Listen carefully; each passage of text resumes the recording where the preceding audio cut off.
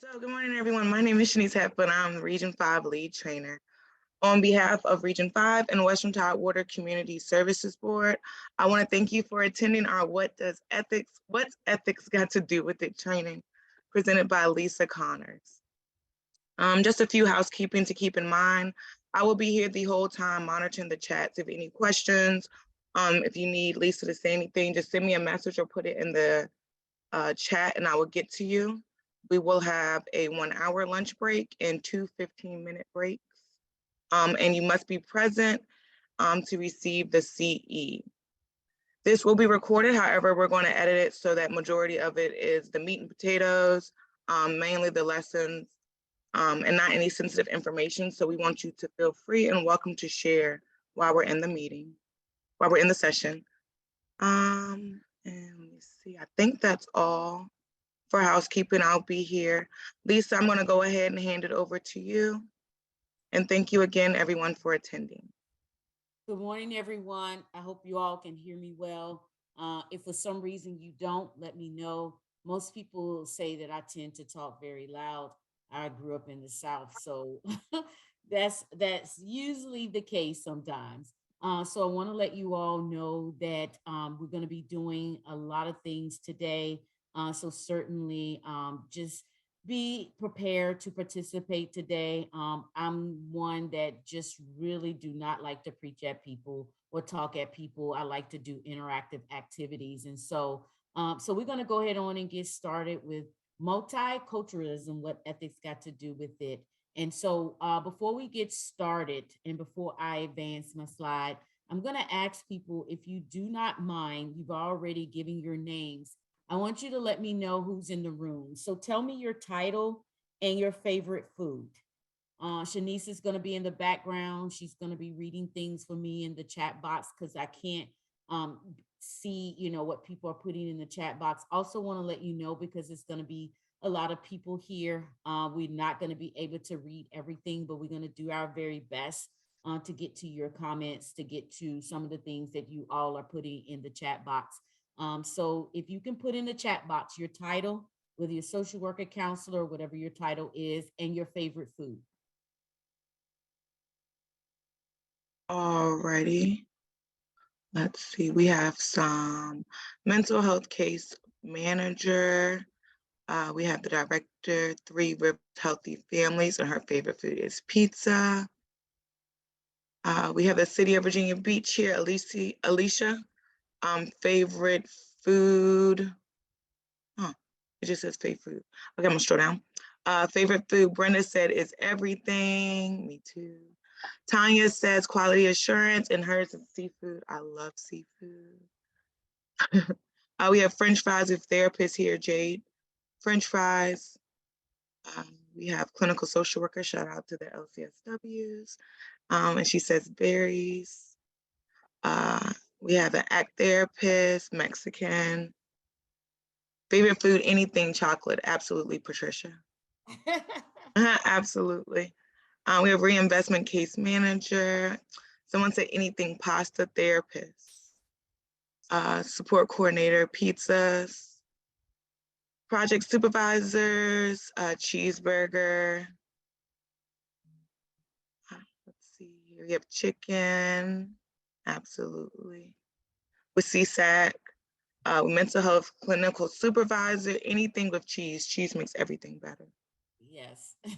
We have Italian food, tacos, clinical analysts, hospital liaisons, macaroni and cheese, lasagna. We have a lot. Good job, y'all. I'm happy that we all love to eat. That's great. Yes, we love to eat. So Shanice, if you can just say a few more, and then we're gonna go ahead and move. Yeah, we have seafood, another LCSW. We have steak. Ronald said steak. Mental health case manager. Marry Me Chicken. That's been going on a lot with, on TikTok and Instagram. Tierra. Certified prevention specialist, anything Jamaican dishes. All right. All right. Ellie, fried chicken. We got barbecue chicken, crab legs. Yes. Okay. You can just read the last ones. That's good. Yeah, we got cheesecake, anything good, clinical assessor, absolutely. Seafood still, yeah. Okay. Italian, substance abuse counselors, ribs, baby back ribs. Oh, Jim said I make a pretty amazing smoked baby back ribs. Okay, Jim, All right, definitely Jim. need you. Yes. And chocolate, Chelsea, behavioral health specialist. Okay. All right, everyone. Thank you all for putting things in the chat box and just kind of giving us an idea of who's in the room. I always like to know who's in the room. And as you can see, I am Lisa Connors, and I am a licensed bachelor social worker, licensed clinical professional counselor, licensed in 2 states, also a master addiction counselor as well. And so there's a lot more to me. I don't want to go over me. I want it to be about you today. And we're definitely going to go ahead on and get started with our opening reading. I'm not going to go over the training description or the learning objectives, but what I am going to go over is our morning message. Every time I do a training, especially in the morning, because I know it's for most people it can be early. Most people say 9 o'clock is not early because I'm usually up like 6:37. But for some people, it's early. So we're going to get started with a morning message. It's called Different Shades. It says different shades of skin, different languages we speak, different cultures we follow, yet we all have the same heart to beat. Why judge someone by the color of their skin or the accent that they speak with pride? Why not embrace the differences we have and celebrate them side by side?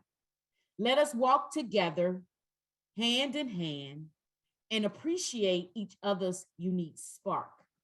For in the end, we are all one, and acceptance is what leaves its mark. And so I wanted us to get started with our morning message. And if there's anything that kind of resonates for you as it pertains to this morning message, you can certainly put it in a chat box. But I always like to get started with something because we're talking about multiculturalism and we're talking about the ethics part of it as well. How do we operate from an ethical standpoint? And not only from an ethical standpoint, how do we operate morally, right? How do we operate legally? And all of this kind of goes together, but I certainly wanted to start us out with this morning message. So we're going to move forward. We're going to get started with some activities. There are activities we're going to be doing throughout the day. So we're going to get started with our first activity, and it's called Strongly Agree, Agree, Undecided, Disagree, or Strongly Disagree. So we got about 4 of these we're going to do. This is an opinion poll. It's not a right or wrong answer. It's your opinion. And so I'm going to start out with our first opinion poll. We should advocate on behalf of oppressed clients or patients and empower them to find their voice. What is your opinion about this statement? Do you strongly agree, undecided, disagree, or strongly disagree? And Shanice, if you can let me know what people are saying, you can give me like an overview or you can read them out as they're coming in. Absolutely. So we have a mostly strongly, they're all strongly agree so far. Essay, strongly agree, Okay. strongly agreed. Okay. That's what we're all getting. Strongly agree. All right. So we're getting ready to go to another one. All right. The second one says ethical practice requires us, all of us, to become familiar with the value systems of diverse cultural groups. This we're talking about ethics. It requires us to become familiar. What is your thought about this particular statement? All right, we're getting the same responses. Strongly agree, essay down the board. Essay, strongly agree, strongly agree. Okay. All right. That means yeah, we're starting out good. Not that we wouldn't, even if you said you agree or undecided or disagree. It's not a right or wrong answer. It's just an opinion. Okay. So the next one says, when me personally, not your coworkers, not your colleagues, when you think of your experience working in an agency, organization, or institution, I am convinced of the necessity to initiate significant changes within that agency, institution, or organization. What is your thought about this one? All right, same responses. We have strongly agree, Wow. essay, Mm-hmm. SA, strongly agree. Okay. All right. And we got one last one. And trust me, even if you don't have an opportunity to participate or you don't want to participate, there's other opportunities to participate throughout this training today. So the next one is think about being a community worker. Think about how we serve the community. Because one of the things I will share with you all, I worked in public health.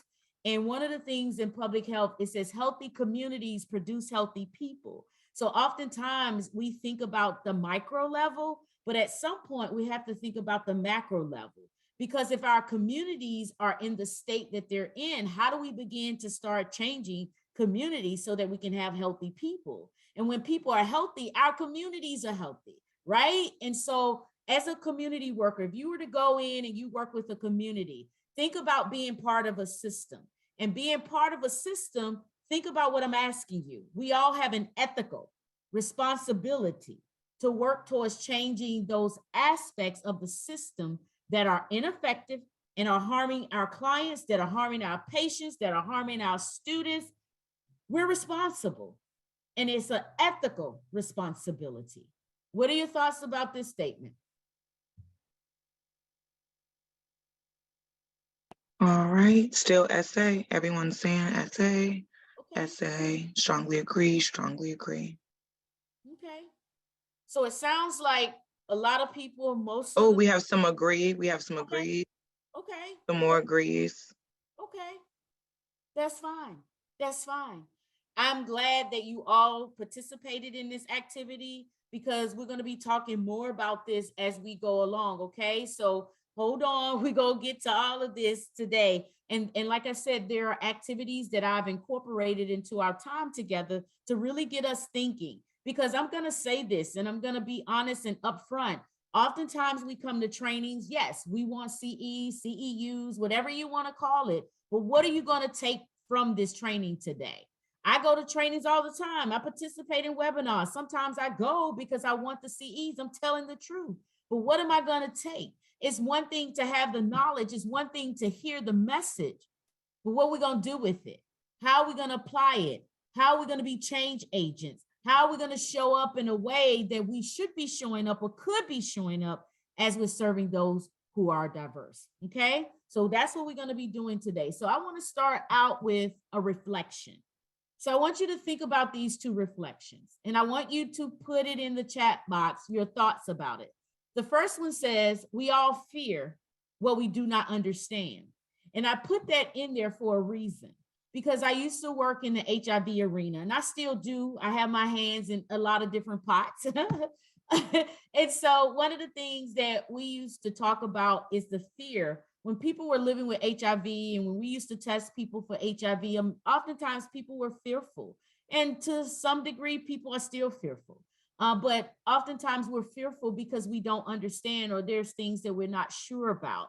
And so I want you to think about these particular two quotes. We all fear what we do not understand. And then Dr. Martin Luther King said, our lives begin to end the day we become silent about things that matter. So I want you to reflect on this. I want you to take about 30 seconds, 45 seconds, and just reflect. And I want you to put in the chat box, what are these two statements or quotes? What are they saying to you? What is showing up for you? Any thoughts, any comments, any reactions? So I'm going to give you a moment to reflect on these two, and then you can put it in the chat box. And then Shanice is going to read what people are putting in the chat box. Okay, we have Brenda said, so true, speak up. Jacqueline says, the lost symbol. I think if we get past our own personal judgment and morals, then we can understand and help others. Yeah. Jessica said, yes, both quotes are so relevant in the world today. Strickland said, so true. Jessica said, our growth and the growth of our clients and the community stops when we stop. Yes, wow. Y'all are saying some awesome stuff. Patricia, walk in another man's shoes. Sean, use your voice and be open-minded. Jacqueline, we have to speak up about things in order to make the necessary change. April, as social workers, we need to stand up and advocate for our clients and help others understand. Yes. Um, I do not want to mess up your name, so I'm just going to read it. Break through our own biases to help others. Mm-hmm. Tiara said, agree. People are negatively impacted when we place them in the same box, when we place them all in the same box. Mm-hmm. Maureen said, if we do not speak up, no one will hear. They cannot read minds. So we must stand up for ourselves and others. Uh, Laura said, I completely agree with both quotes. We often do not notice our silence. Miriam, when we stop caring, we are also dead. We are already dead. Jacqueline, have a clear understanding of who I am to move past the fear so that our voices can be heard on every level. Wow. Deshay said, stepping out of our own comfort zone to help and embrace someone else. Yes. Stacy said, understanding our own implicit biases helps us move forward with challenging our own areas of growth and helping the community grow. Wow. Wow. Awesome. Okay. Y'all have given me some things to think about, and I hope that you all are listening to what people are sharing, what we all are putting in the, well, you all are putting in the chat box. You know, I'm all about social change. I'm all about social justice. I'm all about looking at, you know, how do I effectively serve those who don't look like me and those who do look like me.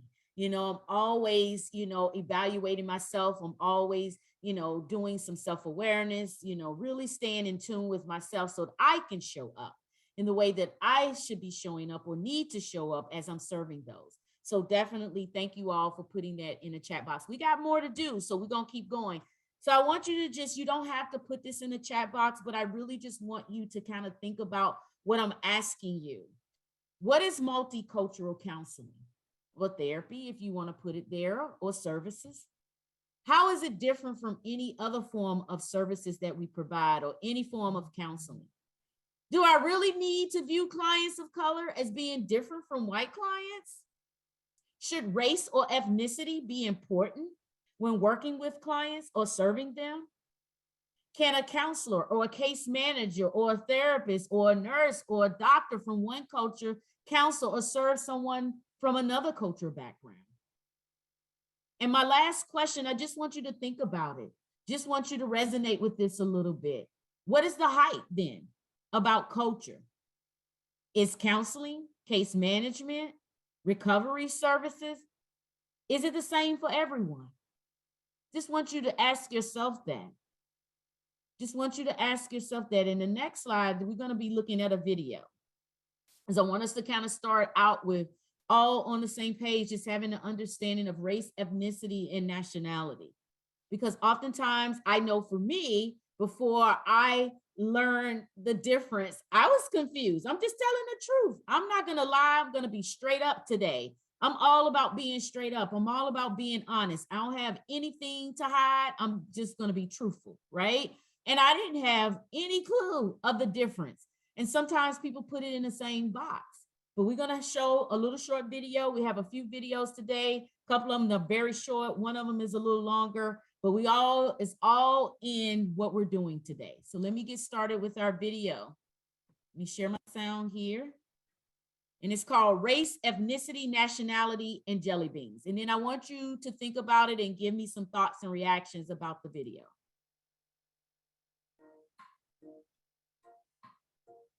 Race, ethnicity, and nationality are three terms that get thrown around a lot, and all too often they're used interchangeably, ignored, or just used incorrectly. But each of these words actually has a very distinct meaning, and I'm going to talk about them today using my favorite candy, jelly beans. Let's start with race. Now, you may have heard someone say, race is a human construct, and that's true. Race is a mode of categorization that's based on physical appearance. So in the case of jelly beans, race is color. Because race is based on appearance, to some degree it's ascribed, meaning that people are assigned into racial categories based on what other people see.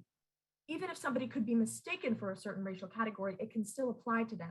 These categories are fluid, and our ideas of racial groupings change all the time.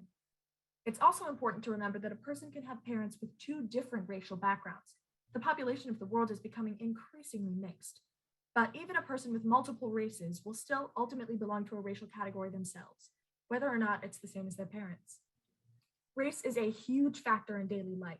but it isn't the whole picture. The term race does not capture the complexities of ethnicity. Ethnicity refers to the ethnic group or groups that a person belongs to. It's a part of a person's heritage and ancestry. In the case of jelly beans, ethnicity is like the flavor. Two people who are in the same racial group can still have very different ethnicities. For example, all of these are red, but this one is cinnamon and this one is cherry. Two people in the same racial group can and often do have very different backgrounds. It's important to note that there are some groups who are unable to trace their specific ethnic heritage because of things like slavery, assimilation, and genocide. Ethnicity is a huge part of identity formation and development, but it's still not the same as nationality. The word nationality refers to someone's national origin, the country where they hold citizenship. For jelly beans, it's like the bag that a bean comes from. People of the same race or ethnicity can come from all different nations, like the watermelon bean that's in Camel Mix and Kids Mix, or the lemon lime bean that's in all three. And nationality is flexible. If a person immigrates, their nationality can change. People can have dual citizenship or sometimes no citizenship at all. So now you know. As a quick recap, race is a mode of categorization based on physical appearance, like the color of a jelly bean. Ethnicity is a person's actual ethnic background based on their ancestry, like the flavor of a jelly bean. And nationality is the place where a person holds citizenship, which is like the jelly bean's bag. Now that you know the difference, you can have a much more comprehensive conversation about identity issues. Thanks for watching. I hope you enjoyed this video because I totally enjoyed eating these jelly beans afterwards. All right. So any thoughts or reaction to this particular video? And Shanice is going to be sending you out a video list. And so some of the videos that I am showing you today is on that list. And so for those of you who want to use this in your work or other places, someone shared it with me. So I wanted to share it with you all. What are your thoughts and reactions about this particular video? You can put it in a chat box. Or if someone wants to take themselves off mute, I'll give you a chance to do that as well. I would find it helpful if you would re-explain ethnicity. The speed with which she moved her hands and her voice and mouth prevented me from actually holding on to much of anything except the key concepts of nationality and race. Okay, all right. So Shanice, you wanted to say something? Nope, I was just going to read the chat, but do you want to answer that first? No, go ahead. Yeah, let me answer that. So it's basically belonging to a population group or subgroup made up of people who share a common culture, background, or descendants. So like for me, you know, like when you look at filling out applications or you fill out something, they ask for, are you a descendant of, you know, African continent, or are you descendant of an Asian continent? It's basically your ethnicity is being descendant of a particular group. That's what the ethnicity is. Race is based on our color, you know, what we see, our appearance, but ethnicity is based on what cultural group we belong to. Like some people might say, you know, are you white? You know, are you, you know, descendants of European? And a lot of times you see this on applications, you see this on a lot of different places. You know, what is your tribal affiliation? I know lately, you know, and this is probably just not lately, it's just probably been overall, you know, what is your tribal affiliation if you're Native American? So is belonging to a particular population group. That's your ethnicity. Does that help? Thanks. You're welcome. So go ahead, Shanice. Okay, we have Jessica said amazing video, very helpful and explained simply yet effective. Jacqueline said video, it was simplistic and I enjoyed the use of visuals. Jacqueline, also another Jacqueline, sorry. My thoughts of the video reflects on the difference, even if it is within the same culture. However, we all come from different backgrounds and upbringing. Brenda said, especially for me, race, white, example for me, especially, or example, race, white, ethnicity, Hispanic, nationality, Mexican. Oh, I got you, got it. All right. Latasha said the jelly bean concept was a great example to use for understanding cherry flavor versus cinnamon. Both are red. Thanks, Brenda, example. All right. All right. So we getting ready to do an activity. Now, this activity that I'm getting ready to do with you is called Just by Looking at Me. So for those of you who feel comfortable, one of the things that I put out there, if you don't feel comfortable doing it, you don't have to do it. But oftentimes we look at people and we assume things about the clients that we serve. And so basically the purpose of this activity is to really share things that maybe other people don't know about you. Or when our clients come in, you know, there are things that we may not necessarily know about them. And what we see is not necessarily who they are. And so the goal of this, as you can see, is to have a better understanding of the importance of, you know, looking beyond appearances, because trust me, I'll tell you this, sometimes I've gone in the bank and I might have on some sweats and a t-shirt and people look at me like, okay, who is she? You know, but if I was to go in a bank and I had on stilettos and, you know, a nice outfit, people are going to look at me very, very differently. But I went in the bank one day and I had on sweats, a t-shirt, and a baseball cap, you know, but it was the judgment that came because people thought that I was someone that I wasn't. But at the end of the day, you know, you don't know who I am. I could have been a millionaire and I was just dumping money into your bank or your establishment. So it's to understand the importance of looking beyond appearances, really reflecting on how do we have dialogue with our clients? How do we have dialogue with one another when we're basing people on what we see? And that's not healthy, right? And so as you can see here, when we allow ourselves to judge someone based on their appearance, we miss out on getting to know the real person. We don't have an opportunity to know the individual, and we miss out on important information that they want to share with us.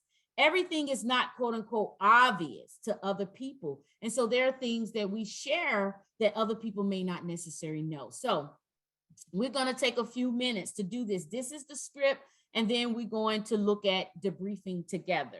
So this is the script. My name is blank. I am from blank. One thing you cannot tell just by looking at me is blank. And this is important for me to tell you because. And I'm going to do this activity with you all. I'm not asking you all to do something that I'm not going to do myself. So I'm going to give us about 3 minutes to do this. Don't spend a lot of time thinking about it. Just go with what comes to mind, okay? If you do not feel comfortable sharing, or if you don't want to do this activity, I'm not asking people to do it, but this is something that I like to do because it's all about what we see on the outside doesn't necessarily mean that's who the person is for real, okay? So I'm going to do it, and then I'll share mine with you all, and then you all everybody who want to share can certainly share. Give you about 3 minutes to work on this. Did you want us to put it in a chat? If you feel comfortable putting it in the chat, it's up to you. If you feel comfortable, you can put it in the chat box. Yes.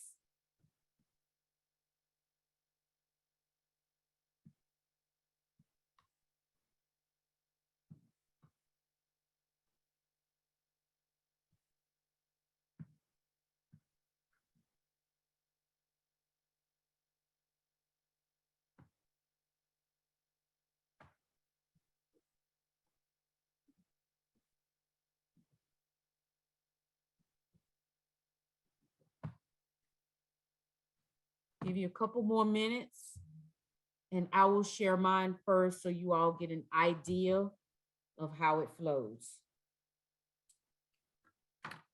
And I'm transparent, so you'll find it out as we go throughout the day.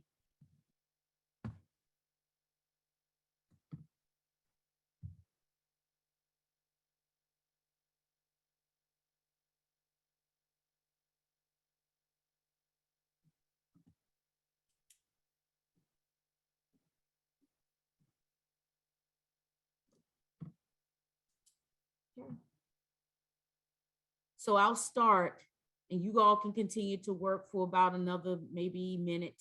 So my name is Lisa and I am originally from North Carolina.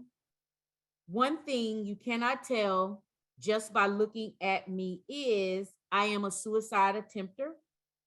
This is important for me to tell you because I want to destigmatize mental health and suicide among Black women. So I wanted to share that with you all. All right. Give you about 30 more seconds. And Shanice, if people put things in the chat box, or anybody can share. If you want to take yourself off mute, it's up to you. I'll give you an option of doing that. You can put it in the chat box, or you can take yourself off mute and share it. And for those of you who feel comfortable sharing. Okay, well, I'm Jacqueline Bruce, and I did put it in the chat box. However, what I put in the chat box is, my name is Jacqueline Bruce, and you wouldn't know me. The things that you wouldn't know about me is coming from a domestic violence environment, being molested at the age of 5, right? And I also put in there, it's important for me because those are the things that I have to continue to work on based on the fact that I am in the field and been in the field for years. And so it's important that I separate myself, that there's no transference and to be okay with me, accepting me for me and where I am, and proud of me for the work that I've done and I continue to do, and still in therapy. So I'm real grateful. I'm real grateful. Thank you, Jacqueline. Jacqueline, where you from? I'm from Washington, D.C., Okay. but I live here in Virginia. And Okay. I work with Department of Corrections, and I also do work with WHO counseling. So I've been, yeah. Okay. Thank you, Ms. Jacqueline, for owning your truth. Yes. Anyone else want to share? Shanice, is there any in the chat box? I know Ms. Jacqueline put hers in there. Any others in the chat box? Yes, we have a few people. Let's see. I have one. My name is Chelsea, or I'm not sure if it's here. I am from Virginia. One thing you cannot tell by looking at me is that I'm an introvert. This is important for me to tell you because most people assume that I am standoffish or weird. Let's see. We have Jessica. My name is Jessica, and I'm from Virginia. One thing you might not know by looking at me is I'm a mother of a 21-year-old, and I am 12 weeks pregnant. This is important because family is important to who I am. Thank you, Jessica.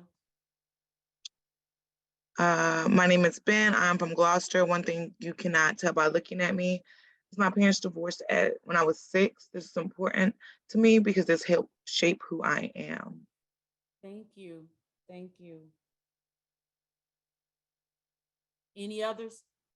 A few more. My name is Tanya, and I am from Suffolk. I live with Lyme disease. This is important for me to tell you because my thoughts and movements may be slower at times. I'm not ignoring you. Thank you for owning. My name is Jackie, and I'm from Virginia Beach. One thing you cannot tell by looking at me is that I am a nerd. I love Harry Potter, Lord of the Rings, Marvel movies, and comics. This is important to me for me to tell you because I am more than the negative stereotypes that are attributed to Black women or people. Wow. My name is Megan, and I'm from Virginia.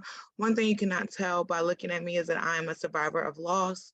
This is important because despite the face I present to get through the day, the weight of grief is heavy and ongoing. All right. Any other, Shanice, before we get moving? My name is Brenda. One thing you cannot tell by looking at me is I'm 26 years old. This is important for me to tell you because I don't act my age. I can be mature or childlike, but what does age have to do with life experiences? Okay. My name is Hope from Virginia, and the one thing you cannot tell by looking at me is that I was on substance when I was a teenager. This is important for me to tell you because this made me build up a wall in some relationships. Okay. I'm believing that essay is substance abuse, or was it something else? I'm not sure. Maybe sexual abuse. Or sexual abuse or trauma. Yeah. And Julia from Virginia, thrive off positive reinforcement. Important because sometimes your kind words can encourage people to excel in areas that they never thought they could succeed in. All right.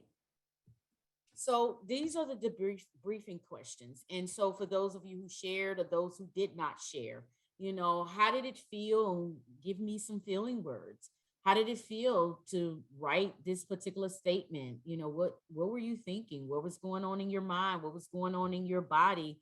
And how did you decide to share about yourself? Or how did you decide to share what you wanted to share with the group? And one of the things about this activity is the fact that, as I said before, we see people on the outside and we don't necessarily know the story. We don't know the lived experience. We don't know what they've gone through, and we make judgment. Someone came up to me and said, "Oh, Lisa, you come from a silver spoon." I'm like, "How did you get that out of that? You just looked at me and thought that I come from a family with a silver spoon." No, I didn't. I lived in a household of trauma. So how did you get that? Just because I present myself in a certain way doesn't mean that I had the luxuries of life, right? And so even with our clients, we see them and we judge them, and we don't know their experience. We don't know what they've gone through. We don't know if they, experienced sexual abuse or was in an intimate partner violence situation. We don't know if they were a suicide attempter. We don't know any of that. And yet we make judgment about people because we're looking on the outside. But there's more to me and to all of you than what's on the outside and what I see. So we have to be mindful of how we show up and judge people when they walk through the door or when we're serving them. And we do it. All of us do it. Someone said to me, a person who was overweight and obese, she recognized that she had some issues with somebody who was overweight and obese. We all have biases, and the issue is, how far do we take it? Those people, who are those people?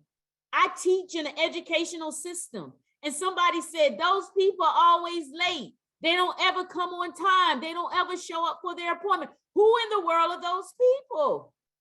Define those people for me, because oftentimes we get to a place in space that we think that we've arrived. I'm going to share a secret with you all. None of us have. You may disagree with me. None of us have arrived. We're all learning. We're all growing. We're all developing every day. So someone said to me, when you've learned ED, then maybe it's time for you to leave this world. I am ING. I am learning. I still have a lot to learn in the work that I do and how I show up with the clients that I serve. So any feelings that came up with you as far as this activity? Shanice, anything in the chat box? Let's see. Jeanette says this activity was very enlightening, educational, and a great tool to use in the future. Someone said, amen. Julia said, yes, who are they? Yeah. I'm woke now, y'all. I was drifting. I wasn't drifting. I was getting a slow start, but I'm woke now because I have to show up in a way with my clients that I serve. And, oftentimes people feel like, well, I've accomplished things. I'm not using drugs anymore. Hey, we get to a place in space where it's being self-righteous. And we all have experiences. We all have a story. This is why we do this work. I'm telling you, if I poll people, they do this work for a very reason. I want to help people. I went through this in my family. I did this. This happened to me. That's why we do this work. And we also have to make sure that we're showing up in a humble way. Okay? So we're going to keep going. We're going to continue to do this. So let's go. All right. So why multiculturalism? All right. So when we think about the word multiculturalism, it indicates any relationship between and within two or more diverse groups. So the terms that we hear can be very, very interchangeable. Cross-cultural, transcultural, intercultural, all of them have the same meaning. They're interchangeable. But one of the things that I want us to know, and this is based on my own research and just looking into things, this author says that by the year 2050, the United States, America as we know it, is not going to look the way that it looks now. It's going to look very differently. Matter of fact, it's already changing.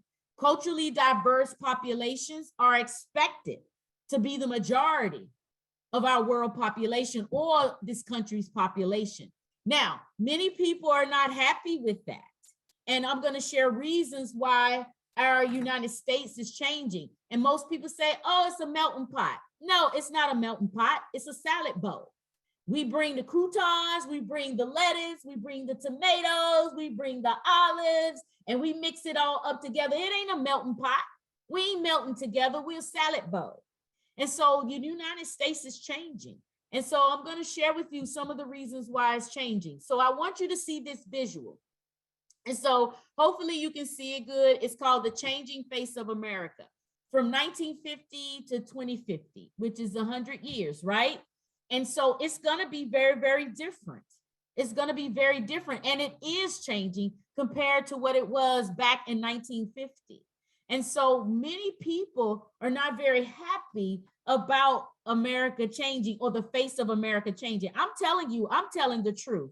I'm not going to hide anything. I'm not going to lie about anything. Some of you may not like what I'm saying, but at the end of the day, this is the issue. If you are uncomfortable, that means I've done what I was called to do today. Because that means that you're going to go back to your respective places and you're going to begin to start making some changes in the agency and the institutions that you work in. Okay. So if I have to be uncomfortable, if Lisa have to be uncomfortable, so be it. That means I'm thinking. That means that I'm thinking about what do I need to do different when clients show up and how do I show up with them?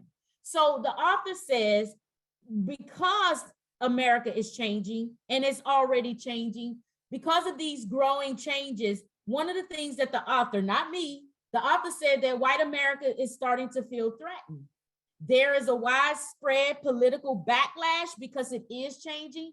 As economic times worsen for white working and middle class, non-white newcomers and immigrants are being blamed for quote unquote, they're taking our jobs. And we are saying then they need to go back from where they come from. If you're not willing to speak English, how many of us have said that? How many of us have friends and family members and colleagues that have said that? Let's be honest today. Let's tell the truth. We've all said it out of our mouths. They don't speak English. I don't understand them. They need to go back from where they came from. And that's what's happening with the changing face of America. Birth rates are higher within minority groups, vulnerable groups, diverse groups. Birth rates are higher. The majority of legal immigrants are now Asian, Black, Hispanic, African. Immigrant rates are the highest in American history right now because a lot of people are coming to the United States. And today, most people who are immigrants claim a strong affiliation to their cultural heritage rather than being swallowed up by the Western-based American culture. That's why America, United States, that's why the face is changing. It's because the birth rates are higher. Many people from other countries, continents are coming here. Also, immigrants are embracing their cultural heritage instead of taking on United States culture. That's why we're changing. Any thoughts about what I just said? I'm going to give you a question to think about in just a moment. All right, so I want you to sit quietly for 1 minute. I gave you the changing face of the United States, and it's already changing. It's already changing, and it's going to look different. This is 2023, so in 27 more years, it's going to be different. It's also going to be different too, because you have interracial relationships. So people are coming together, having children together. So it's going to look very, very different. I just was in a training yesterday, and we have to do case conceptualization, right? And so that's what we do in this particular group that I'm a part of. And so one of our colleagues talked about one of her clients whose mom, I think, was Black and her dad was white. I think something like that. And a lot of people was very harsh and mean to her because she identified as being white. And people said, no, you ain't white, you Black.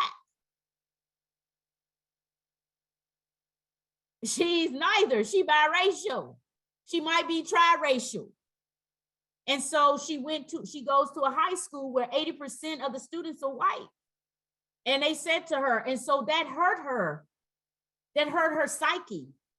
That hurt her spirit, because that's how she always identified. And for people to say, nah, you ain't white, you Black. People get to identify how they want to identify. People look at me, say, oh, you Black, you African American, but be honest with you, I'm not, because I began to trace my roots. I found out that I have Scottish, I have white, I have Black, African, and Native American. And most people say, everybody say they're Native American, but trust me, I do. I do have, it's a small part, but I do have Native American. So none of us are one race, ethnicity. We all come from different parts of the world, the globe. So I get to identify how I want to. And people say, well, they always ask me, well, why don't you put down Black? I said, because I'm not truly Black.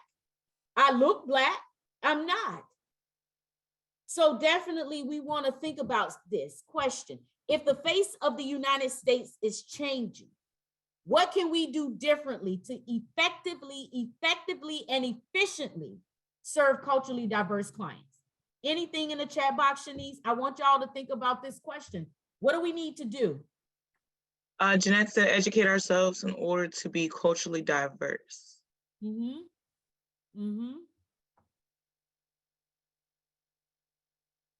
Anyone like to take themselves off of mute? Jacqueline said, education and being open-minded about other cultures. Yes, yes. Jim said, hire culturally diverse staff. Brenda said, my opinion would be to look at everyone as human. Chelsea said, travel if you're able to. Sherry said, not assume someone's culture because of the way they look. Jeanette said, leave our biases at home. Yeah, yeah. You know, I like to say this is that, you know, even with being educated about different cultures, and this is just based on my experience as a person, as a human being first, and going into my career, is that I find it so much more impactful when I'm outreaching out in the community, going into like the Latino communities. That is one of the, you know, going out there and meeting them for who they are and where they are, and learning so much about how they think, the holidays. I mean, just so much, right? And so I feel like that's a very, I just feel like that's just so much more impactful. Even when I think about, because I'm just gonna assume most of us, but I'm gonna say me, I work with a population of poverty, period, right? And so I like to get out there into the communities to interact with the families, the extended families, the people who, the clients that come that says, I've never had any support a day in my life. I really don't know who I am. And going out there just to see the smiles, and what people would say is, I really appreciate you taking the risk to come out here, because a lot of people don't do that. So I get to learn a lot, you know, just by face to face with them. I feel like it's more impactful. Yeah, definitely. And so, you know, one of the things, our practices then, all of us, they need to be different. This is not 1980. This is not even 1990. This is 2023. And many of us are still operating from those 80s and 90s mindset. We got to change. This is what I say to my clients. Nothing changes until it changes. Nothing is going to change until we begin to change the things that need to be changed. And so we're archaic. We still operating 80s and 90s. This is not. And so our practices need to be different through our knowledge about individuals we hope to serve and are serving right now? What about our skills? By having the necessary skills to effectively serve diverse population, kind of like what Jacqueline is saying, asking the questions. So what does it mean to work with someone that looks like me? Tell me a little bit more about you. One of the things I start out with, and I'll say this again, when I'm working with clients as a clinician, I always ask them, what's your story? Everybody got a story. And everybody love to tell their story. I don't ask them, well, what brought you here today? I'll start out with, what's your story?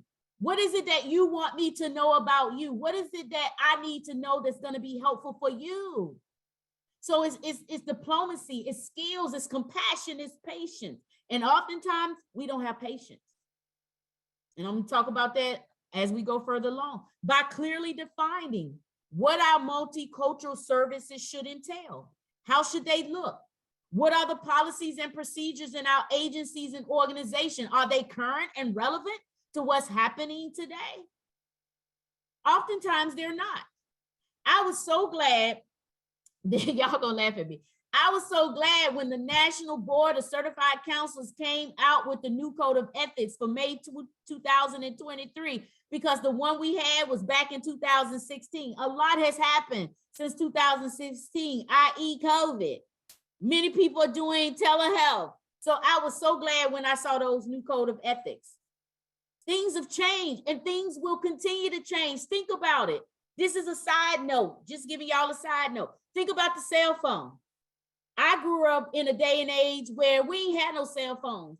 If you needed to call somebody, you went home and you dialed your phone. You ain't had no cell phone. So you see how things have changed. We have evolved.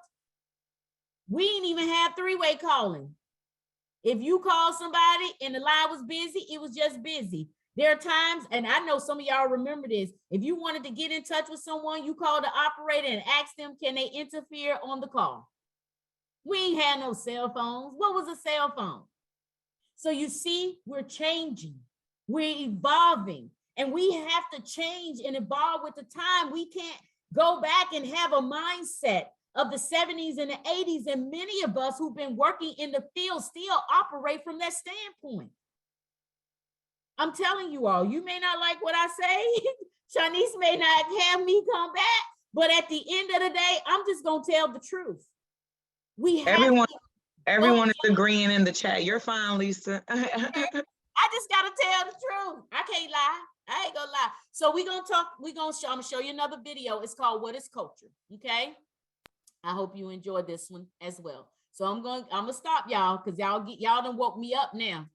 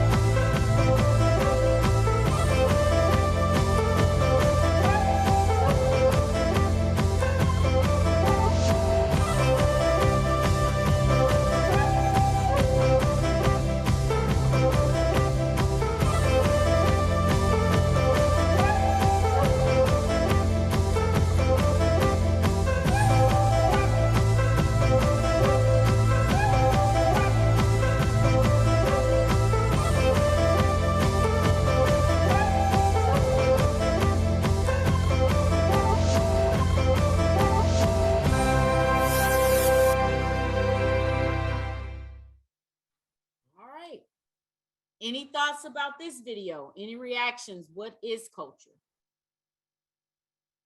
Any thoughts? Thank you, Shanice. I told y'all done woke me up now.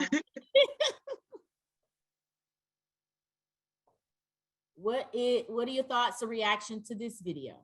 What is culture? The one thing that I do like at the end, no matter what your culture, it will change.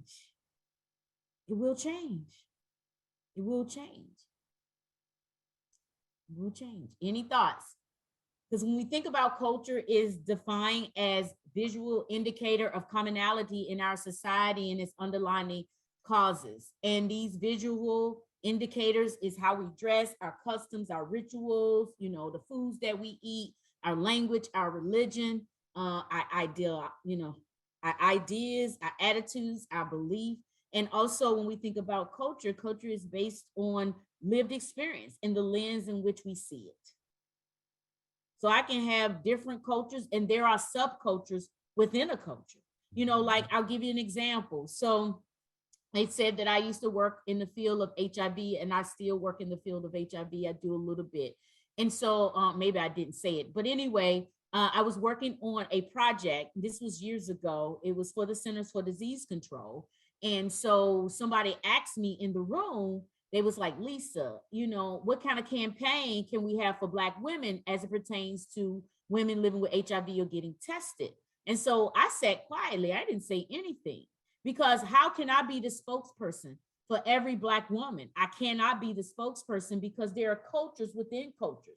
I come from the South. Somebody could come from the North. I was raised by my grandparents. Somebody might have been raised by both of their parents. You know, I come from Christianity faith. Somebody might come from Muslim or whatever. So how am I going to speak for every single person? And I basically said, I'm not going to be the poster person or the poster woman for every single Black woman when it comes to this campaign. So there are cultures within cultures, you know, educationally, you know, we are professionals, you know, so that's a culture. Culture of moms. Some of us are moms. Some of us are parents somewhere. Some of us are siblings. Some of us are, you know, children of a parent. You get what I'm saying? So there are cultures within cultures. And so we have to understand that culture is based on not only what we see, it's also based on our lens in which we see it through. Okay. Any thoughts or reactions, Sarnice, to the video before we move on? Yeah, Go I would ahead, like Jack. to, I would like to say this is that one of the things that I thought about watching this video, and when I think about culture, because and it's about, you know, where it says where it's constant change, because my experience has been, you know, I grew up in a religion.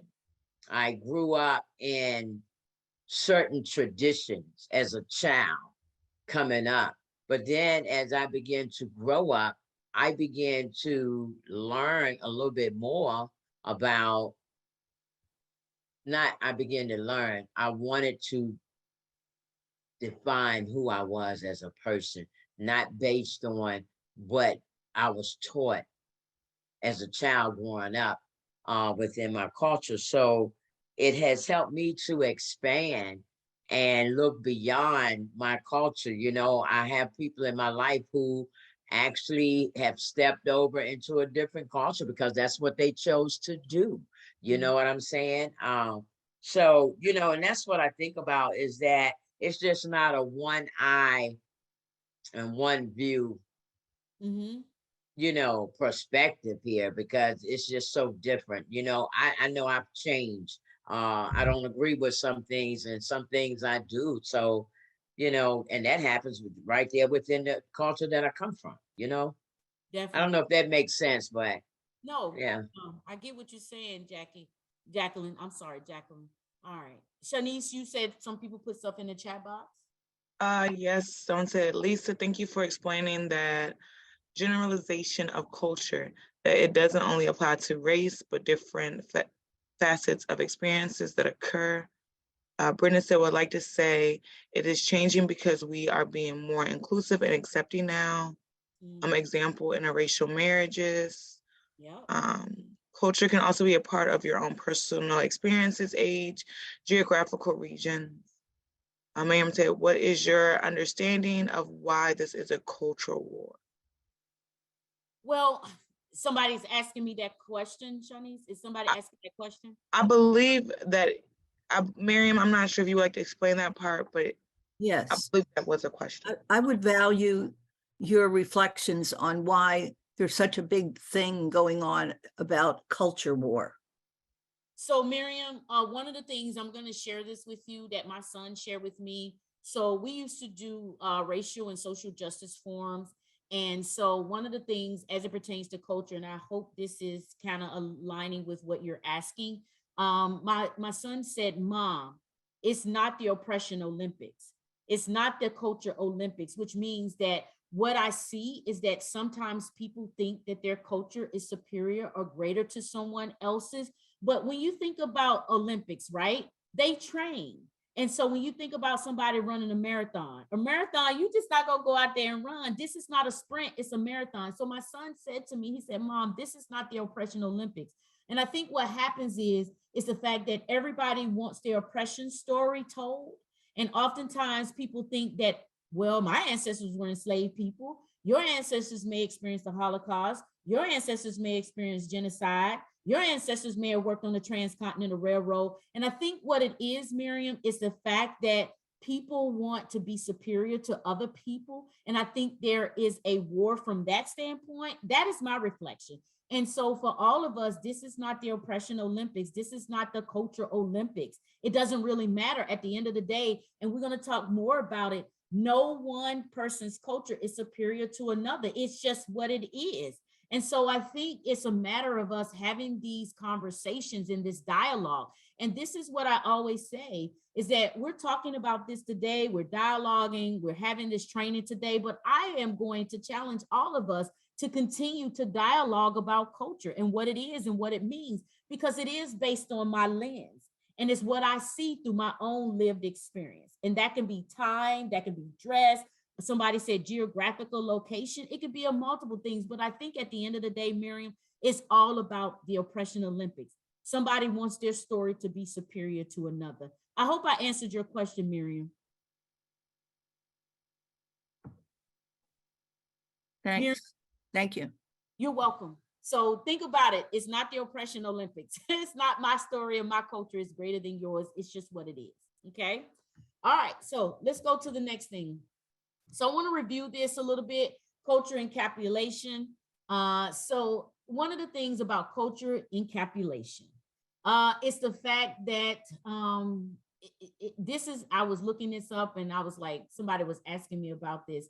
And so when we look at culture encapsulation, it's the fact that we see our culture as the only one. So let me give you an example. So culture encapsulation refers to the state of being unaware or uninformed of other cultures and the effects of other cultures on people's perceptions of many facets of life. So it's almost like this: my culture is the only culture. And so when someone is culturally encapsulated, they lack knowledge of cultures other than their own. So they lack the knowledge. They lack the knowledge of other cultures besides their own. So my culture is the only culture. And that may also be to what Ms. Miriam was talking about, is the fact that my culture is the only culture and they don't see other cultures or they don't embrace other cultures. And they, again, going back to what we was talking about, they only see it from their lens and they only see that it's one culture.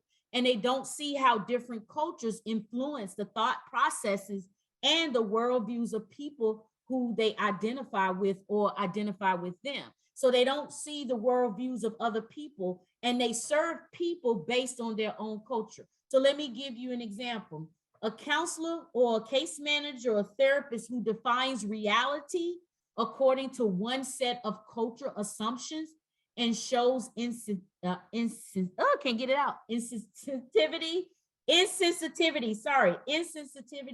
to cultural variations among individuals. So oftentimes what they'll do is they'll use metaphors, they'll use sarcastic views, and they'll use other things that diverse clients may not even understand. So I'll give you an example. I went to a church and the church was different from the church that I've been accustomed to. and someone in the church used sarcasm. And they said, well, the people are not understanding what I mean. And I said, but you also have to understand that everybody do not understand sarcasm. I had a student to say to me that in working in the human services field, they will use sarcasm with their clients. And I'm like, every culture do not understand sarcasm. And for some culture, that can be rude, that can be disrespectful, and it can be downright mean. And so people don't understand that when you're culturally encapsulated, that means that your reality is only based on your own reality. It's one set of culture, and we're not open to understand and communicate that there are other cultures out there, and being comfortable with other cultures and allowing people to bring their culture to the room. So that's what culture encapsulate. Oh, can I get it out? Encapsulated me is that it's only one set, and we operate from one set of culture. Okay. All right. The other thing, so, and I'm also going to give you an example, another example of that. So like time. So time could also be one set of rules. So say for instance, I'll tell you this. When I was growing up, people say, and I'm just going to say it, people say you on CP time. Y'all know what CP time is. But for some cultures and for some counselors and therapists who have one set of rules or one set of culture, may say, man, y'all got here late. You didn't get here on time. Well, oftentimes it's not even CP time. It's just that sometimes people are slower. You know, they take their time getting there. And I've been in places and spaces where, man, we need to start on time. Why we're starting late? And I said, just be patient, sit back and relax. And this person was a white person. And I said, sit back and relax. We're going to get started. But what I'm saying is that people are strict and they're structured by their own culture, and what they see is what they see through their own lens. But we recognize that people come from various cultures. And so, yes, I grew up, people, yeah, we say CP time because we were always late. I'm always late getting places. Okay, that's just me. But that doesn't mean anything. It's just that I take my time getting places. Also, I recognize that driving fast nowhere can also cause an accident too. So definitely we want to make sure that we're embracing other people's culture. And people might be slow to open up. It's because they don't trust you. They don't know you. They don't know me. So you might say, well, why don't they open up? And we're going to talk more about that. Why don't they share their story? Well, because they don't know you. And they may have an issue with trust. And so we're very impatient people at times. We want microwave solutions, but it just doesn't happen that way. Okay. Also, we look at being culturally responsive. Culturally responsive clinicians, therapists, practitioners, case managers, community outreach. What we do is we're proactive. We take an active role in understanding cultures and implementing the knowledge into our practices. So I might ask my client, what does it mean, you know, to have, like, I think Miss Jacqueline, you were saying, what does it mean, you know, to do Day of the Dead? I don't understand. So tell me more about that. How does that speak to what you're doing? How does that integrate into what we're doing together? So I allow people to bring their culture into the room and to educate me about what it means. I don't know everything. Trust me. I don't know everything. If I did, we wouldn't be having this training today. I'll be doing something. I'll be on the marquee somewhere. I'll be trying to get rich and famous, but I don't know everything. So culture responsiveness encourages people to talk about their culture and how they think and feel. So if I'm culturally responsive and I'm showing up and I'm like, oh, you know, Miss Miriam, you know, come on, I would like to know more about you. Tell me more. I would like to learn more about you. Then that's going to open her up to share how she's thinking and how she's feeling. And in an increasingly globalized world, that's what we should be doing. And when we don't, we go back to being culturally encapsulated, meaning that we think it's all about us and we don't allow those filters to come into the picture. So culturally responsiveness is necessary to reap the benefits of living in a diverse society when we show up. Also, it makes room for the client's culture. Again, in the therapeutic process, it may look like learning from them. What is your perspective on what I just told you? What is your perspective on what the psychologist or the psychiatrist diagnosed you with. Getting them to tell their interpretation or their perspective of the symptoms that they're having. Also, what is your thought about the presenting problem? I know that you were seen by the psychologist. What are you thinking about it? Giving them the chance to tell their story, to tell how they interpret it, and also to tell their perspective on what's going on with them, instead of saying, well, this is what they said and this is what it is. No, give them a chance to share. So when I diagnose a client, I ask them, what are your thoughts about this? What are you thinking? How is this showing up with you? What are you noticing about you? I give them an opportunity to tell their perspective about the diagnosis or the situation at hand. Not me jumping in and say, yeah, this is what it is and this is what we're going to do.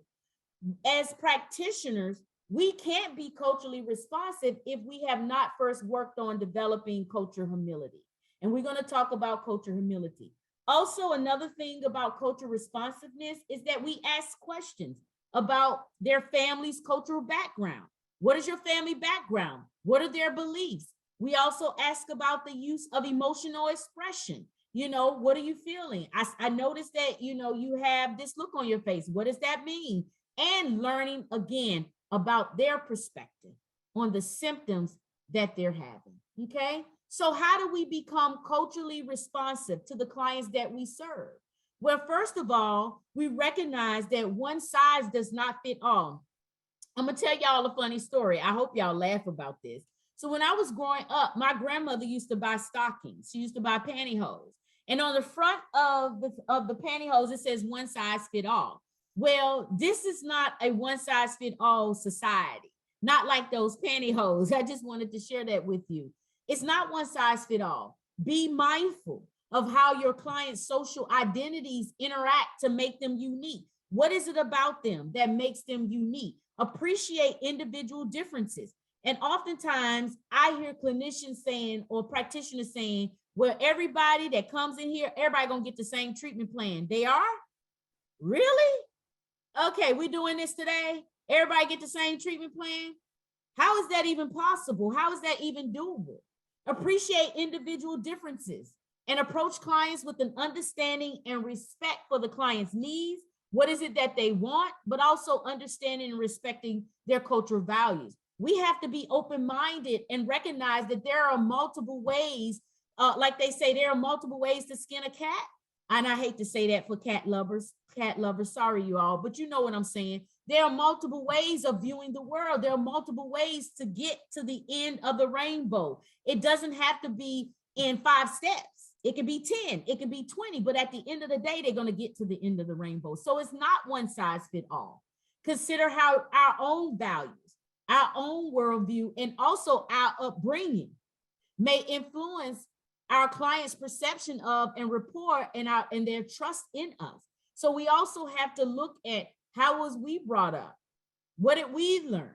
You know, we're going to talk about that. Consider how our clients' behaviors and their decisions may be guided by their own cultural values and beliefs. And the same thing with us.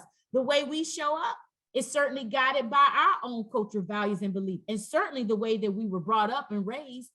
Ask yourself, are you being tolerant? Are you being inclusive? Or are you being integrative? Consider culture at every step of the appointment, of the session. Tolerance is acknowledging that there are differences between you and your client. Inclusivity is asking them their social identities. How do you want to be addressed? What is it I need to know? What do you identify? How do you identify? Asking them and considering it for themselves, allowing them to share it with you. And integration is all of the above. So ask yourself, am I being tolerant? Am I being inclusive? Or am I being integrative? We have to ask ourselves, acknowledge what is happening in the world outside of the therapy room. So even if your client doesn't bring it up, it's okay to open the door for discussion. So I ask my client, what are you thinking about things that are happening in the world? How is it impacting you? Where is anxiety showing up? Because I guarantee you the things that are happening in society as a whole, that's happening in the world, is going to impact them in therapy. It could be exacerbating anxiety. It could also be stemming into depression. Why? Because a client that shows up And they may be thinking, man, I have a client. And I'll share this with you. She does experience anxiety. Why does she experience anxiety? What are some of the reasons behind it? Because she sees what's going on in the world, and she's an attorney. And so she see what's going on in the world. She have 2 Black boys, and she's afraid that every day she goes out and she prosecute cases, she's afraid that that's going to be her children. So sometimes we can't get out of asking and really having discussion about what's happening in the world. How does that get implemented into the therapy room? Well, it can get implemented because it could also be spilling over into your client experiencing anxiety. So you get what I'm saying? You get what I'm saying? So definitely acknowledge. Because if your client say, man, you know what, I rushed to get here. You know, I tried to get here on time and a cop pulled me over. Well, her heart is beating, or his heart is beating, their heart is beating, it's beating, and they're afraid. So it is going to feed into the therapy room or how we show up and serve them. The topic does not mean that that's the focus of treatment, but it could be helpful in not only establishing rapport and relationship, it could be helpful because it also could be spilling over to the person's diagnosis, anxiety, depression, okay? Also, don't make assumptions. So one of the things about being culturally responsive is don't make assumptions. Only thing I'm going to say about that, don't assume based on the client's outward appearance. Don't assume. So I'm going to share this with you all. Somebody share this with me. When we assume, and I'm want to let you all know, I'm not cursing. When we assume, we take the you and the me out. What is your base word? Y'all know what the base word is. When we assume, we take the you and the me out. You got your base word. So don't ever assume. Don't ever assume based on what you see on the outside. Because when we assume, we fall prey to stereotyping. We fall prey to generalizing. We fall prey to a lot of different things that could lead to bias, discrimination. And so we definitely want to be culturally responsive, okay? Not being culturally emasculated, can't get it out, encapsulated. Encapsulated, that means we have one view, one vision, and we don't consider anybody else's, okay? All right, so we're going to do an activity. I want you to take out a pen and paper. I want you to take out a pen and paper. Shanice, anything in the chat box that I need to address before we do this activity? No, I don't think there's anything you need to address. Just a few comments, people going back and forth. Okay. Just agreeing with you, Mhm. thanking you for explaining things. Okay. Brenda gave us a wonderful explanation of what Day of the Dead is. That's pretty much it. Everything's flowing. Okay. All right. So take out a paper and pen and paper. You're going to divide the paper into 2. So fold it over into 2. And in the first column on your left side, or right, left, or right to left, the first column is I am not in one column. And then the second column is I am. But what you're going to do in the middle is you're going to put but, not and. You're going to put but. I put and, but you're going to put but. Because I changed this activity up at the last minute. So you're going to put I am not in that first column, but I am in the second column. So I switched this around because I want to end with a positive. Okay. So you have a few minutes to fill in both columns. You fill in the sections with the common identifiers, stereotypes such as race, gender, identity, religion, educational background, socioeconomic status. And so the first thing you're going to do is I am not. So you're going to put the negative on the I am not column. And then, but I am, you're going to put the positive things about you. Okay. So I am not, but I am. So I want you to take a moment to write on your paper, and then we'll share a little bit of those. I was going to do this as a group activity, but we'll just do it as an overall activity because there are some group activities that we are going to be doing. And so I'll share that for the breakout room. Okay. But I just want to do this as a big group. Okay. And one of the things I always put disclaimer, please make sure you're taking care of yourself. While sharing some of those statements may make people feel uncomfortable, yet the whole purpose of this activity is to help eliminate stereotypes. Okay, and I'm going to do this with you as well.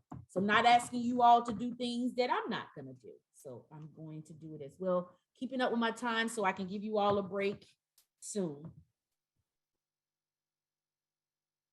And the reason why I changed it to but is because I wanted to cancel out the first part and make the second part, I am powerful. Okay.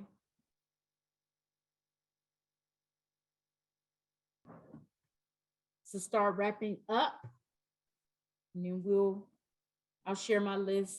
I just like to lead by example, not that I'm taking over the training. I always tell people to do things, so I want to lead by example. So I'll start with my list, and if those of you you're still working, you can. I am not Ain't Your Mama. I am not Sambo. I am not lazy. I am not nappy-headed. I am not a mammy. I am not a Jezebel. I am not aggressive. I am not loud. I am not big nose. I am not hypersexual. And I'm not sexually promiscuous. But I am smart, intelligent, bright, caring, loving, patient, compassionate, educated, and I am a voice for others. So that is my list. And I probably can add more, but I wanted to share. So anybody else?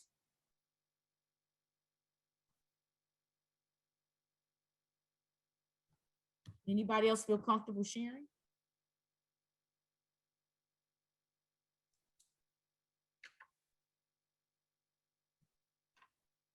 I'll share. Okay, go ahead, Jacqueline. Okay. So I am not better than, I am not an ego rider, I am not stereotype, I am not rude, I am not a man, I am not lazy. That's the am nots that I have. Okay. And the haves that I have, and then I go on to say, but I am compassionate, I am vested, I am caring, I am kind, I respect others, and I am always helping others. That's what I have. Okay. All right. Thank you for sharing. Shanice, anything in the chat box? Yes, we have Jessica said, I'm not better than others, but I am educated. Another Jessica said, I am not extroverted. I'm not an extrovert, but I'm caring and kind. Jacqueline said, I'm not angry, but I'm passionate. I'm not a crybaby, but I am aware of my emotions. I'm not aggressive, but I am an advocate for myself. I'm not an overachiever, but I'm persistent. I'm not a black and white girl, but I'm an educated Black woman. Wow. Powerful. Because this is to eliminate those stereotypes. And I've had people say to me that I was loud, that I was aggressive. Yes, in trainings, said I was very loud. So yeah, I grew up in the South. You had to be loud because you had to get your time in. So you just had to be loud, and that's just the way I grew up. So and some people can't handle that. But at the end of the day, it's all about people bringing their culture into the room. Any other thoughts? Because I'm going to ask you all 2 questions here. What did you glean from this activity? And what did you learn about yourself? What did you glean from this particular activity? And what did you learn about yourself? For me, I learned that it is more to me than meets the eye. And I recognize that I don't have to lead with the negative. I can lead with the positive. I also recognize that my glass is half full versus my glass being half empty. So that's what I learned. Anybody else? What did you glean and what did you learn about yourself?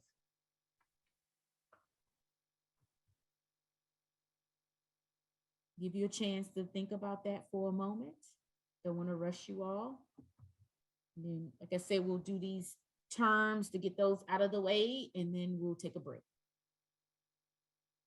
For me, it was easier to put what I am than it was what I'm not, because I think I tend to focus more on what I am and being proud of the unique things I bring to the table and parts of me.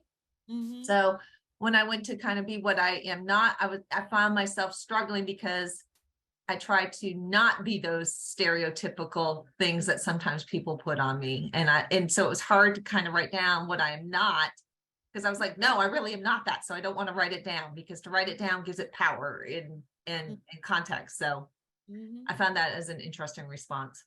Okay, thank you, Stacy. Thank you. All right. Hey, Lisa. When I was doing the activity, I'm sorry, Lucretia Jackson, Western Tidewater. When I was doing the activity, I learned that it's okay to verbally help people reframe what they think I am. So when I have been told very rarely that I'm aggressive, and I'm like, I'm not aggressive, I'm assertive. And so it's okay for me to be assertive, just like it's okay for you to be assertive. So just being okay with verbalizing, hey, no, that's not me. This is what it is. Okay. Lucretia. Is it Lucretia? Lucretia. Lucretia. All right, Yes. Lucretia. Top of your name. Thank you, Lucretia. That's okay. All right. Thank I you. really appreciate you sharing, though. This is hard sometimes. Definitely. Yeah. Good morning, Lisa. Go ahead. My name is Cassandra, and I just want to piggyback on what Lucretia had spoke about, because a lot of the things that you listed and a few other people listed in the chat as far as being labeled aggressive, bossy, rude, controlling, those are some of the things that I listed that I am not. And I think that that's some of the assumptions that many women of color sometimes get labeled as. I've had in other jobs, a boss told me that I was being aggressive when all I was explaining in a very calm, and I've even made a point to lower my voice to make sure I was speaking in a soft, controlled manner, not to make her seem as though I was aggressive. I had to change who I was and how I spoke, just so that it wouldn't come off that way. But she still deemed it as being aggressive because I was standing up for something and speaking a point, but it wasn't in a rude tone. So that's a lot of things that I think that is a struggle. And that's what I gleaned from this activity, that it's not just, which I already knew it wasn't just me, but hearing it gives you the affirmation of, okay, other people are feeling this way as well. Yeah, thank you, Cassandra. Like it. Thank you for owning your truth. Anyone else want to share? I really appreciate you all sharing. Anybody else want to share? Yeah, for me, as I was doing this assignment, for me is that, and I often say this, is that it's okay to be me. It is really okay to be me. One of the things I learned is that doing this assignment is that I'm a person who is, for the most part, always open to different information, to even when people says, because I get a lot of that too, is that, Jackie, you have a very strong personality. I hear that a lot.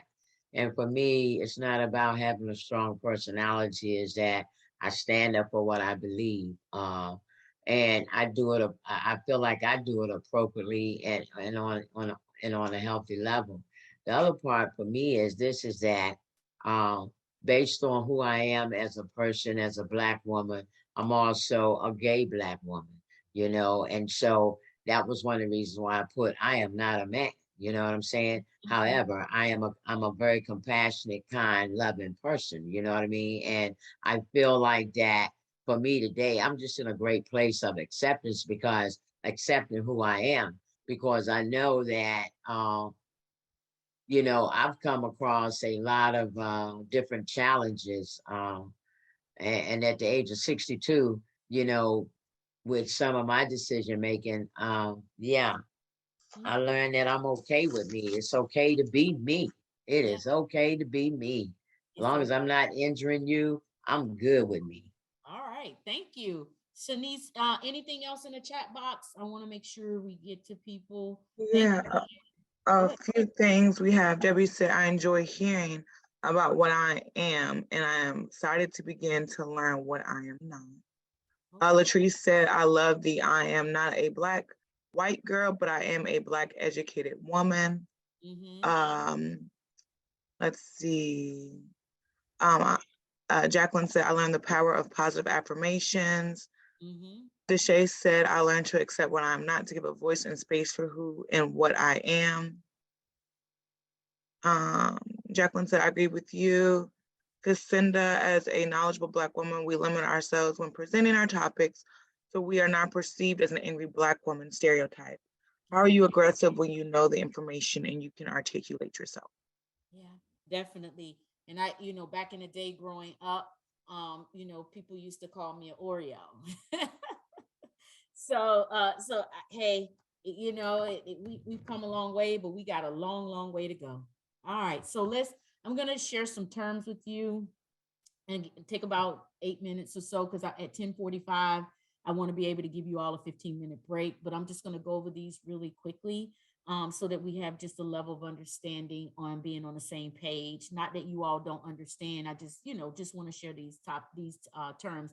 So cultural appropriateness is sensitivity to others' cultures, refers to the awareness of how culture, racial, or linguistic groups differ from your own. So is that sensitivity can be manifested through knowledge or different languages or manners of speech, norms, also religious beliefs and practices, family structures and dynamics, community decision-making patterns, and class consciousness and social economic realities. So being culturally appropriate is sensitivity to other cultures, refers to awareness of how these particular racial, ethnic, and linguistic groups differ from my own. So that's what cultural appropriateness is.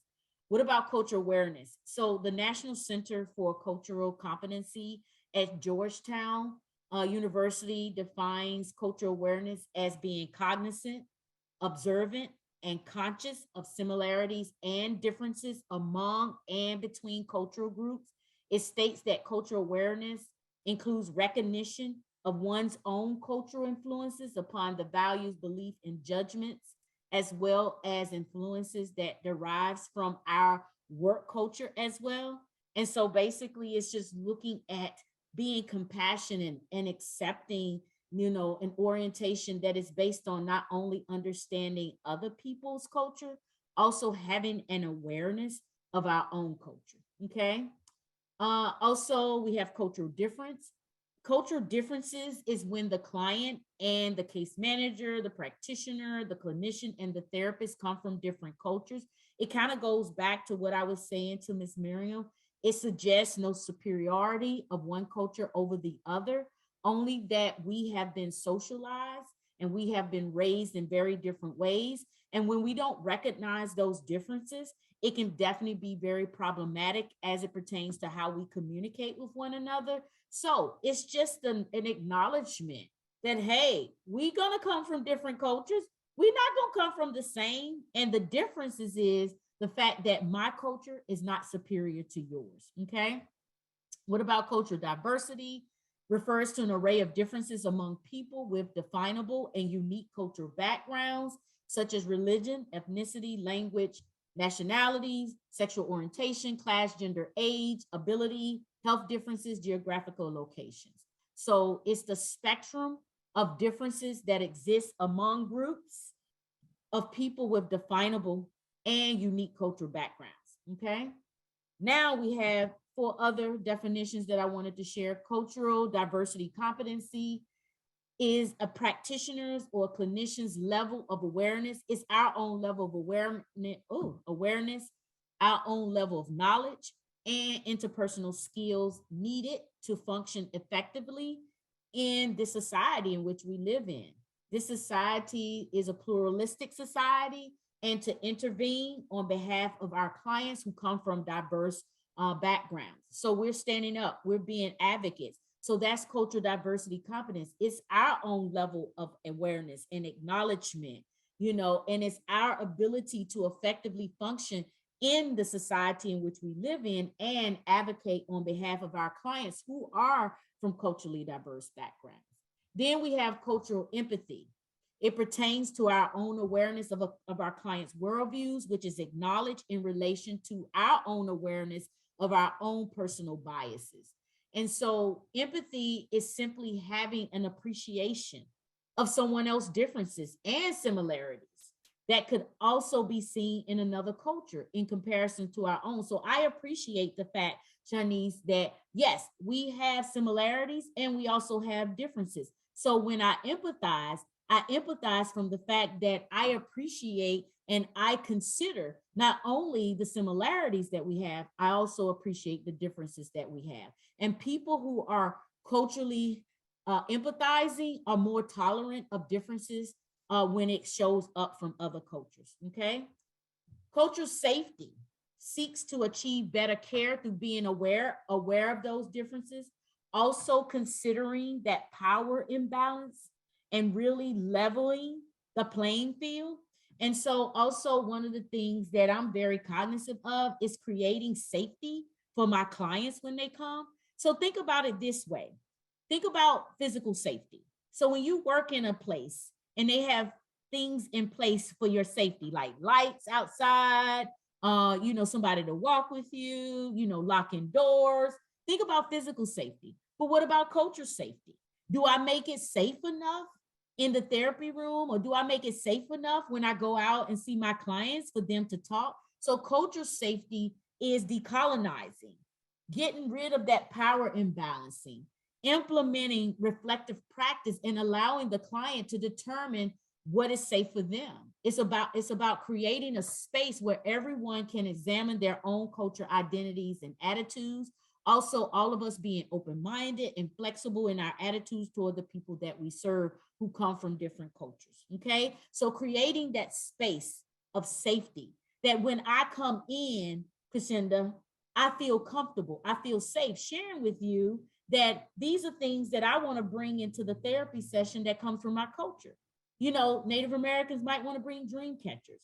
I might want to bring a teddy bear. I might want to bring, different things. But when I feel like you're creating safety for me, it gives me an opportunity to open up a little bit more. And for me, when I work with clients, I really try to minimize that power imbalance, not thinking that I'm over or I'm lording over my clients. I try to make it more of a lateral relationship, okay? Because it is a relationship. It to me is lateral. Most people don't see it that way, but to me it's lateral because if I'm lording over them, I'm going to lose them in so many ways, more so than one. So I make it more lateral. I minimize, I alleviate that power imbalance, okay? And then cultural sensitivity means that we are all aware and accepting of cultural differences.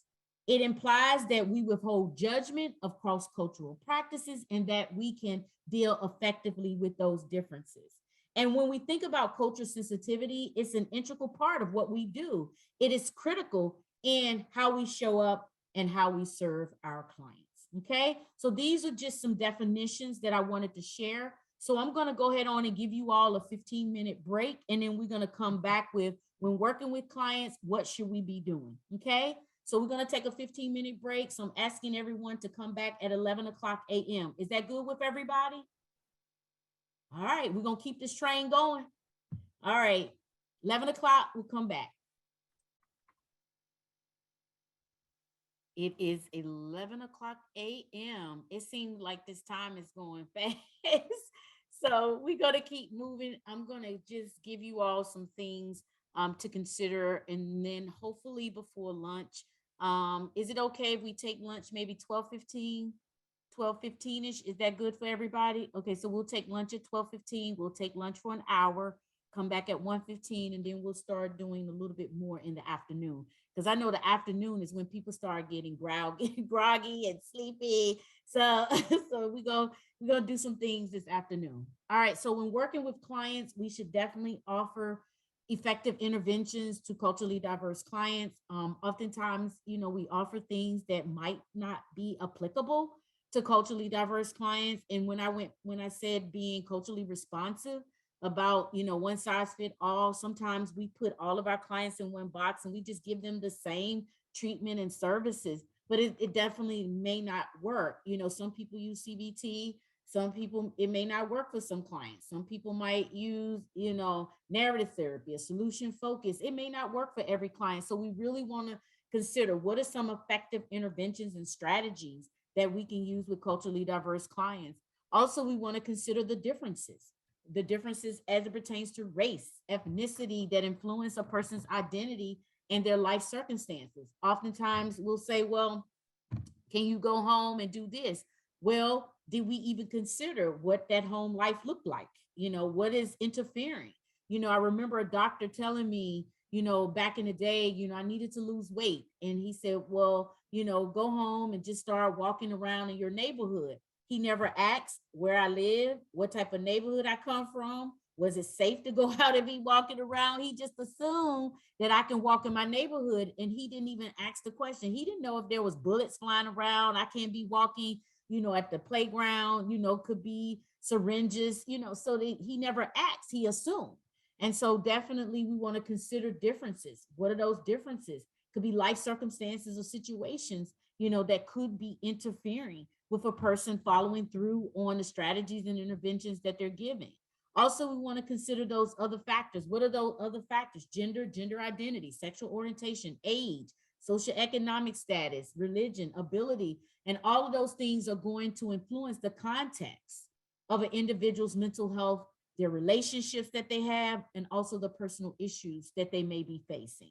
So we want to look at all of that. And again, it goes back to not one size fit all. I recognize that when people are in long-term recovery, and I work with people who have co-occurring disorders, and when people are in long-term recovery, oftentimes we give everybody the same treatment plan. And I teach students, and I'm like, y'all gonna get this client the same treatment plan that you gave the other one? No, it's not one size fit all. These are not the pantyhose, that my grandmother bought back in the day, one size fit all. You got to look at the individual person, the uniqueness of what that person brings to the counseling room. Right. So the other thing is, I wanted to share with you, why aren't diverse populations coming to services? What is holding them back? Oftentimes people will say, well, diverse clients are not coming. Why aren't they coming? What's going on? First of all, do they even feel welcome to come? Think about the last time you went into your doctor's office or you went into a building and they greeted you. Okay, if they greeted me like this, I'm not even coming back. I'm going somewhere else. The first line of defense, or the first person who's greeting them, that makes a difference. And people say, well, that's not all the therapists in here.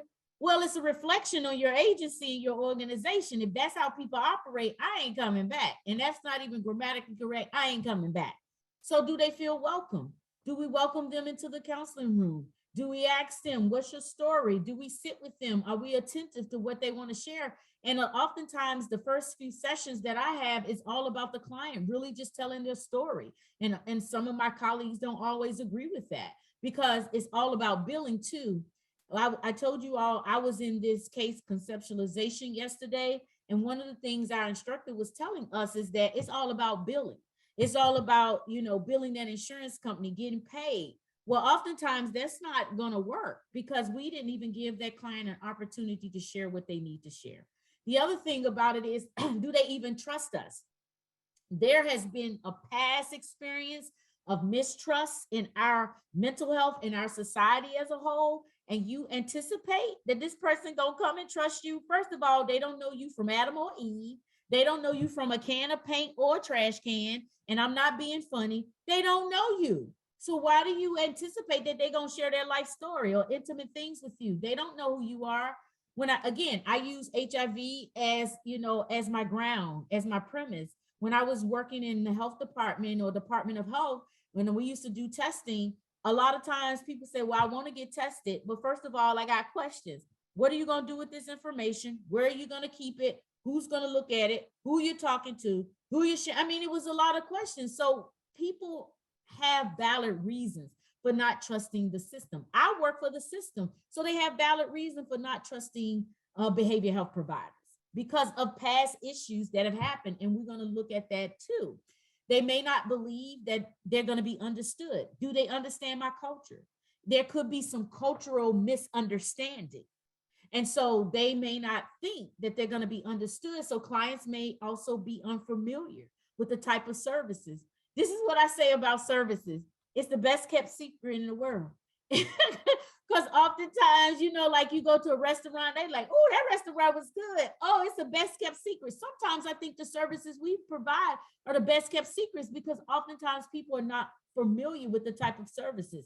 I'm not going to say the agency that I used to work for, but I work for an agency and we used to provide grief services to clients in the community. Well, a lot of clients said, well, we didn't even know y'all even offered this. And we offered it pro bono. And they didn't even know. So a lot of times people are not even familiar with the services because it's a best kept secret. And they may not be familiar with the services that's going to speak to their culture. All right. Also, bias and discrimination. We also have to realize that there is clinical racial bias and discrimination when people show up. And that bias could be for the simple fact that, you know, why are you coming in here? I had a client who needed a doctor's excuse and she couldn't go to work. And the organization said, it ain't nothing wrong with you. You can go to work. They thought that she was trying to get out of work and that she didn't want to work. And they wouldn't even give her an excuse. And now she's suing this particular organization because it was a travesty. Something happened. It was a travesty, not her, but something happened. And so she's now suing this institution because they thought because she was a Black female, that all she was trying to do is get out of work. She didn't want to go to work, but she was literally having some medical issues and some medical concerns. So clinical racial bias and discrimination, that speaks for itself, and also misdiagnosis. It's all about billing. Think about it this way. If I can put a person in inpatient, I get a higher rate for inpatient. I can bill for a higher rate versus intensive outpatient. It's and our instructor said yesterday, it's a capitalist society. It is. And I'm not telling a lie. It is. And it's all about billing. So sometimes it's a misdiagnosis. I remember I used to work in the system many, many years ago. I started out in child protective services. All of the kids that we were working with in CPS, all of them was on Ritalin. Every single one of them had ADHD. They did? Everybody? Are you sure about that? And so it's the misdiagnosis, and we really, really want to be careful. And so that's some of the reasons. And oftentimes the clients that I see do not want to use their insurance. So they'll pay out of pocket because they don't want a trail to follow them. I have a client now who works for the federal government. She will not use her insurance because she don't want it to follow her. So all of these things are the things that we want to consider, and some of the reasons why diverse populations are not coming for services. All right. Any questions, Shanice, before I go on with the next thing? Anything in the chat box that we need to address? I do not see anything. All right. So I'm going to get through this because I want to get us to an activity before we go to lunch. And so look at this picture. So so you see your client. This is your client in the middle. Values and life experience. So that's your client, right? So how might the experiences, culture, and roles define an individual? And how does the context and community in which the client lives facilitate that? So we might say, hey, it's up to you. You do what you need to do. But there are going to be other factors that's going to influence what that individual does. What are those other factors? It could be my faith.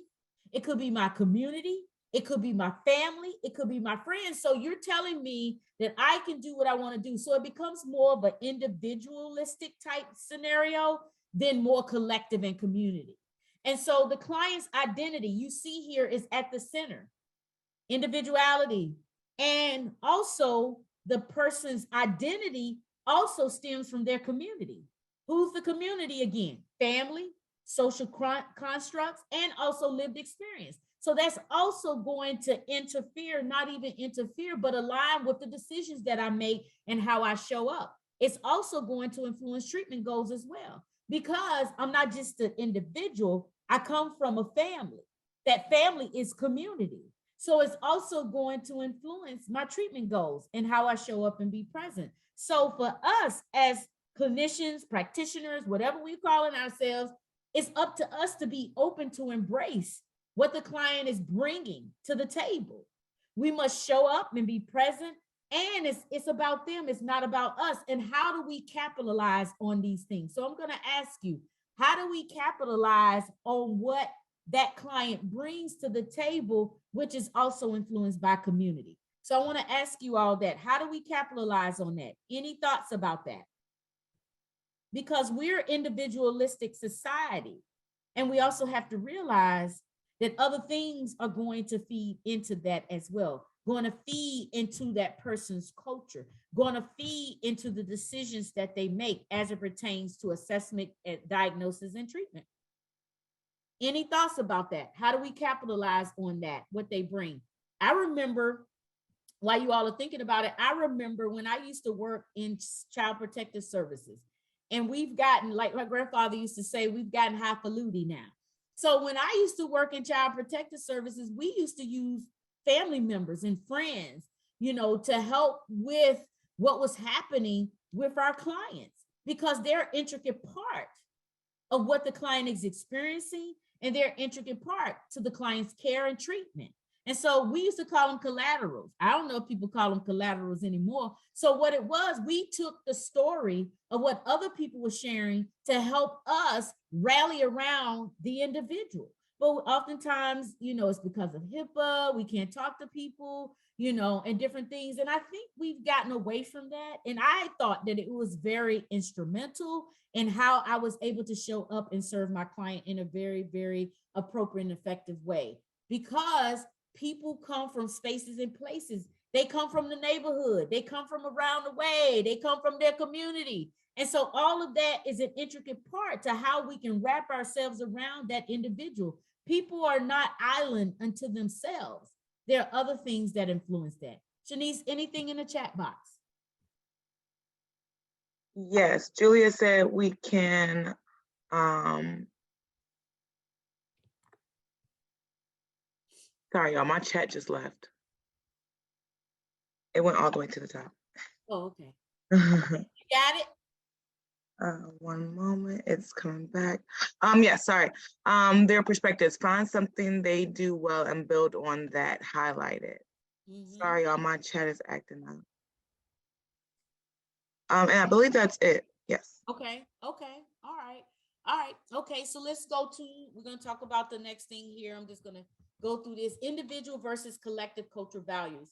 There are values that have often been grounded in being individuals, or the individual assumptions, as we are talking about, that align with mainstream American culture, right? Such as autonomy, independence, self-determination, and just really, I'm going to be my own person. Independent models that says you can do things alone, have personal control, have your own rights and responsibility. Yes, they do. And we also have to look at those collective values as well that focus on interdependent, not independence. I'm going to do it my way. This ain't Frank Sinatra. We doing it our way. There's interdependent, which means that we depend on one another. You also have people who come from collective views, right? Or values, connecting to others, community responsibilities, and emotional responsiveness. So we have to be mindful that we are not interjecting our own views onto our clients based on our own worldviews. Maybe we believe in self-assurance and our clients can be self-assured. Not saying it's wrong. It's a point of being mindful of how well is it serving and fitting with our clients, because the decisions that they make could be stemming from that community, right? That community is family. For example, let me give you an example. An enmeshed family may not be viewed favorably in our Western culture or our mainstream culture. They're enmeshed. Well, you need to get from under that enmeshment. You need to make your own decisions. You need to do things on your own. Yet in another culture, it is how families connect. It's how they solve issues and how they bond with one another. So we might see that as detriment, but I can capitalize on that too. I can take it to the next level. Remember I said, instead of looking at the glass half empty, then I can capitalize on that and look at the glass half full. So I'm gonna give you a personal example. So one of my friends, her heritage is from India. She's Indian, the country India, right? And so we was talking about choice. We was talking about in counseling, clients do have choices, right? And so she said to me, she said, Lisa, when it comes to marriage, there is no autonomy or making your own choice. It is mandated who you're supposed to marry. So think about that. In other cultures, it's mandated who you're supposed to marry. Matter of fact, your husband is already set up for you. And so we come in on our horse and say, you have a choice. You don't have to marry that person. And so she said to me, she said, Lisa, no. She said, in my culture, it's not even about choice. It's who you're mandated to be with, right? So we also have to consider that other people are going to bring their collective values to the table. And we have to honor that. And it's important to honor that, because if we don't, we might lose them. Shanice, something in the chat box? Nope, we're good so far. All right, so what is the benefits of understanding culture and multiculturalism? Well, first of all, it promotes clients' growth and reflection. Clients feel more empowered and in control of what they need and what they want. This is what I need. This is what I want. How are we going to make that happen? So one of the things that I do with my clients is, how are we going to make that happen? Instead of saying, how am I going to help you? No, how are we going to do that together? There's some personal responsibility here. We all got to do some work. And I learned the hard way. When I started working more than my clients, I said, Houston, we got a problem here. We need to consider, I'm doing all the work. So there is a level of personal responsibility. When we think about the other benefit, it fosters a sense of empathy and awareness, stepping back and taking ourselves out of the picture. Oftentimes I step back and meeting people where they're at. I step out and I allow them. Sometimes my clients are just talking and they already came up with some solutions on their own. I don't even need to say anything. I just step back, let them do the talking. When they start talking, it's transformational. It's transformative. They come up with their own solutions. So fosters a sense of empathy and awareness and being open-minded about new perspectives. What can I learn from them? What can I learn from my clients? There's a lot we can learn from our clients. There's a lot we can learn from our patients. There's a lot we can learn from our students. There's a lot we can learn from their experiences. So being open-minded to learn new things, new opportunities, new perspectives. Also, it supports tolerance. Can I be fair, objective, and permissive? Meaning, can I give my clients permission to talk? What is my attitude towards people's opinions or my clients' opinions or their practices or their race or their religion that might differ from my own? This is not a debate. We ain't going back and forth. We ain't arguing. But can I support tolerance? Can I be fair and objective and give permission for people to bring what they need to bring in the room? And will I allow my clients to feel unique in this journey? We talked about it. It's not a cookie cutter approach. It's not one size fit all. Can you all think of any other benefits of understanding culture and multiculturalism? You can put it, I'm gonna give you a moment to think about that. What are some other benefits? And you'll put it in a chat box, and then we're gonna go into some of the domains of the multicultural counseling competency. We'll look at multicultural and social justice competency. We're gonna go over that very quickly. Any benefits? I have a question. Mm-hmm. Okay, I want to go back to that example that you presented while when you and your friend was dialoguing about choice, right? Mm-hmm. So just say for example, I'm meeting with a client of a different culture, Mm-hmm. and he says or she says, well, I really don't have any choices based on my culture. And I want to use this example that you about the young lady, okay, and the setup for India, all of that stuff is prepared for them coming, as a person. So as a counselor, therapist, how would you capitalize on something like that when she says to you, well, this is something that I must do.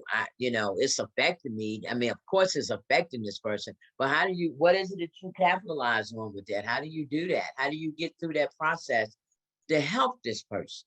If that makes sense, It does. So 2 things, Ms. Jacqueline. One, I capitalize on the strengths that they bring to the table. So what do you bring to this scenario? What do you bring to this situation?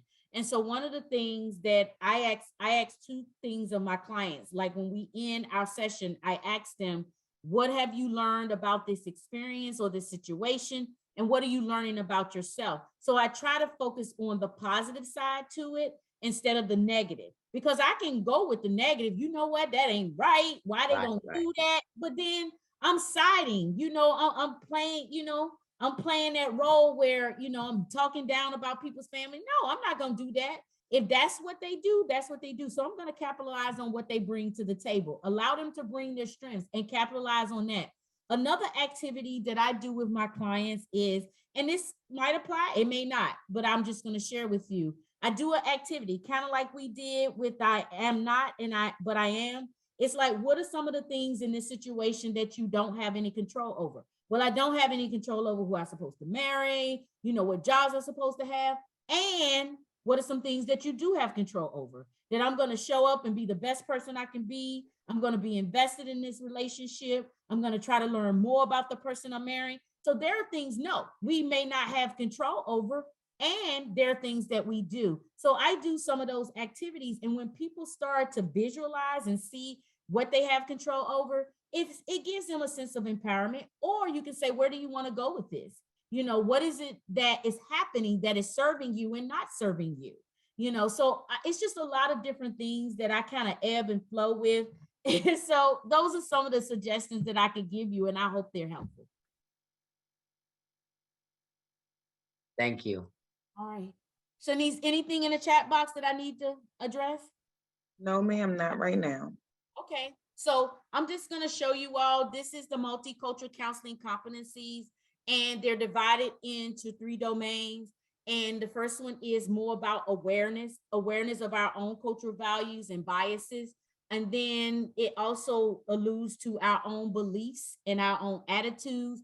The next one is, once Shanice send you all the handouts, all of this is going to be in the handout, so y'all can go back and look at it. I know in any type of training, you don't have time to go through all of this, but I have prepared some nice little handouts for you all. Counselor awareness is the second one, and then being culturally appropriate, using culturally appropriate intervention strategies. What are some culturally appropriate intervention strategies that we can use? So this comes from the American Counseling Association, and I'm not saying one professional association is greater than the other. I just wanted to use this because we're talking about multiculturalism, okay? Then we also have multicultural and social justice counseling competencies. This is more of a comprehensive, so they did MCC first and then they did this one, but this is a more comprehensive framework for viewing one's attitudes about newly emergent populations, because not only do we want to look at multiculturalism, we also want to look at social justice as well.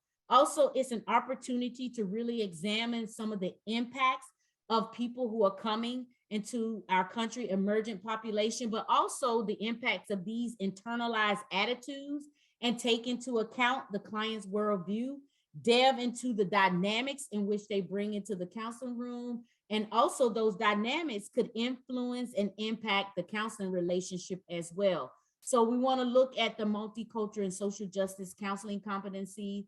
It's divided into 4 sections: the counselor self-awareness, the client worldview, the counseling relationship, and the counseling and advocacy interventions.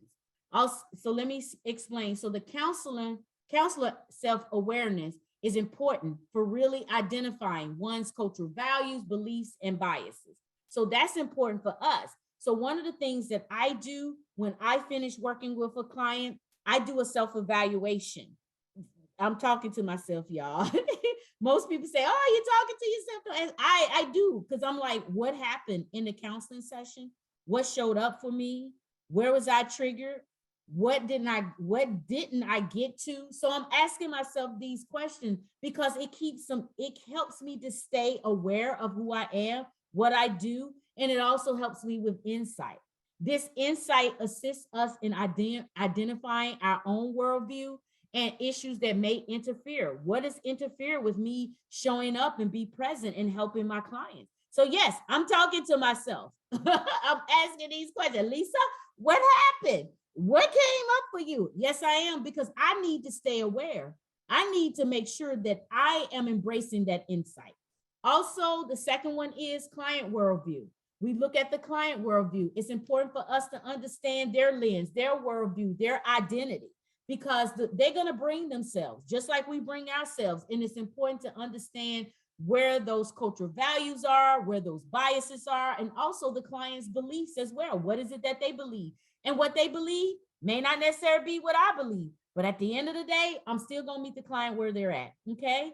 And one of the things, kind of going back, Ms. Jacqueline, with what you were saying, also one of the activities that I do with clients is like, say, for instance, this is where you're at. And if you had anything in the world, where would you want to be? So draw me a picture. I use pictures as well. I have my clients drawing pictures. Okay, so show me where you're at. So this is where I'm at. So draw me where you want to be. Let them draw where they want to be. And then you can begin to work with them on filling in the gaps. Okay. Also, be aware of the extent to which shared and unshared identities, privilege and marginalized statuses, values, beliefs. That's where that counseling relationship comes in. And that's where that power imbalance started to play out. That's why I'm more about lateral. And so it was an article that I read like many years ago, and I'm still trying to find this article. I can't find it, but I'm gonna find it. And the American Counseling Association says, I don't care what the theory is, who the theorist was, I don't care about the model.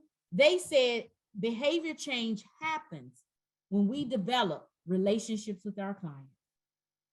Behavior change happens when we develop relationships. So there may be things that are shared or not shared about our identities.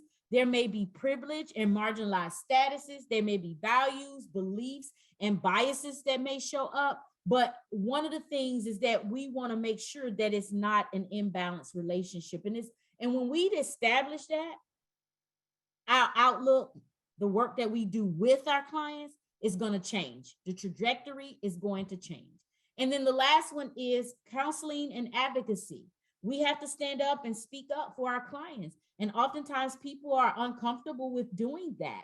I've gone to powers that be and said, this is not working for this client. What are we going to do? What are some solutions? So one of my supervisors many years ago said that, you know, if you're going to come with the problem, make sure you come with the solution. So I was always coming with solutions. And one of the things that I do with my clients is I give a menu of options. I give a buffet. Y'all know about buffet. Well, I don't go to buffet no more, but back in the day, yeah, I used to do buffet. You have 101 choices on that buffet. It's the same thing with the work that we do. Give your clients a buffet. Give them a menu of options. Come up with options. Take to the powers that be. This is what I'm thinking. I got about 4 or 5 things that I'm thinking about. What can we do? The same thing with your client. What can you commit to? Okay. So when counselors possess awareness, are attuned to the client's worldviews, and are cognizant of how this shapes the counseling relationship, they're better equipped to advocate for their clients. Okay. So you can see these quadrants. I'm going to tell you what quadrant 1 is: a privileged counselor and a marginalized client. Quadrant 2 is a privileged client and a privileged counselor. Then you have quadrant 3, which is a marginalized counselor and a privileged client. And then you have the 4th quadrant is a marginalized client and a marginalized counselor. And we have to be attentive of these statuses because it highlights how issues of power, privilege, prestige, and oppression plays out between counselors, case managers, therapists, practitioners, and the clients that they serve. Okay, so these are the quadrants. And so when counselors or case managers or therapists, when we are multiculturally and use social justice awareness, when we are in a constant state of developing our attitudes and our beliefs, our knowledge and our skills, it's going to allow us to work effectively with our clients from a multicultural and a social justice framework. But we have to be mindful that these things do show up. I had a colleague where it was a marginalized counselor and a privileged client.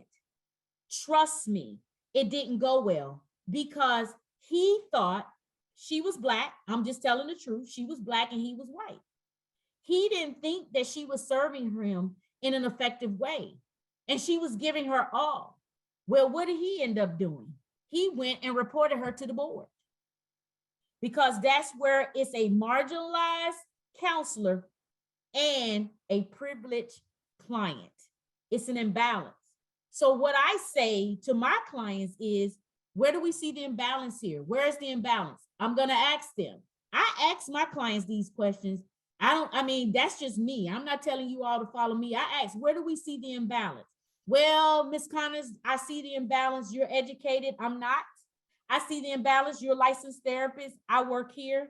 I see the imbalance of, maybe there might, and they might assume there may be some social economic things that's imbalanced. I see the imbalance. You're married. I'm not, maybe. So yes, there's going to be some imbalance. But what I do is, so let's discuss it. Let's talk about it. Let's walk it together. And that opens up a new trajectory. And it helps create the relationship, because I'm attuned to what's going on in the counseling room. And a lot of people won't do that. But I want to make sure that I open it up. Okay. All right. Shanice, anything in the chat box? Yes, John said that study might be from Lambert, 1992, Implications of Outcome Research for Psychotherapy Integration. Okay. Okay. We talking about this little picture here?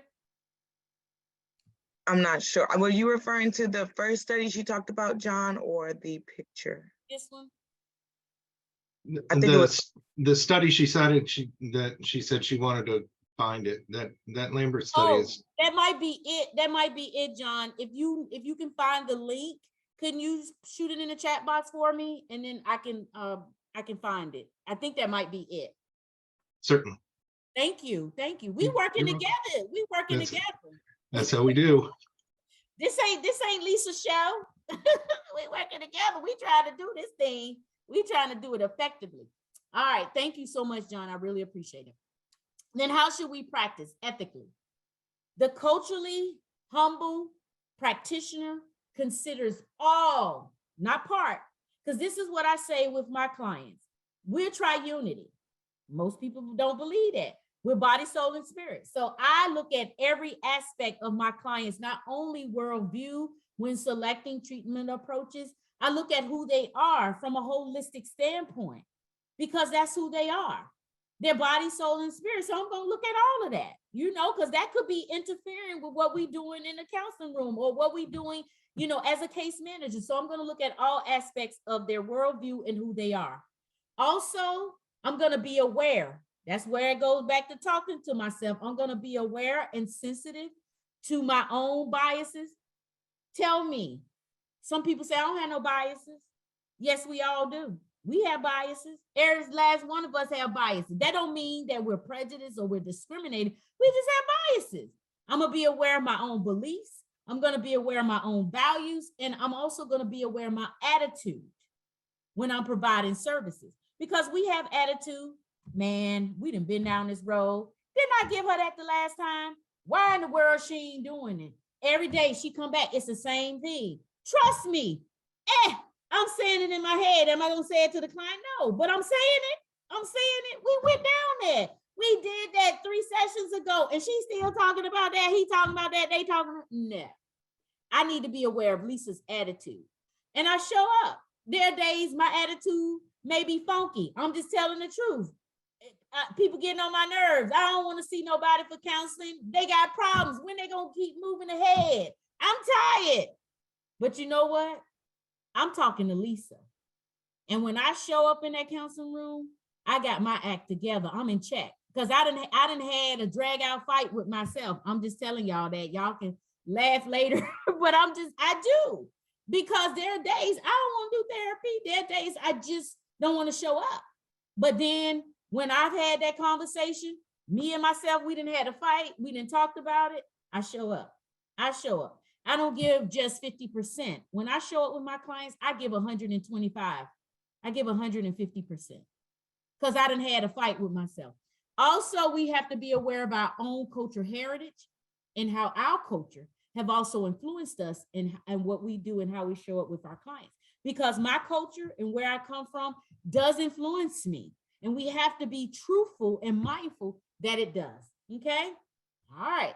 So we getting ready to do a multiple choice question. I want y'all to take out a piece of paper and I want you to number it 1 through 4. 1 through 4. Y'all got to do a test. Y'all bet y'all ain't think y'all had a test today, did you? What we doing, one? We gonna do one. All right. So this is the 1 through 4. I want you to do multiple choice. I'm gonna give you the answers and I'm gonna tell you what they are. So I'm gonna give you the answer. So, Shanice, anything in the chat box that I need to address? I'm sorry. Nope, we're good. You're good. John did put the link in there and some percentage. Okay. He talked about how it was broken down to the factors it contributes. Okay, thank you, John. I appreciate it so much. Thank you. I couldn't find it. I was looking for it. So 1 through 4. So multiple choice. So y'all got a few minutes, not even a few. Y'all got to do it fast. Don't think about it. Just write it down. So 1, 2, 3, and 4. What is the multiple choice on the right side? So A is offering pro bono services.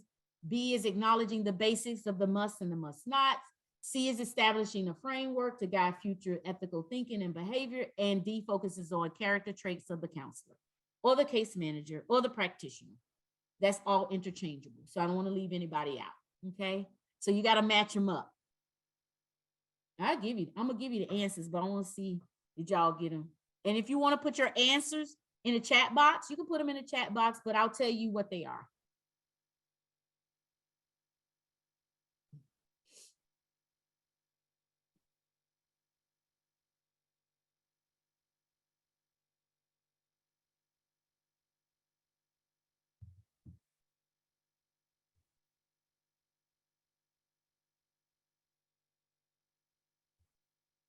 We got a video coming up in about 5 minutes, maybe. I'm just going to go over a few things ethically with you. And then we're going to look at a video, talk about where the ethics lies in this. And so we'll get a chance to work on that together. And then when we come back from lunch, I'm just thinking, yeah, we'll talk. I think when we come back from lunch, we'll go right into culture humility and then look at that and do some case scenarios as well. So, Shanice, did anybody put their answers in the chat box? Yes, Benjamin did. What's the answers? What did he put? Ben put 1 is B, 2 is A, 3 is C, 4 is D. Jacqueline said B, A, C, D. Deshay said B, A, C, D. Sean said B, D, A, C. Cassandra said B, D, C, A. Patricia, C, D, A, B. Okay. Sean got it correct. It's BDAC. So mandatory ethics, it's acknowledging the must and the must not. So we comply with the minimal standards, acknowledging the basic must and must nots. For example, always making sure that we provide our clients with an informed consent. Taking it a step further, that's mandatory. We should not be working with our clients if we're not giving them an informed consent. Allow them to read through it. And I take it a step further. I go over the informed consent with my client because think about it. How many of us bought a car or have bought a car lately? When I just bought one about 2 months ago, I'm not reading all of that stuff. I'm ready to get out of the dealership. So tell me, I'm signing off on everything. Tell me what my payment is and when it's due. That's all I need to know. How many clients sign an informed consent?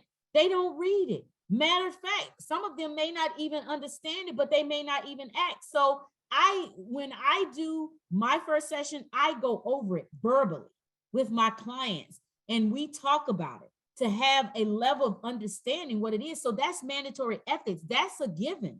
We should be doing that. We should not be providing any type of services unless we give an informed consent. Also, the other thing is also release of information. Sometimes, I do let my clients know, okay, I'm going to be sitting down. I have group supervision, peer supervision. There may be times that I might be sharing my case. I mean, I'm not going to share the name, but I'm going to share the case. So I let my clients know that I'm truthful. I'm upfront. As a student, I had to do that. So I had to let my clients know when I was doing my internship, yes, I'm under the supervision of someone. So yes, I'm going to be sharing your case. So these things are mandatory ethics. Virtual ethics is definitely dealing with focusing on the character traits of the client, of the counselor. Asking yourself, it's focusing on who I am. Am I, and this is a personal question when it comes to virtue ethics, am I doing what is best for my clients? Am I stepping up? Am I speaking out for them? Am I doing what I can really do? Not just the bare minimum. Am I doing my best? No, I'm not, because I ain't returned that call. No, I'm not. I didn't even ask my supervisor, did we have any tokens? No, I'm not doing the best. That's virtual ethics. Am I doing my very best for the people that I serve, the people I say that I've been called to serve? Am I doing my best? And oftentimes we get tired of doing this work and we don't do our best. We do something, I'm just, you know what, I'm tired today, I'm just going to do substandard. That's virtual or virtue ethics. The third one is aspirational. Oftentimes we may be called on to provide pro bono. We may be called on to provide pro bono. So in Maryland, we have this organization, they changed their name, but it's the Maryland Pro Bono Counseling Project. And so what it is that counselors can give pro bono hours. So say for instance, I might give 50 hours in a year or 40 hours in a year to provide services to clients who are underinsured or uninsured. Oftentimes we're called on to provide free services. And I do, one of my clients, I provide pro bono services to her. She pays and then she don't pay. She pays and then she don't pay. And most people say, well, you're not getting paid. See, the thing about it is, it ain't about me. I want to make sure that she stay connected to what she needs to stay connected to, because if she doesn't, then, you know, it may not be healthy for her. People might say, well, you're not getting your money. I'm already blessed if I can use that. So I don't worry about that. It comes back.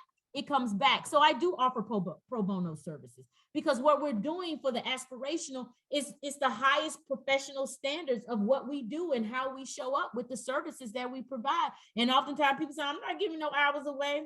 I need hours for myself. But oftentimes it comes back.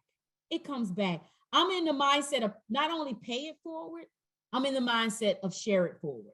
Share it forward. Somebody did it for me, so I'm gonna do it. And then principle ethics deals with the fact that, do we exercise, the situation? Do we look at the situation? Is the situation unethical? So it focuses on the moral issues with the goals of solving a particular unethical dilemma and establishing, again, the framework to guide future ethical thinking and behavior. Is this situation unethical? And what's unethical about it? Okay. All right. So this is our multiple choice. All right. So we got that out of the way. All right. So let's go to the ethical implications. We're going to look at some ethics now. So one of the things I kept this up. I just really love this caption by Cesar Chavez. You cannot uneducate the person who's learned to read. You cannot humiliate the person who feels pride. You cannot oppress the people who are not afraid anymore. So I always leave this up because it just speaks volumes to me. So the ethical implications. So bioethics have 4 principles which all healthcare professionals must abide by and follow. So there are 2 extra ones that the American Council Association talks about, and I'm going to share those with you in a minute. Each of these 4 principles, they go hand in hand with each other, making it a holistic and a comprehensive picture. And it's not that one is more important than the other. They operate from a standpoint. So the first one is non-benevolence, justice, benevolence, and autonomy. So these are the ethical implications. These are the bioethical principles, okay? So these are the 6. The one that I didn't mention was fidelity and veracity. So we know that with autonomy, I'm just giving you a bird's eye view. Again, you got some handouts that's coming to you, and all of you already know this. So I just wanted to go over it because we're getting ready to see a video in a minute. So autonomy, self-determination, freedom to make my own decision. I had a client many years ago that said to me, Miss Lisa, I get what you're saying, but when I leave here, I'm gonna smoke some crack, I don't know, cocaine. Yeah, I'm gonna do cocaine. I'm going. I just want to let you know. And I said, thank you for sharing with me. What am I gonna say? You better not. I'm not the cocaine police. I'm not the crack, the crack sheriff or the heroin, parole. I'm not gonna follow you if you say you're gonna do it. So what I did say, first of all, thank you. I really appreciate you sharing that with me. You was able to do that. And he was like, Miss Lisa, I felt like I needed to tell you the truth. And I said, thank you for owning your truth. So what we did, we sat down and we talked through it together. Okay. So definitely the freedom to make my own decision, non-benevolence, not causing any harm to our clients. There was a situation, I'm just giving you like stories, just kind of stories. I'm a storyteller. I remember years ago, someone didn't know that their client's family member was working in the agency. And so, you know how people in your agency and everybody say, I just want to share something with you, Shanice, I in passing, we out in the open, in passing. This person did not know that they were sharing information about their client that the family member didn't know. The person was living with HIV. And so they was talking about it out in the open. This person heard it. And the client had never told their family members that they were living with HIV. Family member found out that way, causing harm. It caused a lot of harm to this person. So when people say, oh, let's do something in passing. Nope, we going in the office. I don't do no in passing. Because then you never know who works places. You don't know who. People say this is a large world, but really it's small. And a lot of people know each other. So we want to make sure we're not causing harm. Benevolence, making sure that we're contributing to the welfare of our client. It means to do good, to be proactive, and to also prevent harm as well when possible. Just doing good, showing up, have a smile. I see a lot of my colleagues, they go to work like this. My grandmother taught me a smile don't cost you anything. Smile don't cost you anything. Justice, treating equals equally and unequals unequally, but in proportion to their relevant differences. So for instance, if I have a client and they're able to fill out their job application, they're gonna fill out their job application. But what if I have a job application for someone who's visually impaired? Then I'm gonna help them with it. But if you're able to do it, you could sit in my office, you're gonna sit and do it. I'm not filling it out. But for someone who can't do it and it's not in Braille, yes, I'm gonna sit down and do it for that person. So justice means treating equals unequally and unequals unequally in reference or in proportion to their relevant differences. Fidelity is the other two from the American Council Association. Fidelity and veracity. Fidelity is the notion of loyalty, faithfulness, and honoring commitments. If you say to your client, okay, Miss Lisa, call me in my office, or I'm gonna call you, Miss Lisa, at 3 o'clock. Where do you need to be? You need to be at your desk, honoring your commitment. If you say you're gonna get tokens or if you're gonna get things, do it. If you can't do it, don't tell your clients you're gonna do it. Honor your commitments. We all have to do that. And veracity is truthfulness. It involves obligation to deal honestly with our clients. I just told you all when I started this morning, I'm gonna be truthful. I have no reason to front or fake it. I'm just gonna be truthful, okay? So we have autonomy, making one's own decisions. Non-benevolence is causing no harm. Benevolence is making sure that we just do good overall. Justice is all about, making sure that we treat equals equally, unequals unequally, in proportion to their differences. Fidelity, honor our commitments, and veracity is truthful. Don't tell your client, yeah, we'll make sure you get it, and you already know that your agency don't have the money. You already knew that going in. Yeah, I'm gonna see what I can do, but you already know you don't have it. So we want to make sure that we're honoring commitments and we're being truthful. Shanice, anything in the chat box before we get ready to watch a video? Video is about 10 minutes, but we're looking at where do these more principles apply to the video that we're getting ready to watch. And then, like I said, at 12:15, we will be doing lunch. So Shanice, anything in the chat box? We're looking good. Okay. All right, y'all, we're going to watch this video, okay? It's this Tuskegee syphilis experiment. I want you to think about the moral principles here, the unethical things that happen, okay? All right, and that's because we're talking about ethics, and this is what we're doing, okay?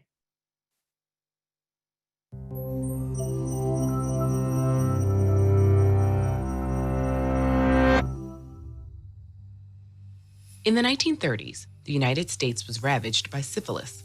This sexually transmitted infection afflicted nearly 1 in 10 Americans, producing painful sores and rashes that persisted for roughly 2 years.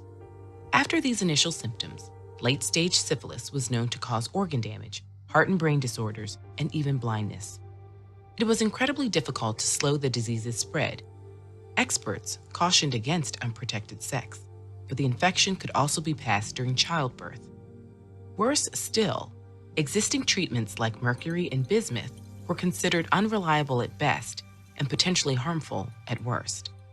Today, these heavy metals are classified as toxic, but at the time, doctors were still uncovering their dangerous side effects. Amidst the uncertainty, healthcare professionals had 2 key questions. Did late-stage syphilis warrant the risks of existing treatments? And did the infected individual's race change how the disease progressed? Many physicians were convinced syphilis affected the neurological systems of white patients and the cardiovascular systems of Black patients. There was little evidence for this theory, but the U.S. Public Health Service was determined to investigate further. In 1932, they launched a massive experiment in Tuskegee, Alabama. The town had already possessed a small hospital, and the area was home to a large population of potential participants. The PHS collaborated with local doctors and nurses to recruit roughly 400 Black men presumed to have non-contagious late-stage syphilis, as well as 200 non-syphilitic Black men for their control group. But their recruitment plan centered on a lie. While the researchers planned to observe how syphilis would progress with minimal treatment, participants were told they would receive free drugs and care for their condition. At first, researchers gave the men existing treatments, but these were soon replaced with placebos. Under the false pretense of providing a special remedy, researchers performed painful and invasive spinal taps to investigate the disease's neurological consequences. When patients died, the PHS would swoop in to study the body by funding funerals in exchange for autopsies. In their published studies, they listed the men as volunteers to obscure the circumstances under which they'd been recruited. Outside Alabama, syphilis treatment was advancing. A decade after the study began, clinical trials confirmed that penicillin effectively cured the disease in its early stages. But in Tuskegee, researchers were determined to keep pursuing what they considered vital research. They had yet to confirm their theories about racial difference, and they believed they would never have another opportunity to observe the long-term effects of untreated syphilis. The study's leadership decided to withhold knowledge of new treatments from their subjects. During World War II, researchers convinced the local draft board to exempt men from their study, preventing them from enlisting and potentially accessing penicillin. The study even continued through the 1950s, when penicillin was shown to help manage late-stage syphilis. By today's bioethical standards, withholding treatment in a research study without a patient's informed consent is morally abhorrent. But for a large part of the 20th century, this practice was not uncommon. In the 1940s, U.S.-led studies in Guatemala infected numerous prisoners, sex workers, soldiers, and mental health patients with sexually transmitted infections to study potential treatments. And other studies throughout the 50s and 60s saw doctors secretly infecting patients with viral hepatitis and even cancer cells. Eventually, researchers began objecting to these unjust experiments. In the late 1960s, an STI contact tracer named Peter Buxton convinced the PHS to consider ending the study. But after leadership decided against it, Buxton sent his concerns to the press. In July of 1972, an expose of the Tuskegee study made headlines across the country. Following public outcry, a federal investigation, and a lawsuit, the study was finally shut down in 1972, 40 years after it began, and 30 after a treatment for syphilis had been found. No evidence of any racial difference was discovered. When the study ended, only 74 of the original 600 men were alive. 40 of their wives and 19 of their children had contracted syphilis, presumably from their husbands and fathers. In the wake of this tragedy and concerns about similar experiments, Congress passed new regulations for ethical research and informed consent. But systemic racism continues to permeate medical care and research throughout the U.S. To truly address these issues, the need for structural change, better access to care, and transparency in research remains urgent. Journalism has been used as a tool to expose corruption and injustice for centuries. Dig into the story of how one young journalist set out to uncover the truth about lynchings in the American South and I thought it was 9 minutes, but I certainly wanted to show you all that. So let's look at these reflection questions here. Because we're talking about ethics. What were your thoughts and reactions, first of all? What did you notice about you? What did you notice in your body? Where were the red flags? What was unethical in these experiments? What moral principle or principles were violated? And what should have been done differently in these situations? So I want us to think about that. I'll let you all reflect on that. I'll give you a couple minutes just to think about these questions because we're talking about ethics.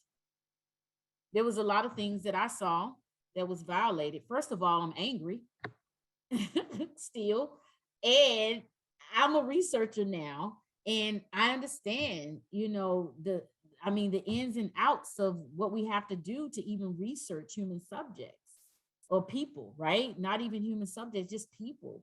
It's very, very strict. It's very strict. And it stems from what happened in a lot of studies where people were not told the truth about what they were doing. And there was a cure, penicillin, 10 years after, and they were never given it. So, y'all can put it in the chat box, or you can take yourselves off mute if we want to just have a dialogue. We can. Like I said, at 12:15, we will break for lunch. So I just wanted to go over this because we're talking about multiculturalism and we're talking about ethics. I want to share this story because it's real for me, very real. My father, that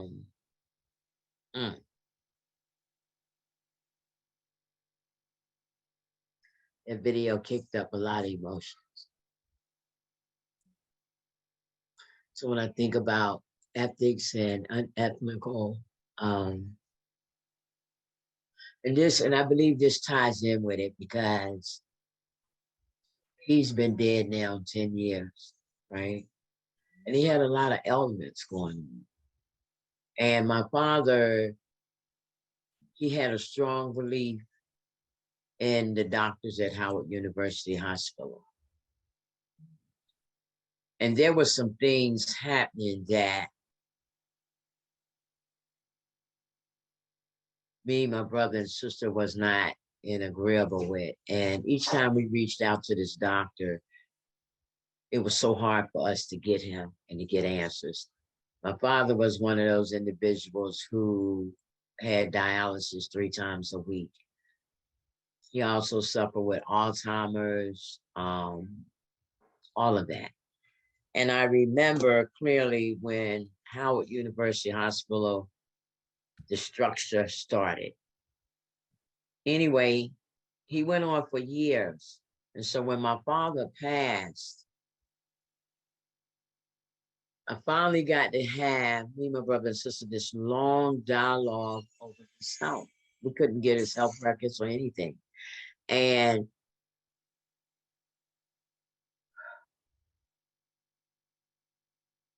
as the doctor explained to us all of his health that was going on and all of this medication that he had. And one of the things that really threw me off was he said to us, he still had a scar from where he suffered with having syphilis. I never could understand, and I asked him, why was this never addressed? There was just a lot of questions. I was angry. I was a whole lot of things, and still is. And even to this day, once my father passed, this doctor never knew that my father had passed. He treated my dad for about 30 some years. And as he was experiencing the Alzheimer's and we was trying to get the consent so that we could get this information, so that we can get all the information we could.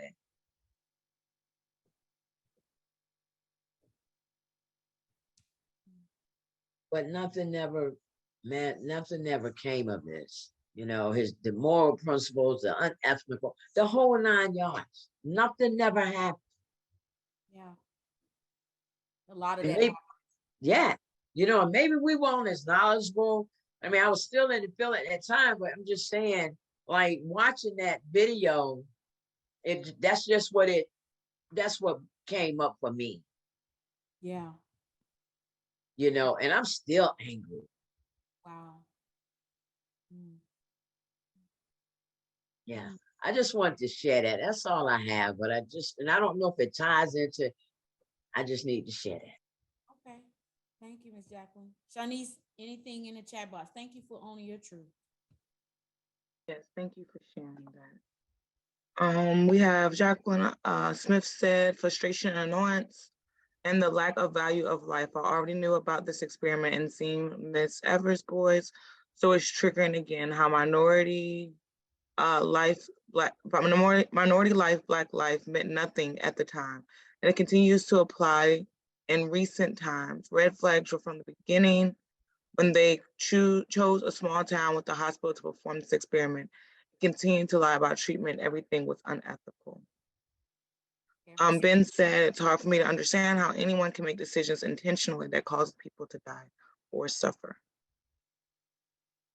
Mm.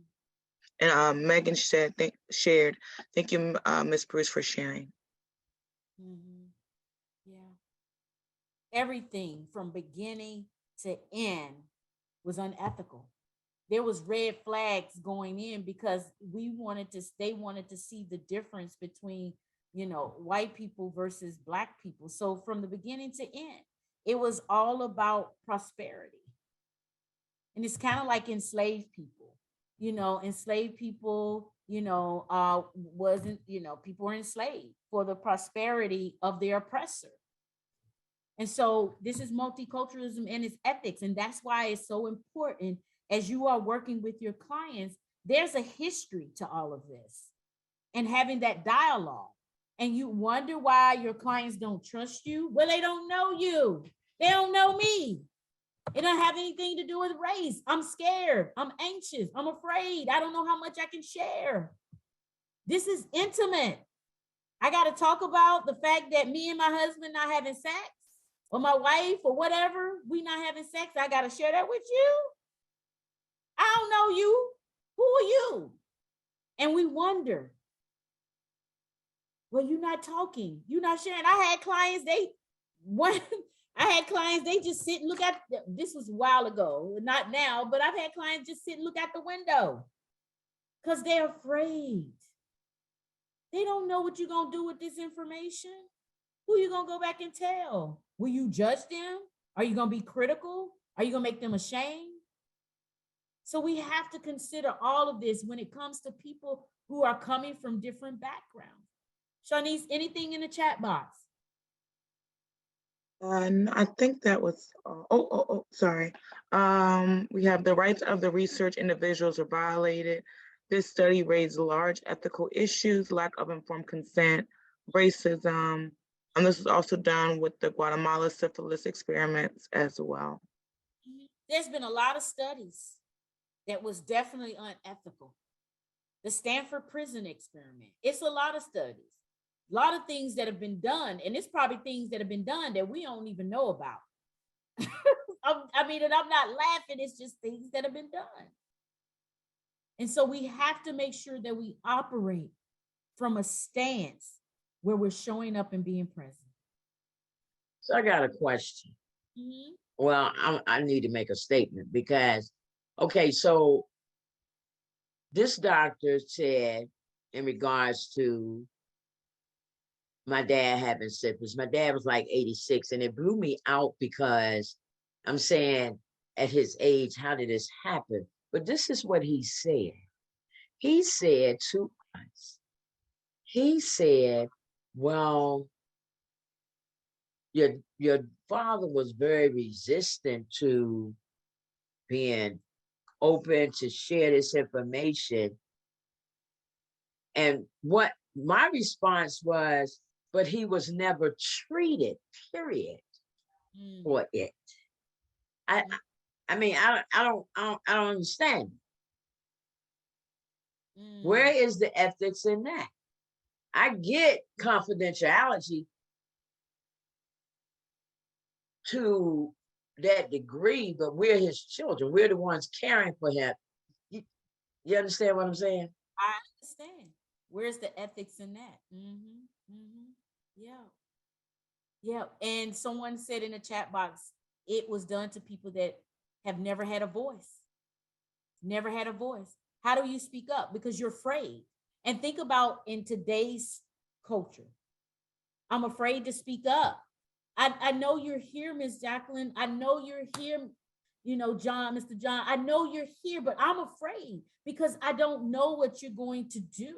Because most of the time, people think there is some motive behind offering help. How many times has somebody tried to offer you help? Hey, I help you do this. And you're like, okay, what do they want? What are they trying to get from me? Because we think like that because of experiences that we've all have had. Yeah. Shanice, anything else? No, ma'am. All right. So I'm gonna go. So a few came in. It was done to people that have never had a voice. And Brenda said you can see that with domestic violence cases a lot. Yeah. So a friend of mine, Brenda, I'm glad you brought up the domestic violence because one of my colleagues, she was saying that there is a form of racial loyalty because people who are in intimate partner violent relationships, they're not going to call the police on their abuser because of everything that we see in the media, because they're afraid that if I do, that might end in their death. And so there's a sense of racial loyalty to to someone who's abusing me. But if I call 911, what is that going to do? What is that going to look like? Will it be that person's death? And so there is a form of racial loyalty. And also, the thing about it is, I don't even tell my clients to call 911 anymore. 988 or mobile crisis in my area. This is the reason why. I'll give you a story quickly. My daughter has a friend. Her brother was having a mental health break. He was melting down, right? And yes, he took a knife, but they didn't know what to do. They called 911. He needed to go to the hospital. They needed somebody to come out, to help stabilize him. No, 911 came. EMS was there too. 911 came. It didn't go well. He got shot twice in the chest and died because the police came out. I don't tell my clients to dial 911 because I'm concerned that 911 could be the cause of their death. Because a lot of times, and I'm not harping on police officers, hear what I'm saying, a lot of police officers don't know how to handle when our clients are having mental breaks. They don't know. And I know I have a colleague now, she goes with the police officers now. She's a therapist. She goes with them when they have to go to situations like that to try to help and to intervene when a person is having a mental health break.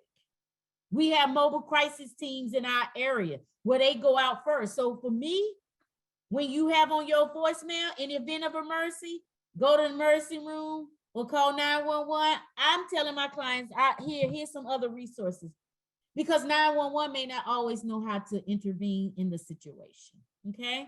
I just wanted to share that. My daughter's friend, her brother got murdered.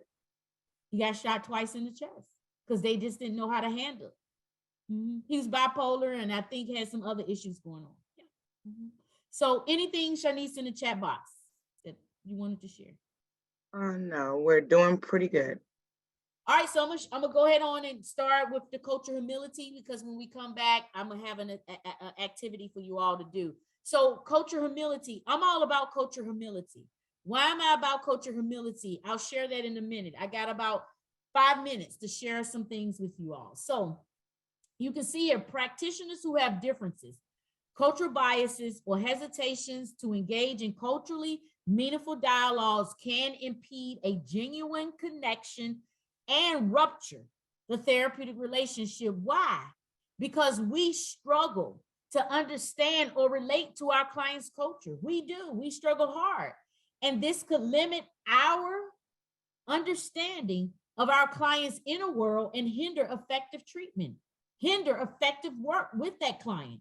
And we do struggle hard. It limits us. And people say, well, I'll go to school, I'll learn. I said, well, you'll be learning all day then. You'll be learning to the end of the world.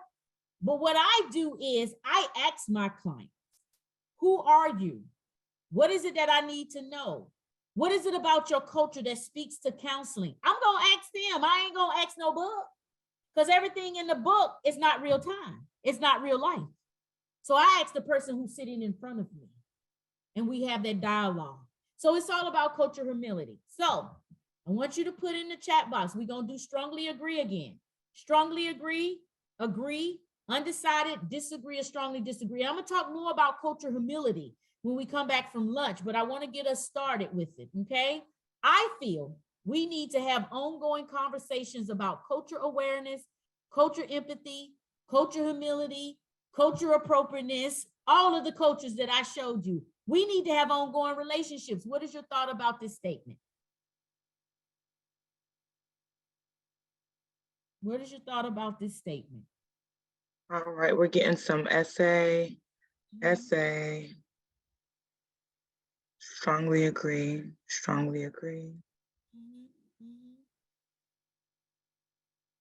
So far, it's been all strongly agreed. So my question to all of you, and we're not the end of the training, but I want you all to start thinking about it as you go to lunch. What are you going to do to continue this conversation? This is for me, one time maybe, I don't know, I may come back, but at the end of the day, we got to carry the message. I'm just giving my little piece, my little 2 cents, but it's up to us, you all, to carry the message, okay? All right, so I'm gonna show you this cultural iceberg. I'm gonna share this with you. So what is a cultural iceberg? So think about an iceberg in the water. Iceberg they peak over the water, revealing just a small portion of their total mass.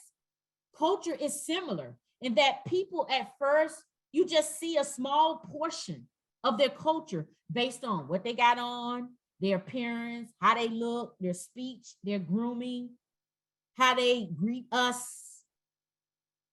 However, these observations comprise just a fraction of a person's culture. Just like a physical iceberg, a cultural iceberg contains essential characteristics beneath the surface.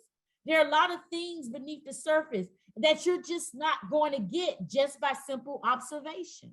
And when we get to the core of who a person is, we have a better understanding of who they are instead of looking at what's on the surface. So what are some of the things that might be under the surface? Values, you don't see that often. Expectations, view about how to raise their children, you may not see that. The concept of fairness, the importance of space. What about time? What about assumptions? What about cleanliness, being clean? We don't see that. And when we see clients, again, going back to the activity we did, just by looking at me, we only see people on the surface, but there's much more to an individual underneath, and we have to get to that. What about attitudes towards age? What about perceptions? What about attitudes towards social status? What about the notions of who I am? You're only looking at me for what you see, but you don't really know me. Cultural iceberg, okay? I'm gonna leave this up because it's 12:15. I want y'all to think about that. What are you gonna do when you leave here today? How are you going to take this message forward? Okay? It's not what you see on the surface like a physical iceberg. You don't see the total mass. It's the same thing with the client. You don't see the whole person. You only see a fraction of who they are. Okay? Shanice, is there anything in the chat box I need to address before we get moving with the next part of what we're going to do today? Nope, I think we're ready. We're Ready? Okay. You okay? Everybody okay? Y'all Oh, good? yeah. Okay. All right. Now, so again, we're gonna kind of close out this part. I just wanted to just reiterate with the cultural iceberg is that, again, an iceberg has visible parts on the surface. And then we also recognize that there's invisible parts underneath. And it's the same thing with the clients that we serve. We only see what's on the surface, but we definitely want to make sure that we're looking at and addressing what's underneath the iceberg. Okay.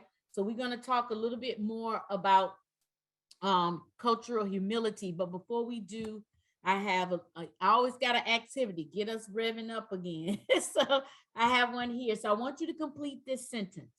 I want to give you a moment to look at that. I find that individuals struggle to relate to differences in our society because. So I want you to put that in the chat box. So if you want to take yourself off mute, you can. Just want to kind of get us revved up. It's a couple other things that we're about to do in a minute. But I want you to fill in the blank or complete the sentence. Excuse me, you all. I'm sorry here. I find that individuals struggle to relate to differences in our society. What are some reasons that people struggle to relate to our differences? Jacqueline said some individuals make a choice to be ignorant to events going on around them. Okay. Jessica said they are closed-minded to change. Debbie said fear. Let's see here, we got a few more. They lack awareness of those differences. Old stereotypes and fears of something they don't understand. Karen said because of the fear of anything that is different than how they grew up. Jim said lack of knowledge and empathy. They will not let go of their own beliefs. I certainly think that fear is a factor. Lack of experience with diverse populations. Fear of the unknown. People are not willing to be open-minded. Lack of knowledge or understanding. Scared of diversity. Self-esteem, more focused on trying to reconcile what's happening with them internally. Esteem depends on being better than. Okay. Some There's a few wonderful more stuff. things, but it seems like biases, social norms, their norms, ignorance. Okay. So it sounds like then, Shanice, it sounds like the overarching premise or theme is fear, bias, different things like that. Just ignorant, don't want to know. Yeah, and that's good. I'm glad you all said ignorant because sometimes people are okay. So go ahead. Somebody said something? I thought I heard something. Did you hear somebody say something, Shanice? I think they were unmuted on accident and they tried to mute themselves right when. Okay. Yeah. Okay. All right, y'all. All right, so we're gonna look at a couple more things and then we got some more activities to do. And so when we think about previous guidelines and practices, did draw on a model of cultural competence, and it did promote cultural awareness and beliefs where the person or the individual, the client is sensitive to their own personal values, their biases, and how these influence their perceptions of the person or the client and the client's issues that they may be going through and experiencing, and also the client or the counseling relationship. So these are previous guidelines. And oftentimes we talk about cultural competency. And one of the things that I want to hone in on, and we're going to talk a little bit more, is cultural humility, because there is a difference. There is a difference. When I think about cultural competency, it's about skill, it's about knowledge. It's also sometimes about awareness and beliefs, and cultural humility is a little bit different. And so I'm going to share that with you in a moment. Also, the other guidelines that drew on the model of cultural competency is also knowledge. It's our knowledge of the client's culture. It's our knowledge of the client's worldview, and also our knowledge on the expectations for the counseling relationship. So we have a knowledge. And when I think about knowledge, knowledge is more about head. It's about analyzing. But then we think about skills. Cultural skills is us having the ability to intervene with our clients in a manner that is culturally relevant and sensitive to the client's issues at hand. So previous guidelines and practices drew on a model of cultural competence. Again, cultural competency is more about knowledge and skill. It's going to school. Many of us took culturally competency classes, and we learn from textbooks. But one of the things that I want to share that I'm very, very, I don't want to say very supportive of is more about cultural humility, because I'm all about humility. And so we're going to talk about cultural humility.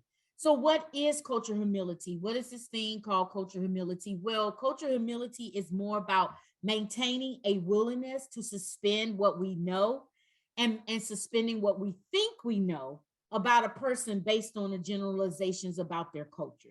So basically, cultural humility is maintaining a willingness. We have to be willing to suspend what we know, because oftentimes, well, I know about that person's culture. I read it in a book. Okay. Well, you can read it in a book, but that doesn't necessarily mean it shows up in practice, right? So it's suspending what we know and what we think we know based on a person, based on the generalization about culture. So we're going to talk a little bit more about cultural humility, and I'm going to give you a definition. This is a definition of cultural humility. Excuse me. I want you to read that definition of cultural humility.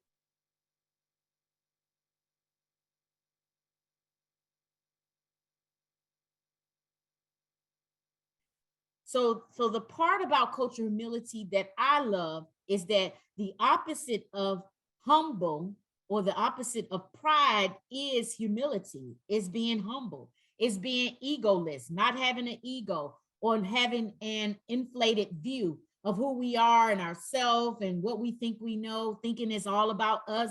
It's not about us. And Mosher talks about the fact that when we are culturally humble, we're egoless. It doesn't have anything to do with us, because when we have an ego, we get inflated, our heads get big. Yeah, I know everything about everybody's culture. You do? Okay, good for you. Then we need to get on your train then, because I don't know everything about culture. I ask my clients, but really when we think about cultural humility, it's taking ourselves out of the picture, because it's not about us. It's about the individual we serve. And oftentimes I tell people that I'm a servant leader. I lead to serve. At the end of the day, it's all about serving my individuals and serving my clients. And one of the things I was just thinking about, if I didn't have clients to serve, then there would be no me, a therapist. I wouldn't be needed. So I think about the fact that clients are the ones that drives the sports, right? And if it wasn't for them, we wouldn't be here. So why am I going to come with some ego and thinking it's all about me with an inflated big head? No, I'm not. Because it's because of them that I am who I am and the work that I do. So definitely, when we think about cultural humility, it's all about being egoless. It's a process that we do on a daily basis. And it also helps us to serve those who are marginalized, oppressed, and vulnerable. And also, when we think about cultural humility, it does not focus on being competent. Think about what something means when you're competent. Cultural humility does not focus on competence or confidence. It recognizes that the more we are exposed, think about it, the more we are exposed to cultures that are different from our own, the better we're able to serve and the better we're able to realize the experiences that other people go through. So it's all about exposing ourselves, especially with those who are different from us. And we realize that the more we are exposed, we realize for ourselves, you know what? I really don't know that much anyway about other people's culture, because it's all about being humble. And people think humble is a weakness, but it's all about taking yourself out the picture and serving individuals. So again, when people say culturally competence, I operate from a level of cultural humility. Again, cultural competence focus more on the work. It focuses more on the knowledge and skill. Cultural humility focus on us developing a strong therapeutic bond with our clients and having a great appreciation of what cultural values they bring to the session or what they bring to the work that we're doing with them. That is just appreciated. Man, you know, Miss Jacqueline, I really appreciate the fact that you brought that teddy bear. I appreciate the fact that you brought a picture of your dad, you know, because that means that, you know, you own the fact that family is all about what you think. Family is great. You know, I really appreciate that you did that, because you bring what you bring, and it also helps and add to people healing, because I get to bring what I want to bring. And it's all about having a greater appreciation of those values and beliefs that people bring to the office or not outside of the office or whatever it is. And it adds to the healing process. Also, it helps us learn about the uniqueness of the individuals we serve, and we rely on learning from our clients while also empowering them to become an equal partner in treatment decisions. Remember, we was talking about earlier, it's a ladder relationship. It's not a power imbalance, but them becoming an equal partner with us and we with them as it pertains to treatment, okay? Because we're partners. I kind of operate from the motivational interviewing, the spirit of motivational interviewing. It's called PACE. And the first part of motivational interviewing, the P stands for partnership. The P stands for partnership. The A stands for acceptance. The C stands for compassion. And the E stands for empowerment. It used to stand for evocation. Now they've changed it to empowerment. So all of this is really important for us to consider. So instead of being culturally competent, we're culturally humble, okay? So you can read this. And one of the things that I'm very, very mindful of as I serve clients, I'm not for my clients, I'm with them. I'm not for them, I'm with them. So I bring myself to be with them and to be a part of their world. Instead of being for them, I'm with them. So you can look at cultural humility as an important part of our orientation to the client. It also affects how we connect with clients, and it facilitates an ongoing relationship with them, and that cultural understanding. We have a cultural understanding which provides opportunity for us to deepen the process and the journey with them. So being culturally humble is an important part of what we do. Instead of being for our clients, we are more or less with them, being with them instead of being for them, okay? All right, so how do we cultivate cultural humility? Practice viewing our own culture as being unfamiliar. Now, some people might say, okay, I know about myself. Oftentimes we don't know a lot about our culture, so we have to become acclimated to our own culture. How do we practice cultural humility? Listening with genuine curiosity. Tell me a little bit more. I want to hear that. What's your story? I'm curious to know then, Miss Amy, I'm curious to know a little bit more about you. Shanice, I'm curious to know, what that means to you and what you're bringing. So it's all about listening with genuine curiosity. Now, some people might say, you just being nosy. Nah, you ain't being nosy. You're listening with genuine curiosity. We're open to adjust our own way of thinking. We also comfortable with discomfort. We have an attitude of gratitude. And the most important part of cultural humility and the way we cultivate it is we put the relationship first. It's not about billing. It's not about diagnosis. It's not about treatment. It's putting the relationship first, right? And we have to think about growth and journey, not setting goals. It's about growth and journey, not necessarily all about goals, okay? So cultural humility put us in that mindset, okay? I'm going to go to this because I want to share with you just briefly why I'm all about cultural humility. So there was a research done, and Moser did a research on cultural humility.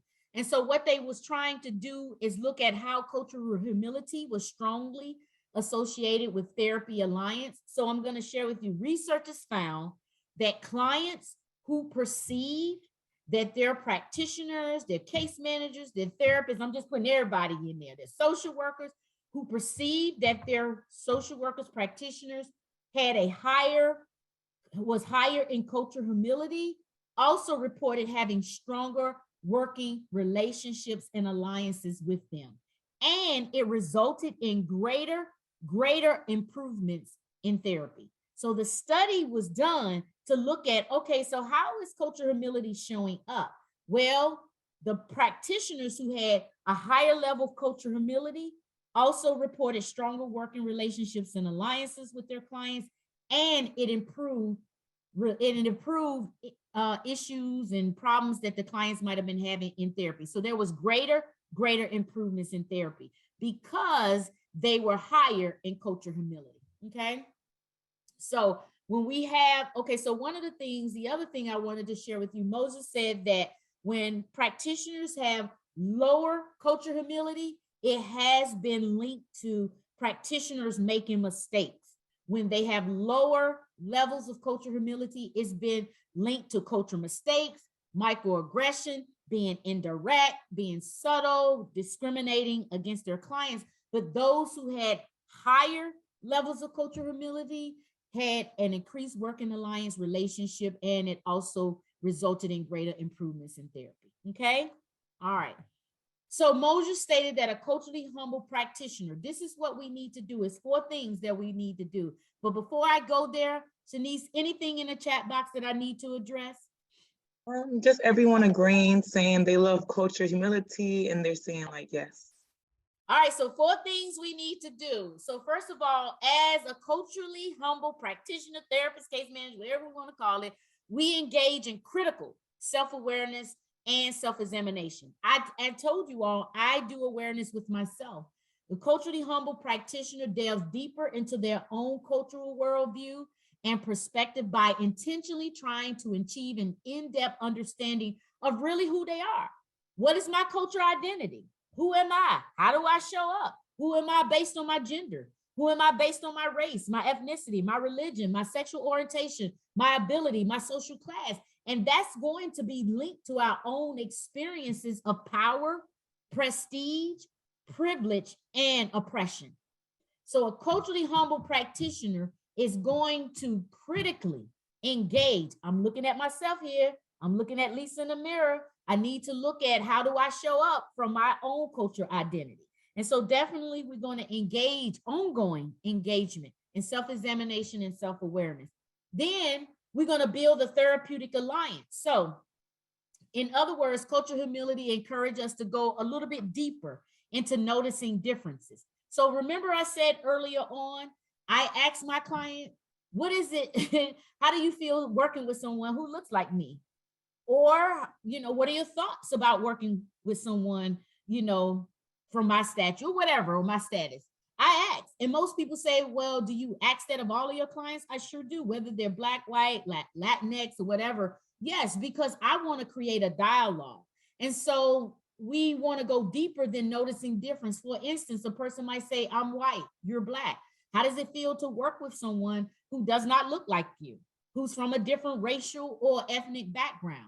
And again, I ask that of clients who do look like me. How is my experience as a provider linked to power and prestige or privilege? How is my educational attainment linked to imbalance? So all of those things are things that we certainly need to think about. I'll give you an example. So I was in a training a couple years ago, and a person was doing the training. And so she asked her client, she was a Black therapist and her client was Jewish. And so she asked her client, she said, I have a question for you. And this is where I got it from. She said she asked her client, how does it feel working with someone that looks like me? So they had a conversation. The client turned it around.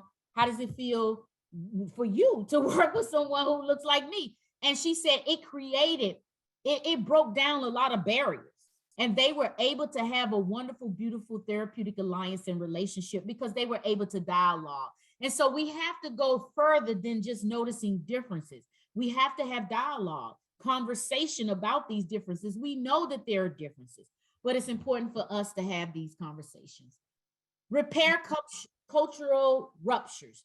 There have been ruptures in our culture. So we are educators. We educate, we model, we share. And so one of the things that we can begin to start doing is to repair cultural ruptures. We can set up a therapeutic environment that is culturally safe. It alleviates client concerns about sharing who they are, their cultural identity, make it welcoming. Because when we think about repairing cultural rupture, it is the building block of cultural humility. We have an opportunity to start rebuilding or to build what has been torn down, what has been destroyed. We have an opportunity to do that when we're open to have these conversations. We identify in the session our own limitations. We're open from feedback from our clients. I often ask my clients, what kind of feedback would you like to give me? And I take whatever feedback they give me. So being humble towards a person's culture involves letting go of one's desire to remain the expert in the room in exchange for just having a transparent relationship that invites clients to really talk about their experiences and to talk about their issues and their problems. One of the things that someone said to me, there are 2 experts in the room. We are the expert on our knowledge and skill. We all went to school, but our clients are an expert on their lives. We don't know their life. We don't live with them. We don't go home with them. We don't eat at their table. We don't cook their food. We don't wash their dishes. We don't wash their clothes. They're the expert on their lives. Okay, so they're the ones that's going to lead the session. Okay, and then we can navigate value differences. If we are culturally humble, we understand our own cultural worldview, we understand our own cultural values, and the cultural background and experiences that underpin our own values. And so we can have a chance to navigate those value differences. We all come with different values. Our clients do, we do, but it's also important for us to operate out of our own lens and to really, really begin to start navigating. Yeah, there are some value differences. I recognize that. We own it. And we're not going to go back and forth on it, but we also want to make sure that we validate. And that's also going to help the therapeutic bond and the alliance with the individual. Because the ultimate goal of anyone, if you're going to therapy or if you're doing case manage, is to strive to do work that fits within the scope of the client's lens.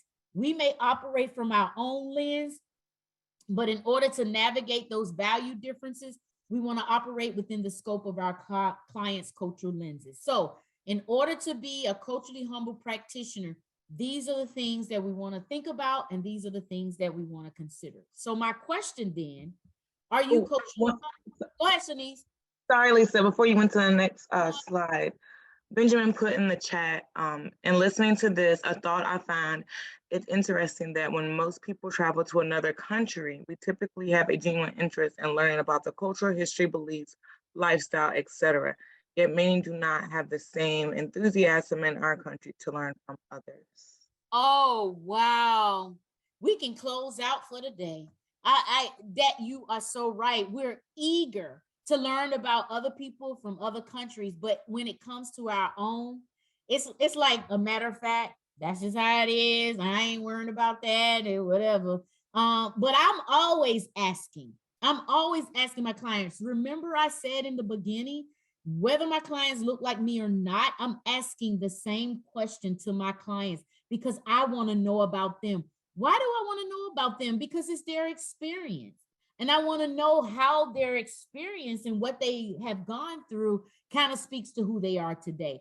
Shanice, anything else in the chat box before we move on? Yes, we just have everyone, a few people agreeing, saying yes, and then someone says it all starts at home. It does. It does. So we getting ready to do an activity in a minute after we get through this little short part here. So my question is, are you culturally humble?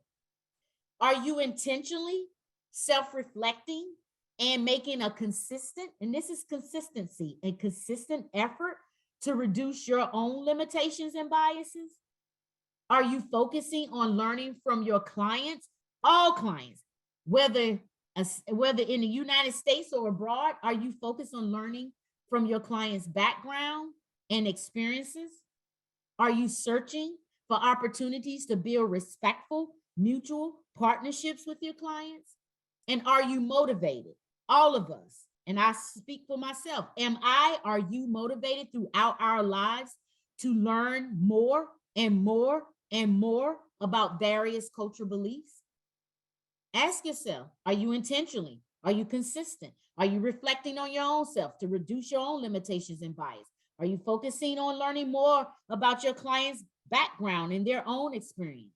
Are you searching for opportunities to build respectful mutual partnerships? And are we motivated throughout our lives to learn more about various cultural beliefs? So here are some questions that I want us to think about.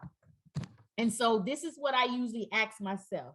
So ask yourself, and if if Shanice, if you want me to send you these questions, I'll send them to you, but I got to read them so I can give you all the right questions. So these are the questions I ask myself. So this is in my head, y'all. This ain't out, but this is in my head. So my question is, what is it like to be this client who's sitting in front of me? What is it about this client in front of me that makes them culturally unique? What aspects of this client's cultural background are important to them? How does this client's culture impact their reasons for showing up for services or attending counseling?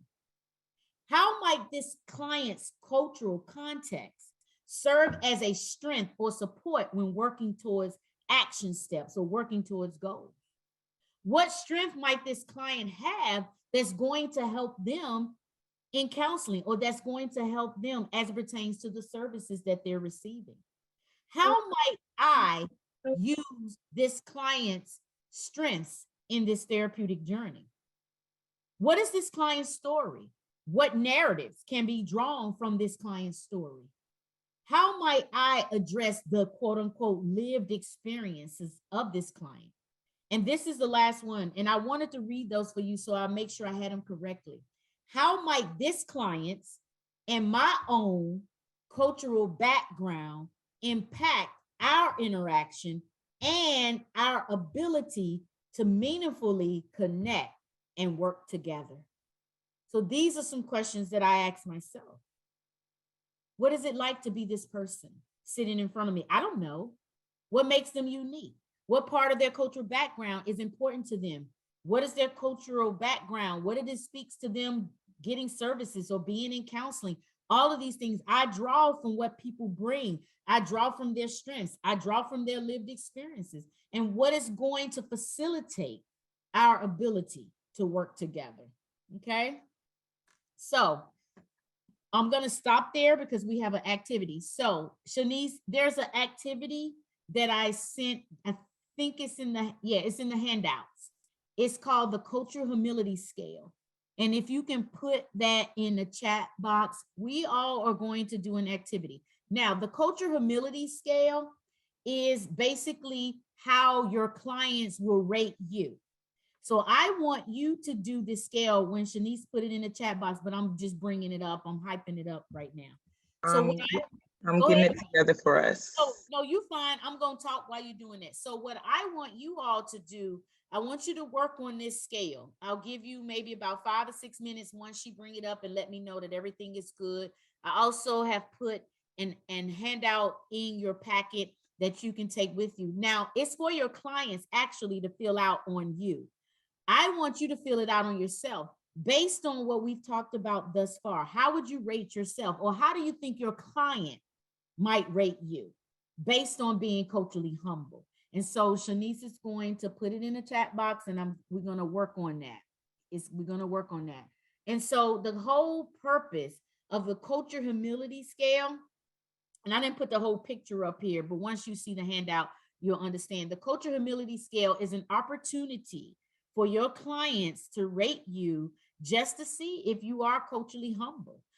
Now, if you want to give it to them, you can. I got it from the National Council for Mental Well-Being. They came up with it. It's not my scale, but I wanted us to really, really look at it because it's very important for us to really consider, am I really culturally humble?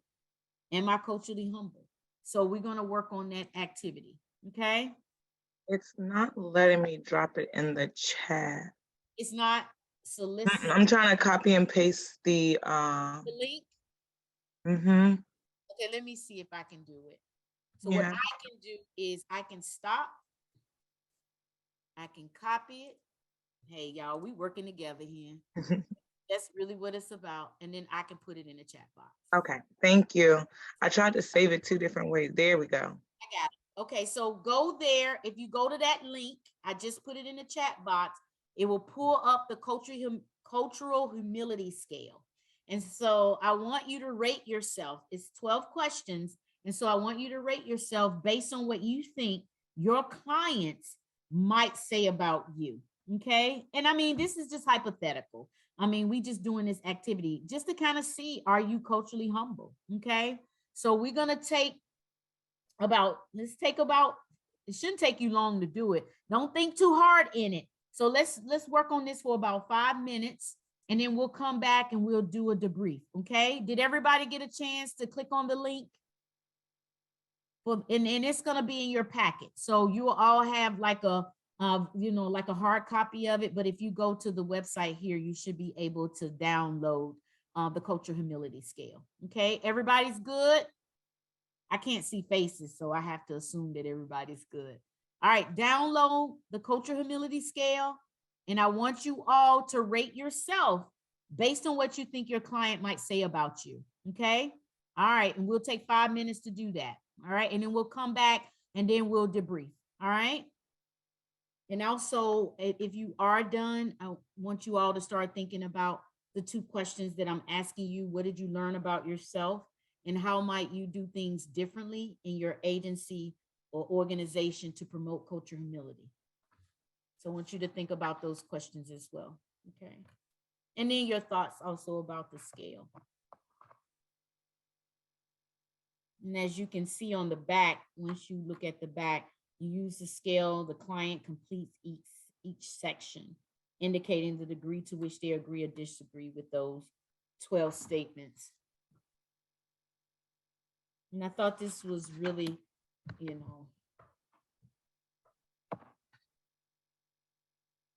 beneficial to be able to kind of look at some of those things. All right. Shanice, anything in the chat box that we need to look at? Yes, so we have a few people's scores Okay. that they put in the chat. Okay. But Jim said, unfortunately, since you have the positive and negative statement on the same scale, you can't really get a true average unless you flip the negative statement answers. Okay. Okay. Well, I didn't create this. I just thought it was something good to look at. Thank you, June. All right. Anybody else want to share anything about the scale? What did you learn? What things you might do differently? Along with people putting their scores, Miriam said, it is needed for any and all counseling approaches because in some way, every client is culturally diverse from us. And Jim said it's great for self-awareness and reflection, and then a few more scores in there. Okay. Okay. All right. Yeah, I did mine too. I did mine too as well. Because I also want to look at the fact where I am short. But I get what June was saying as well. Definitely. Any other thoughts about this cultural humility scale? And again, I gave you the link so you can go and print copies if you want to implement it in your agency, organization, but definitely it just gives us a premise of what to look for, what to look out for as we're serving our clients. Yeah, one of the things that I reflected on with the scale, it really helped me to go deep and to be honest, because when I reflect on myself working with clients, individual or group level, it just lets me know there's always more work for me to do and to get better. Yeah. Better. Right, Miss Jacqueline, the same here.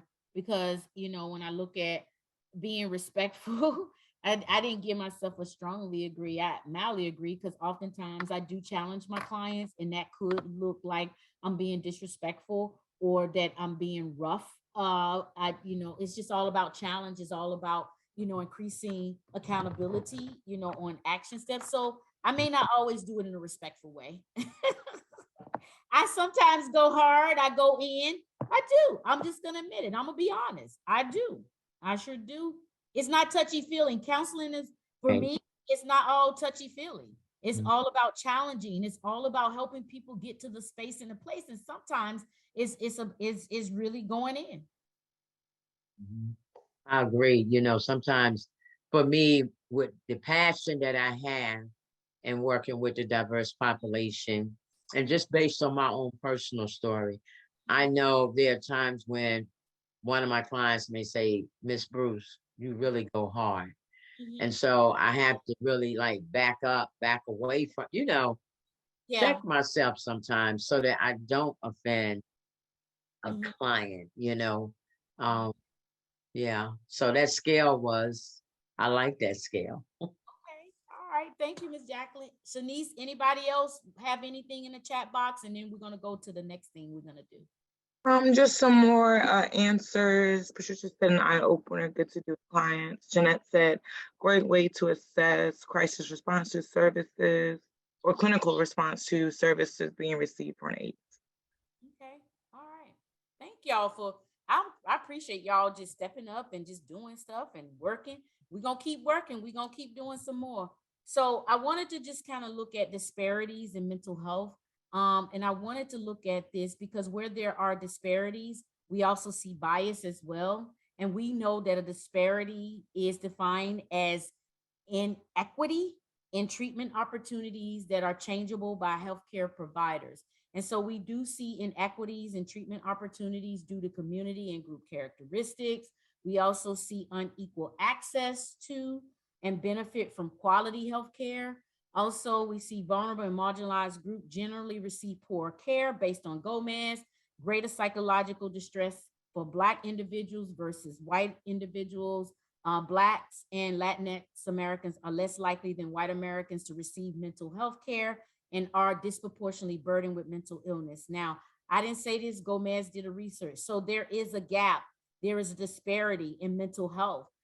What do we do about this gap? How do we fill the gap? I'm asking us. When there are disparities, there's going to be bias. So what do we do about a gap? How do we fill the gap? And one of the things that Gomez talks about is that Black Americans, we talked about this, are also less likely to trust treatment options that are created and delivered by members of the dominant culture, typically white individuals. They may see therapy as a form of cultural oppression. Oh, they just try and tell me what to do. I can't use church or prayer as an intervention. I can't use those home remedies that's been passed down, so I'm not going. So again, some people might see it as cultural oppression. And so we know that when there is disparity, there's gonna be bias. So how do we fill the gap? What do we need to do to fill the gap? I'm asking, what do we need to do to fill the gap? I think get understanding. If we understand like the cultural aspect of it, then we can use some of those things that have been historically used as a means of a coping strategy, a way to increase serotonin levels. If this is your familial norm, then if we're talking about using person-centered therapy, then we just need to use their strategies that work best for them. But in order to do that, you got to understand them. Yeah, thank you. And I meant to, and I do apologize to you all. I meant to ask you, is it okay if I call y'all Miss? I should have asked you all that first, so I do apologize. So is it okay if I say Miss Tiara? Miss Oh Jackson? yeah, it's Okay, fine. Miss Miriam, Miss Amy, Miss Shanice. So I should have asked you all that, but you're right. I heard exactly what you said. Yeah, we got to fill the gap. There's a big gap. It's huge. The gap is huge. And when there are disparities, when there's a gap, we also see bias as well. Yeah. Anybody else? How do we fill the gap? What do we need to do? You know, when I think about filling the gap, wow, when I think about filling the gap, it's like, I think that my first thought is, will it ever happen?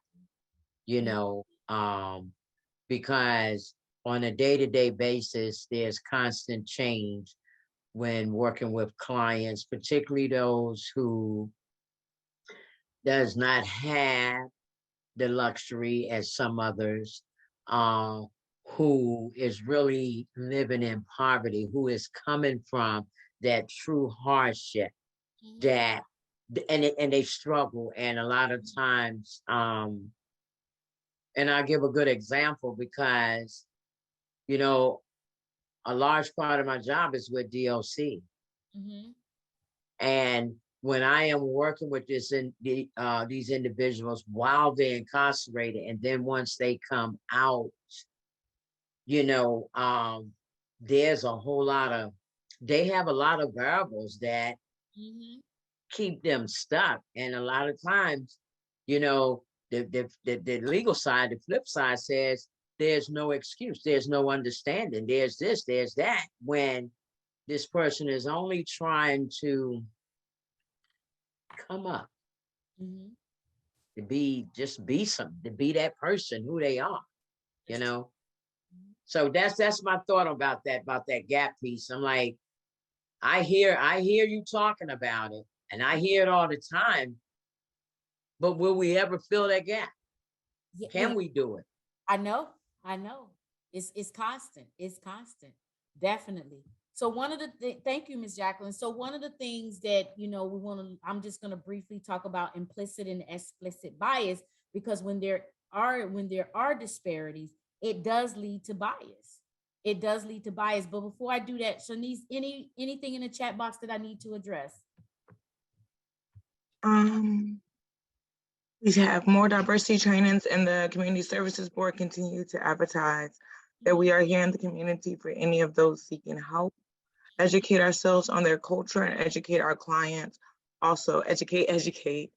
And I think it's about knowledge and awareness. Yeah, everything you all said. So I implicit. want to add something. Oh, go ahead, Ms. Jacqueline. I want to add something to this, and I think this is major, right? Because this is my belief, right? Whether it's therapists, whether it's the CEO, counselor, peer support, whatever that might be, right? And I just believe the greatest professional in the world is those who can really reach people, right? Reach that population. The other thing I wanted to add to that is that it takes a great commitment to pursue the common goal and getting the client to the next level. And what I mean by that is I have to be really vested to this field, right? Yeah. Because it takes that. It really takes that. And sometimes it takes, because not sometimes, most of the time, it can take a duration just for one individual. But am I willing to take that? Am I willing to do that? And there's a lot of agents say, okay, we got to cut this off because it doesn't seem like nothing is happening here. Right. You know? Yeah, I hear you. I just wanted to add that. Thank you, Ms. Jacqueline, for adding. I really appreciate it. So we get to implicit and explicit bias. Implicit bias is what we have on the subconscious level. Oftentimes we don't know that it's operating. And so sometimes people choose to conceal their bias because sometimes they don't know. And sometimes they conceal it for social and political correctness. And also implicit bias are just a product of what we've learned from long ago. It's learned association and it's social conditioning. And oftentimes when people have implicit bias, it's subconscious. And oftentimes we don't know we're operating from that level. And sometimes we may be unaware that it's there, but it's there subconsciously. Explicit bias is what we do on a conscious level. And it's the attitudes and beliefs that we have about people on a conscious level. And much of these issues or these biases in our expressions arise from direct result of perceived threat. So I know a person, and he was telling me it's a Black male, and I know I'm just giving you all stories. He said that he was walking down the street one day, and some white people was walking toward him. Don't you know they crossed to the other side of the street? Because explicit is the conscious level, because we perceive that there is a threat. And so they literally walked to the other side because they thought that they was going to be threatened. So that's, that's what happens is what we do on a conscious level. One of my students, years ago was telling me, when 9/11 happened, her family is from the Middle East. She was bullied in school because they said that her uncle was Saddam bin Laden and all of that. So, and they perceived her as being a threat because she came from a Middle Eastern country. So it's what we do to people on a conscious level because we feel like it is perceived threat. It ain't no threat, it's just a perceived threat, right?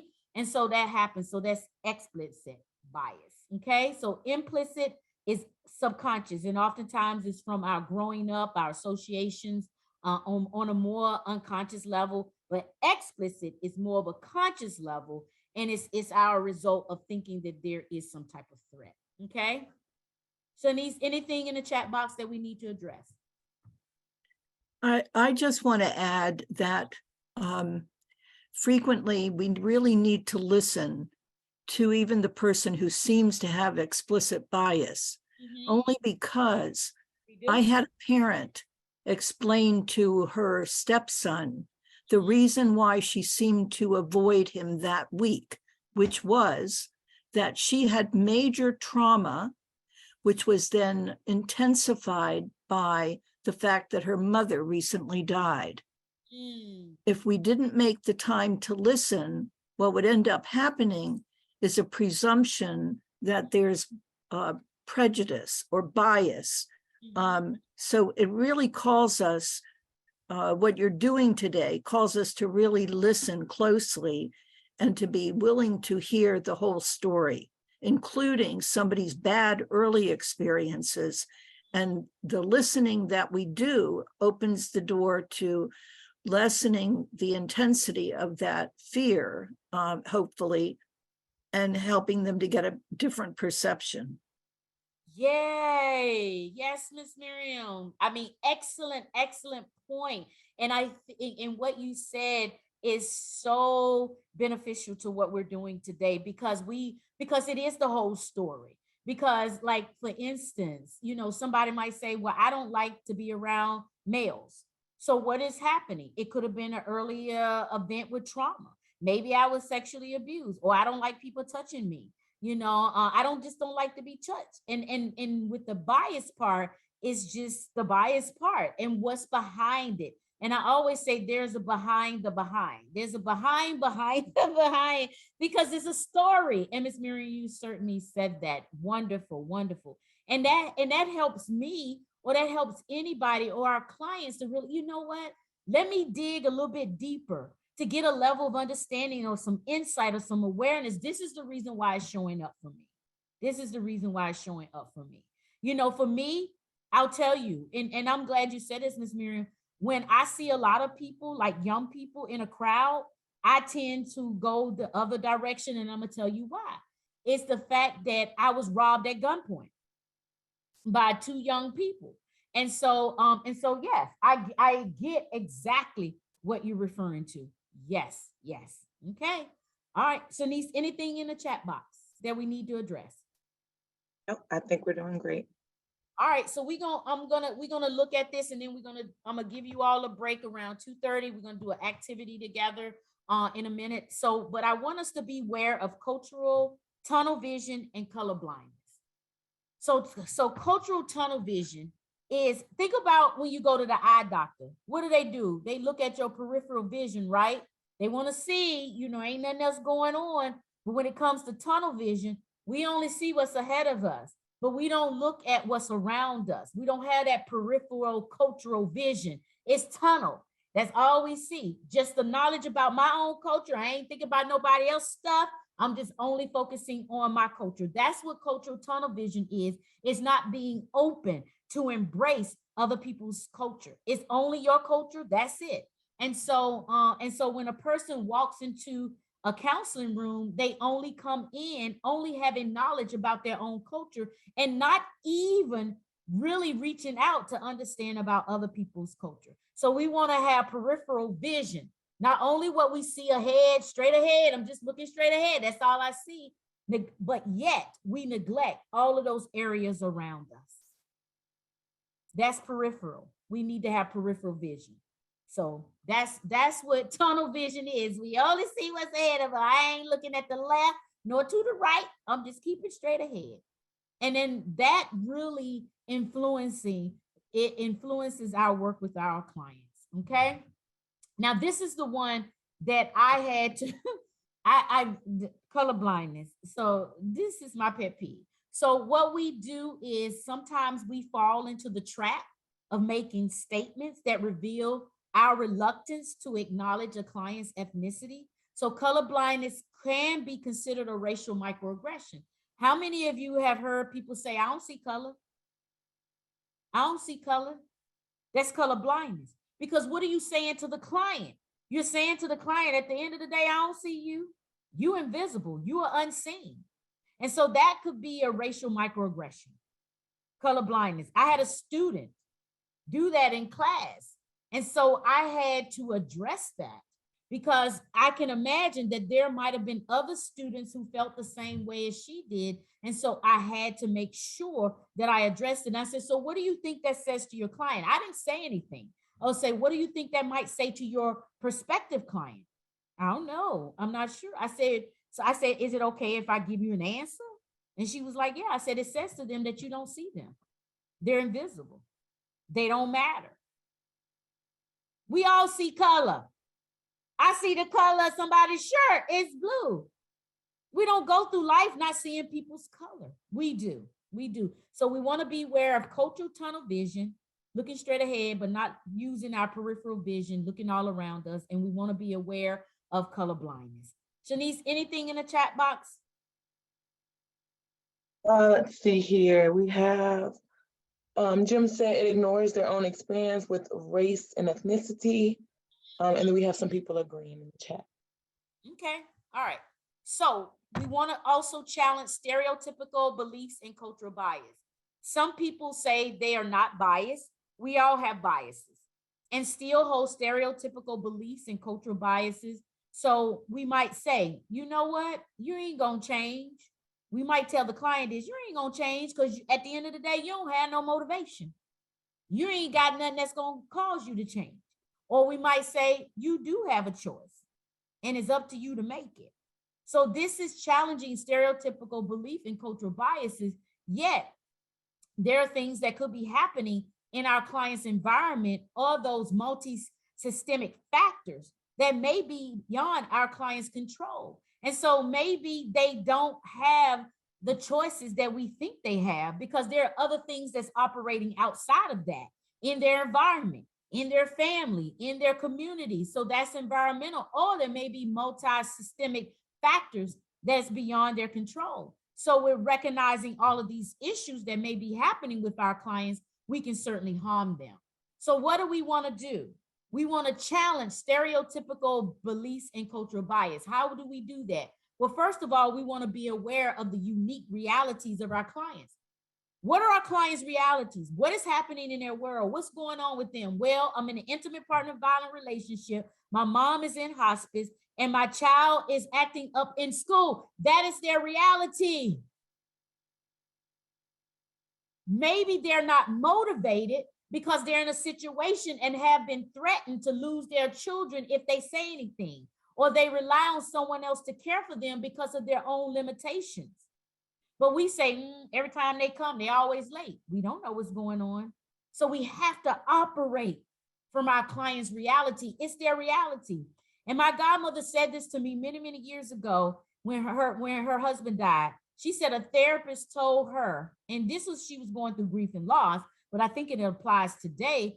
The therapist said, never let anybody deny you your reality. Never let anyone deny you your reality. So when it comes to the clients, I say that to my clients all the time. Never let anybody deny you your reality. It's your reality. So we have to be aware of the unique realities of our clients. We don't know what's happening in their world. Maybe they can't take their medication. Well, you just not compliant. You're supposed to be taking your medication. Maybe they can't because they don't have nowhere to store it. Did we ask? Did we ask? Did we delve into their reality? No, we made an assumption. We made an assumption.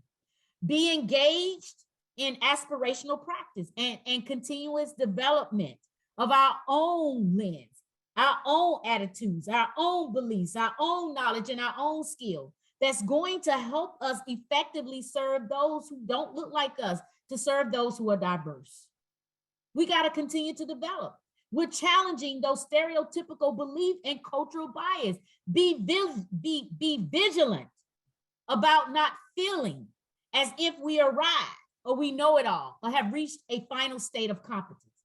Trust me, Lisa Khan is standing before you. I do not know it all. I'm still learning, I'm still growing, and I'm still developing. I don't know it all. So I have to be vigilant. And sometimes I have to go ask people who I work with, my colleagues, tell me what you see in me. Tell me as a therapist, what do you see? Let me know, and they'll tell me the truth. I had one of my friends, she told me something. Did I like it? I sure didn't, but she told me. She told me. She said, you going too far with that, but she told me the truth. What we have to do is make sure that we don't become too narrow-minded in the work that we do. And we need people who are going to hold us accountable when we become narrow-minded. Tell me, I ain't doing right. That's not grammatically correct. I ain't doing right. Tell me. Let me go back to the drawing board here, because something ain't right. Something is amiss. And I need to work on that. Okay. So we have to challenge stereotypical belief and cultural bias. We have to challenge it within ourselves. And then I might go to Shanice. Shanice, what did you see in me? Please, let me know, share with me. Go ahead. I got to take it. I got to take it, because then if that's showing up with Shanice, then I'm showing up like that with my clients. No, you didn't go there. Yes, I did. I did. So I need to know. I need to know so I can get back on the drawing wheel. So this is, this is what I always say. And this is what I tell people all the time. I said, Lisa is a work in progress. Have you ever gone to a construction site and you see that they have hard hats on and then they see the yellow tape under construction? Well, that's me, y'all. And I'm just being transparent. I have yellow construction tape around me. And you know what? I will continue to have yellow construction tape around me until the construction site closes down. So you get what I mean? That means that every day I am a work in progress. Miss Jacqueline, you want to say something? Because I see you in the background. Girl, you got me fired up over here, girl. I'm sitting here just taking all of this in, and I'm tell you right now, whoo, Lord have mercy. You ain't said nothing but the truth, right? And that's the way, and that's how I think. It's like cleaning me up.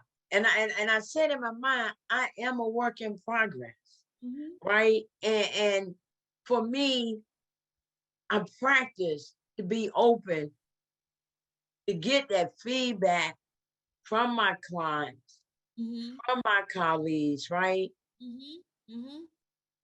I mean, so what you're talking about is just so powerful. You know what I mean? And one of the things I wanted to say was, because we're talking about this, the bias and the client, and the client coming in late all the time, or the person saying the client never changed, or what, whatever that reality is for that client, is that one of the things I just thought about, it just like ding dong. It's like, first and foremost is that I got to build a trust rapport with this client.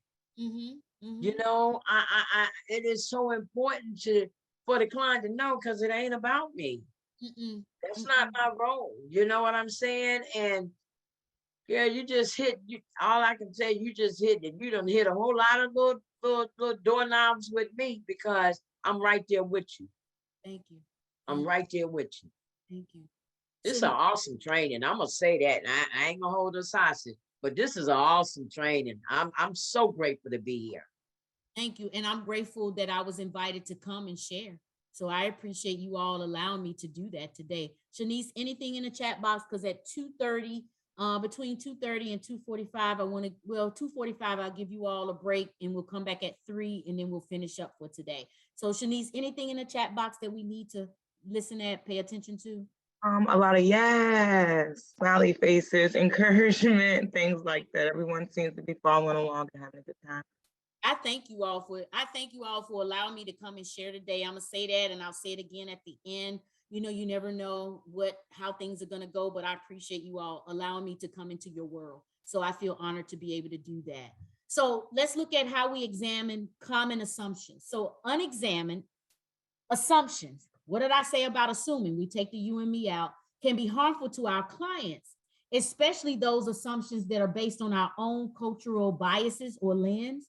And so what we have to do is acknowledge that we do every single day. We bring our biases, we bring our assumptions, we bring our stereotypes and life experiences to work. We don't leave them at the door. When we walk through the door, we bring them with us.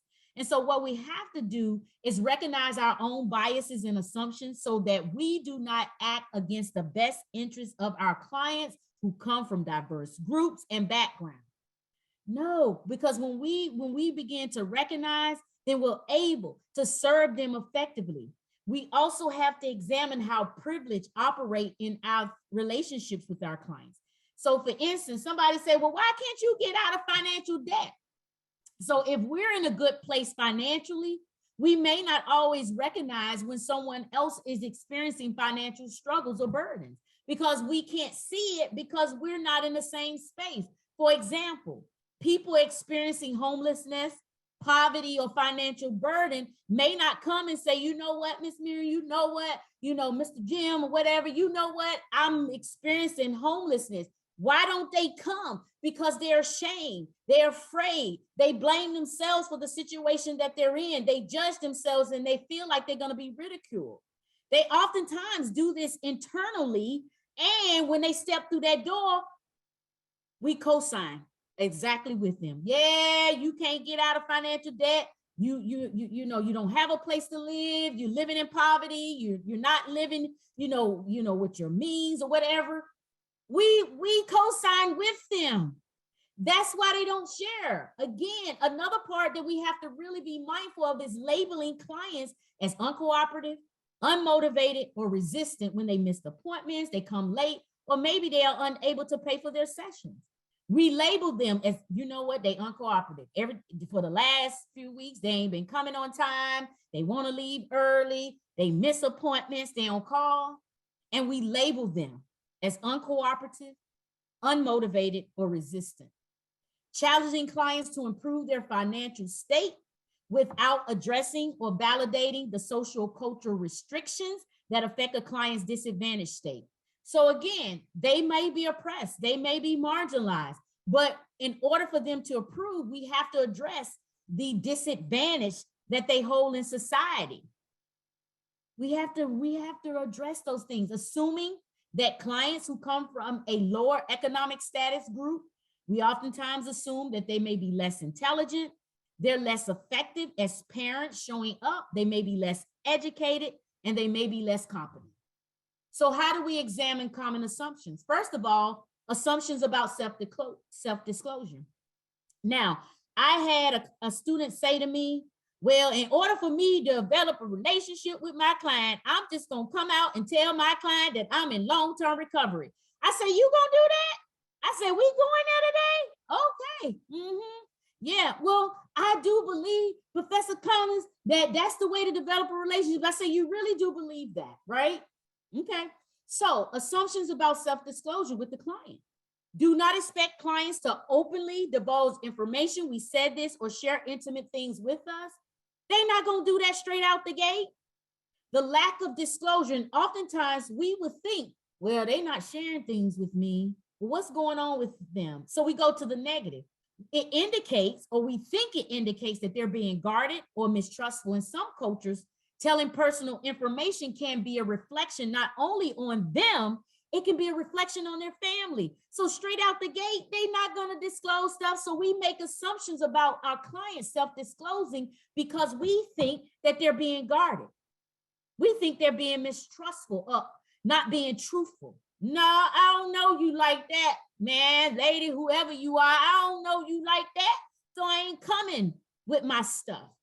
We just only had 2 sessions and you expect me to tell you everything? So I give my clients an opportunity, and sometimes it takes 3 or 4 or 5 sessions to develop that before I start jumping into goal setting, especially my clients who pay for services themselves. Now on the insurance company, that's a whole nother training for a whole nother day. Then assumptions about directness and respect. Being direct and assertive can appear to be rude in some cultures. If we can't be patient with our clients, then we can lose them. Lack of assertiveness from a client is not pathological, and it could just be a sign of respect. I'll give you an example. Well, I'll go to that in a minute. I'll tell you. Assumption about self-actualization and trust in relationships. What is trust built on from the client's perspective? When building a relationship with the client, we must consider the culture in which they come from. We should also focus on self-actualization without considering the impact. We can't just focus on it. Sometimes we focus on it, go back to the client in the middle, but all of the other influences from their family, their friends, their loved one, their partners, their church, and their community, there's going to be some influence. And this is the one that I love. Assumption about non-verbal behavior. Lack of eye contact. Silence is not being dismissive. It's not being disrespectful. In some cultures, it could be a sign of pause. It could be a sign of respect. It could just be a sign, I need to rest. Because you done asked me 10 questions here. So now I got to take a break to figure out where to start. It is important that we acquire sensitivity to cultural differences to reduce the probability of misdiagnosis, miscommunication, and misinterpretation. I'll give you a brief story, and then we'll take a break at 2:45. So this is a story. When I grew up, my grandmother said to me, never look a white person in the face. So I grew up walking with my head held down. So I used to walk looking at my feet. And people would say, well, why don't you make eye contact? I was never raised that way, but people thought I was being disrespectful. People thought I was being rude, but that's how I was raised until I learned I can look people in the eye. Yes, I did. For a long time, I would walk with my head held down. And not until I got into college that I understood that I can have eye contact with other individuals. But my grandma said, don't ever look a white person in the eye.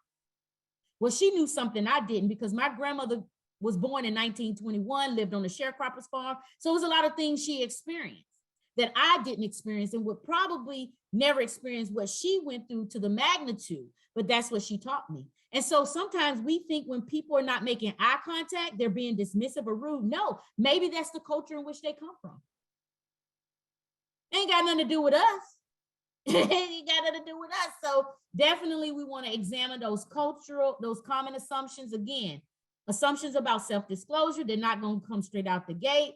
Assumption about directness and respect. Sometimes we're a little bit assertive. In some cultures, maybe passive. We also want to look at trusting relationships. They may have other people feeding into their story. And then we also make assumptions about nonverbal behavior. Shanice, anything in the chat box?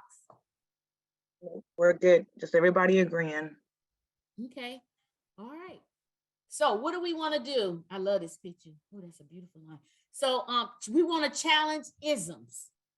That's the other thing we want to do. We want to challenge isms. We must challenge isms that create separation. We want to challenge those isms that create discrimination, bias, and prejudice. We have the ability, all of us, everybody. Not only are we counselors, therapists, social workers, we're also educators. We're also coaches. We're also advisors. We're also role models. We're also mentors. We're also consultants. That's not the only thing that we do. We're not just counseling. We can be other things. Our voices can be heard to dispel those isms. When I see something, I say something. I stand up, I speak out, and people don't like it. I challenge those who continue to fuel isms. I don't ever get invited back to places and spaces because I'm going to challenge it, because it creates separation, discrimination, prejudice, and bias. So we have to begin to start speaking up, standing up, speaking out. I tell people all the time, what you do after 5 o'clock is your business. Some people say, well, I can't say nothing because I work for this agency. Okay, after 5, they don't have tabs on you. You can go down to the Capitol in March. That's up to you. If it's after 5 o'clock, you ain't on nobody's clock. So we have to begin to fuel. We have to begin to minimize isms. What are some examples of isms? Racism, sizeism, classism, ableism, heterosexism, ageism, sexism, accentism, colorism. We have to begin to start challenging these isms, okay? So we're gonna do breakout rooms to give you all a chance to talk with one another, and I hope you all can see these questions here. I put in the chat box the link to Sneetches. You know what? Don't laugh at me, y'all. For a long time, I was saying snitches, and somebody said snitches get stitches. So it's Sneetches. So we're gonna do breakout rooms. I'm gonna give you all a chance to work together in a smaller group to talk about Sneetches, to read it, and kind of it really fits into what we're doing today. And when you all come back, we'll talk about just kind of moving forward with the other things that we're gonna do to finish out. One of the things I do want to let you all know is that we won't get to the case scenarios today, but you can, when Shanice send them out, you all can look at them. But because the last part of what we're going to do is really look at microaggression, talk about that. Also, yeah, that'll probably be more or less the other stuff. And the 4 eyes of oppression, we'll look at that as well. Because it's for some reason we can't upload stuff in the chat box, so we won't be able to do the case scenarios. But I think we've had a lot of stuff that we've done today that kind of help us, kind of solidify what we're doing. So if you go to the chat box, there's a link there, and I'll put it again. You can download Sneetches. Actually, it's a good reading for children and adults, but it really talks about the Starbelly Sneetches and the ones who didn't have them. And so it really speaks to what we're doing today, multiculturalism, and how we exclude people, how we internalize that exclusion. So this is what we're going to do. Shanice, you want to go ahead on and do the breakout rooms? Yes, I'm going to set up, how many did we say? 12? Yeah, 12 rooms. It'll be about 5 people in the room. All 5. right. Yep, we're gonna do breakout rooms, everybody. So let's take about 2:46 and just have a discussion because we're getting down to the wire here. So let's take about 16, 17 minutes to read and to talk about Sneetches. And so here is the questions that I want you all to discuss together in your group. We'll come back and briefly talk about it, and then we'll get down to the rest of the stuff that we're gonna do. And do that. So I think most of us are back. And so what we're gonna do is if anybody wanna jump in and kind of share, but before we do that, I wanna ask everybody, so we're getting down to the wire. So I wanna ask you all, what do you need? So we have a couple more things that we needed to do, and we're not gonna be able to get to everything. So I wanna ask you, do you all want me to go over the 4 eyes of oppression, microaggression, or just do a closeout? So y'all can be thinking about that after we go through the Sneetches activity, and you can let me know what you all need, and then we'll do that, and that will be our final thing for today. Okay. All right. Okay. I'm seeing some things, and I'll have Shanice let me know what you all need. 4 eyes of oppression, microaggression, and closeout. We're still going to do a closeout, but I just want to know what you all need. Somebody said a closeout. Yeah, we have a few microaggression, a few closeouts. Okay. Well, microaggression is not going to take that long. It's only going to take maybe about 5-6 minutes to do that, and then we can do the closeout. Yeah, microaggression. Okay. All right. So the first question is, and anybody can jump in, what do you think the story says about the characteristics that make us define groups in our society? So one person, it doesn't matter who it is, one person can jump in and just give an answer if you want to. What do you think the story says about the characteristics that make us define groups in our society? Anybody can jump in. One person. I think one of the helpful things that our group talked about was just how superficial and how some of the things that we use to differentiate ourselves from other people really lack substance and don't actually say anything about the different groups of people. It's very superficial. So like me having a star doesn't say anything about who I am as a person, my likes, my dislikes, my values, but you're taking this like one physical kind of, attribute that I have and saying like who I am as a person or how worthy I am. And so we talked about just how superficial some of the things that we use to separate ourselves are. Okay. Thank you for sharing. So the second question is, the Starbelly Sneetches taught their children to discriminate against others different from them. Do you think that our society teaches children to discriminate? If so, how? And what are the reasons our community teaches children to discriminate, and what might be the end result? Anybody want to answer that question? I kind of wanted to comment on all the controversy. I forgot the woman's name that was in my group. We went and looked it up about Sneetches and, and how they're not allowing it in the school because it teaches discrimination. And I'm like, it's easy to title something. It's not teaching it. We're educating. It's like we'd like to try to act like it doesn't exist as opposed to educating. And I personally didn't see anything wrong with something. I thought it would be a great activity to teach the kids of any age. I do too. That, so for people, and it's just, you can almost imagine the people that have such a problem with it. because then you might have to look at yourself, you know, so, but I thought it was a wonderful activity of any age, especially the kids. Miss Jeanette, I agree with you totally. And that's why I usually do this activity, because it gives us a chance to dialogue about what we're seeing and what we're experiencing. And I would use this again and again. And sometimes I have to use it with adults too. And again, it goes, but we were talking about the hazing. Yes. I know in one part of North Jersey was a big thing that came out, and there's a couple of schools that, you know, where we kind of said it wasn't hazing anymore, you know, but it's exactly what it is. But it's those certain areas that you're surprised that they just want to keep things covered up and hush hush. Reminds me of, you know, years ago, what goes on in the home stays in the home. Yeah, and you create so much trauma that you're suppressing instead of dealing with it, you know, and eventually it bubbles over, and, you know, then everybody has to recognize it. So I just think education is key with anything. And this generation, as opposed to when we were raised, are totally different. They're all about knowing and understanding. So let's educate them. Yes, let's educate. Let's educate. Thank you. So the third question is, what kind of stars do we have in our society? Anybody want to grab that one? Before anyone grabs it, we have a question in the chat. Benjamin asks, what is the difference between microaggression and passive aggressive? Benjamin, can you hold that question, because we're going to go over that after we kind of get through this. And I'll definitely, because everybody asked for microaggression, and I will share with you what that is. Yeah, he put a thumbs up. He can't wait. Okay. All right. Now, since I'm not going through all of these questions, anybody want to grab any of these questions and just share briefly what you all thought about this whole activity? If you want to take a question, I can actually read them. If you want to just move on to the microaggression, I'm fine with that.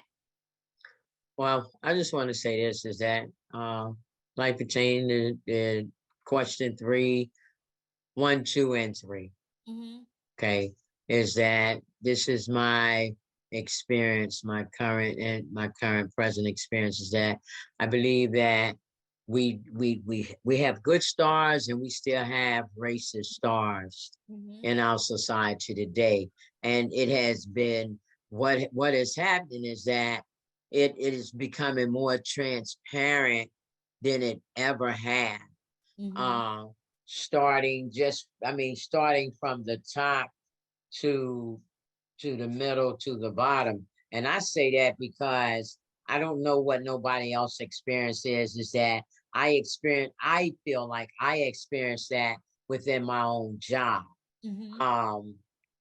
Also, you know, I was that child that grew up, and the blacks on one side, the whites on the other side, right? And so, yeah, I believe we still have that. We got those kind of stars. Not everybody is that type of star, and that's discriminating, but there's a whole lot of discrimination that I know that I see. And not just that, I'm talking about just being black, being gay, all of that. You know, I have to really walk around and really, really be careful, you know. And I'm gonna just share this, and I'm gonna move on. I had a big event at my job not too long ago pertaining with some of my clients. And one of the things, and I tell you, this is my truth, the fear for me was based on the guest speaker we was going to have at the event. And the first thing I said to my supervisor was like, I don't know if I'm going to be received based on the fact that I'm gay, right? Because this was a local government, you know, this was a government person. However, it didn't turn out like that. But I'm just talking about based on my experience and all of that. And I mean, it worked out well. The end result was good, but you know. Anyway, that's what I got. All right, Ms. Jacqueline. So you all want me to do microaggressions. So I'm going to stop sharing this unless somebody else has something else to comment, because I do want to get to the microaggression piece, because people are asking for that part. And so let me pull my slide up again. And if you all have something you want to share, you can. If not, we're going to go on to the microaggression piece. Okay. Is that okay with everybody? And that's not going to take long. One of the things I will send out to you, or Shanice is going to send it out to you, is the handouts. And so you'll get this in the handouts. But one of the things I do want to kind of bring your attention to quickly, in the handouts, you'll see a addressing model.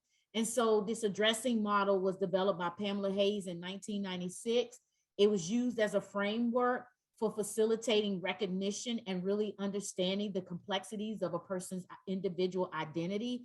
And it really contributes to all of our understanding of cultural identity. So acronym addressing. So it deals with all of these things right here. So you all going to get this in your handouts.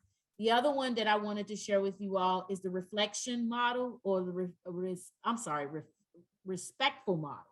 And so the respectful model was developed by Dr. Micah Andrea and Judy Daniels in 1997. It influences the way people learn to view themselves and others. It affects the way clients and mental health practitioners construct some meaning from the different challenges and problems individuals present in counseling or in our work with them. So both of these models are really great models, the addressing model and the respectful model. So I wanted to share that with you all, and y'all are going to get those in your handouts, okay? So let me go to, and this is just some decision making. So you all talked, so I told y'all we had a lot of stuff left, but we're going to go to microaggression. And the reason why, everybody pretty much asked for it, but it is not going to take me long to do the microaggression piece. So when we think about microaggression, it's subtle. It's a subtlety in the way people respond to other people. And so one of the things about microaggression versus passive aggressive is a form of communication. It's how we communicate with each other. So some people are passive aggressive, some people are passive, some people are aggressive, and then other people are assertive.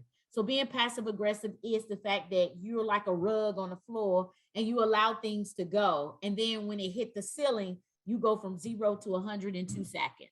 So passive aggressive is just a form of communication. Now, microaggression are hidden messages, statements, and actions or incidents regarded as instances of indirect and subtle or unintentional discrimination against members of a marginalized or vulnerable group. It's when people start devaluing a person's or a group's identity. And that's what microaggression is. And so one of the things that I did, I went to a training. And so the trainer really gave a great definition of microaggression. She said that microaggression can be defined as deniable acts of racism that reinforce pathological, which is false stereotypes. It also reinforces inequitable social norms and power imbalances, and it communicates exclusion. And Gomez said that microaggression in mental health care or human service settings can be in the form of institutional betrayal. So what is institutional betrayal? Institutional betrayal in its form is, say for instance, I go see a therapist at your agency and you say something to me that's derogatory or discriminative, right? And then I go to the powers that be and said, hey, I'm gonna use Shanice, if I can use Shanice. Shanice said something to me and I felt belittled, I felt destroyed, I was hurt. And then the powers that be, which is Shanice's supervisor, might say, that's not Miss Hatfield. I know her. I've been knowing her for 25 years and I know she would never do anything like that. So basically what you're doing is minimizing my experience. Instead of asking Miss Hatfield what went on, what happened, you minimize me as a client and you never do anything about it. So that's institutional betrayal. But getting back to microaggression is very, very different because it's the things that we say to individuals. And so it's a brief, commonplace, daily verbal, behavioral, and environmental indignities, whether intentional or unintentional, that communicate hostile, derogatory, or negative racial slights and insults. That's what microaggression is. Now, I want to share with you there are 3 forms of microaggression. The first one is assault. So think about assault. Think about somebody assaulting you. And so assault is an explicit racial derogation or something that's derogative, characterized primarily by a verbal or nonverbal attack meant to hurt the intended victim through name calling, avoidant behavior, or purposeful discriminatory actions. Then you have micro insult. It's characterized by communications that convey rudeness, insensitivity, and demeans a person's racial heritage or identity. Micro insults represent subtle snubs, frequently unknown to the perpetrator, but clearly convey a hidden message of insulting message to the person who's on the receiving end. Then you have micro invalidation. It's characterized by communication that exclude, negate, or nullify the psychological thoughts, feelings, or experiential reality of that person. So micro assaults is a way a person is speak to in a negative way, in a racist way, or using racist symbols. That's assault, like somebody assault your body. Insult is the verbal and nonverbal behaviors that demean a person's race and express rudeness and insensitivity. And micro invalidation is a form of communication that attempt to negate, exclude, or ignore a person based on their race. So I have a brief activity that we're going to do here. And I want you to write 1 through 6, and this is only going to take us a couple of minutes to do this, and then we're going to get to the end. So 1 through 6, and I want you to tell me, is it a micro assault, which assault is intended to hurt the person through name calling, avoidant behavior. Micro insult, insulting someone, is those subtle snubs that has a hidden message that demeans a person's heritage or their identity. And a micro invalidation is to exclude, negate, or nullify the person based on their race. Okay, so I want you to write down 1 through 6, and we're going to go through these. So the first one says, when I look at you, I don't see color. Is that a micro assault? Is it an insult? Is it a micro invalidation? And I'll tell you all what the answers are when we get to it. When I look at you, I don't see color. That's the first one. And we'll go over these because the next slide is going to give you the answer. There's only one race, the human race. Is that a micro assault? Is that a micro insult? Or is it a micro invalidation? Okay. The third one is you are a credit to your race. Is that an assault, an insult, or a micro invalidation? The fourth one is you are very articulate for a young person or a Black person or a person of color. You are very articulate. Is that an assault, insult, or a micro invalidation?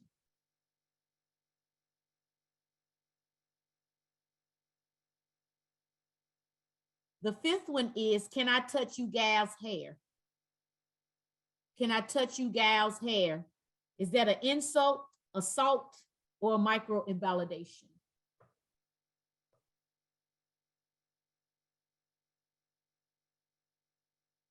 And the last one is all lives matter. Is that an insult, an assault, or is it a micro invalidation?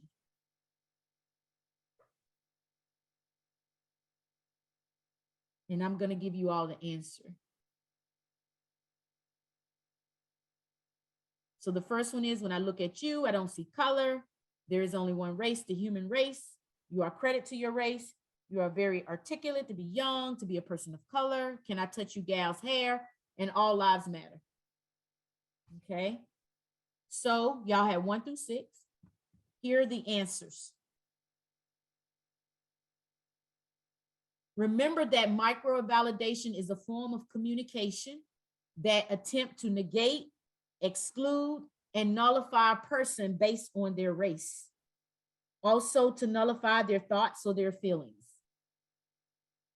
The micro insult is verbal and nonverbal things that demeans a person based on their race or their heritage, and it's expression of rudeness and insensitivity. And then assault is a person purposefully behaves or speaks in a racist way or use racist symbols. So assault could also be name calling or avoidant behavior. So these are the answers here. And these are the different forms of microaggression. They're subtle. They breed discrimination. They breed racist things. Yes, they do. And I hear people say these all the time.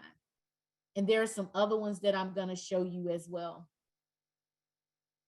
So these are the answers. Any thoughts, any comments in the chat box about? Nope, that's right now. Okay. I want to add that I thought it was helpful that you added to "you are very articulate" for a young person, etc., because I think that's what makes it an insult. It does, Miss Miriam. And the fact that because I'm young, that means that I'm not articulate. Yeah. But I mean, otherwise, you could be telling someone that, I think you're very articulate, and I really appreciate how well you explained it. Yes. Thank you, Miss Miriam. I really appreciate you saying that. Thank you so much. Now, here are some other ones I wanted to kind of share with us. You speak good English. I'm not racist. I have several Black and Asian friends. Also, my daughter has a Black boyfriend, but I didn't ask you that. As a white woman to a Black woman, as a woman, I know what you go through as a minority. To a Black person, somebody did this to me. Why do you have to be so loud? And actually, the person came up to me face to face, and this person was sitting in the back, and they came up to me and say, "Can you tone it down? You're very loud." So it goes back to the angry Black woman being loud, being aggressive. Why do you all have to be so offended at times? Those are some things. Where were you born? America's a melting pot. It's not. It's a salad bowl. To an Asian person, I know you're good at math and science. Can you help me with the problem? Maybe to an Asian or Latinx person, why are you so quiet? We want to know what you think. Be more verbal. So all of these things are some things to consider as it pertains to racial aggressions. Also, somebody might say, that's so white of you. That's so gay of you. I Jewed him down. All of these things are microaggressions, because basically what it's doing is to demean a person and to also especially demean their culture and their race. Okay. And these are second class or environmental microaggressions. I have been mistaken for a service worker, and not there's anything wrong with it, but that was the way you led. You led with that. You could have asked me if I was something else, but you led with that. Somebody asked me in a meeting, was I a community health worker? Now, it's nothing wrong with being a community health worker, but you led with that, and you made an attempt to not only ask once, you asked twice. You didn't ask me, was I a baker, candlestick maker, preacher, teacher? You ain't asked me any of that. And you led with that. So these are some of the things that we, want to think about as it pertains to our work with our clients. Okay, so it's 3:38. So I'm getting ready to close this out. Any questions about microaggression? Anything in the chat box, Shanice? Nope, we're good. So I'm going to close this out with, what do we need to do? We need to have some basic knowledge. I'm going to go back to that, of the people we're serving and hope to serve. We also want to make sure that we have the necessary skills to effectively serve those who are culturally diverse, vulnerable, marginalized, and oppressed. And we have to clearly define what our services look like. Do we have to change our policies and procedures? Do we have to begin to start doing things differently? So I love this question, and we're going to get to the end. So one of the most important things any of us can do to reframe the question, because oftentimes we lead with the negative, right? Well, what's wrong with you? Instead of saying what happened to you. Because we lead with the negative, because that means if I'm wrong, I'm not right. So we can say what happened to you, okay? The other thing I wanted to share, and I love this by James Baldwin. James Baldwin says, not everything that is face can be changed, but nothing is ever going to be changed until it is faced. And I love this by James Baldwin. Not everything that is faced can be changed, but we're not going to change anything until we begin to face it. And so we have to be uncomfortable with the spaces and the places that we're in, okay? So yeah, it is time for change. What do I mean by it's time for change? Well, when we think about empowerment, it is the cornerstone of self-advocacy, where individuals start to build skills and gain strength to advocate for themselves. So when I think about empowerment, I looked up the definition of empowerment. It is the act or action of empowering someone or something. The action that needs to be taken to ensure diversity, equity, inclusion, and belonging. And I always say this, it is putting feet to the legs, and it's all of us to get moving to do the things that we need to do, okay? So what is that change? What is it that we need to change? We need to change multiculturalism and social justice. That's what we need to change. So there are different levels of multiculturalism and social justice. The first one is intro level. It's exploring clients' experiences with microaggression and discrimination. So that is the intra level. That is the intro personal level, where we begin to ask questions with our clients about microaggression, about discrimination, and help clients really deal with oppression, and those isms. That's the first thing, intrapersonal level. We also have to go to the interpersonal level, where we are multicultural and social justice initiative, beginning to exploring those relationships that our clients have outside of the counseling room. People have relationships with other people. We're not the only person that they have relationships with. And so we have to go outside, quote unquote, our office. We got to get out of our comfort zone to go out into the community and talk directly with the clients and really talk directly with them about things that are impacting their lives with their permission. Then we have the institutional level, where we have to begin to start changing the system. And so what happens at the institutional level is all of these things get embedded in our systems. It get embedded to our housing, our educational system, our legal system, our medical system, the media, it gets embedded. And so we have to begin to look at how do we change these systems. It's also embedded in our workplace as well. It's embedded in our schools. It's embedded. And so we have to begin to start changing the institutional part, which is embedded in the system. And we have to look at what are the policies. I used to work in a school. Who was getting suspended and expelled the most? Black and brown kids. So we have to begin to look at our system. One of the things that my daughter does in their school is they do restorative justice. And they really began to start looking at not expelling, not suspending children, because what's going to happen when we expel and suspend them? They're going to be right in the community doing other things. But how do we keep them in school, get them to start helping out in the cafeteria, serving food, mopping the floors, whatever it is, to make them accountable for the things that they've done in the school? But we expel them and we suspend them, and now they're out in the street vandalizing and doing other things. Make them work. Trust me, my grandmother made me work when I got in trouble. I had to get up at 5 o'clock in the morning and hang clothes on the line. So that was my punishment. Did I want to do it? No. Did I talk back? Yes, in my head. I ain't talk back to her out loud. So really, we have to begin to start looking at how do we change systems. What about at the community level? We have to look at, remember I said in the beginning, healthy communities produce healthy people. So what do we need to do to change communities? Really start tapping into these negative stereotypes and attitudes about privilege and not being privileged, about power and not having power, about oppression and not being oppressed. We have to begin to start looking at the values in our society and community as a whole. And then we have to look at it from a global level. So you see how I started? I started at intrapersonal, one-on-one. Then I looked at interpersonal and looked at other people, other relationships. Then I went up to institutional. Then I went up to community. Then I went to global.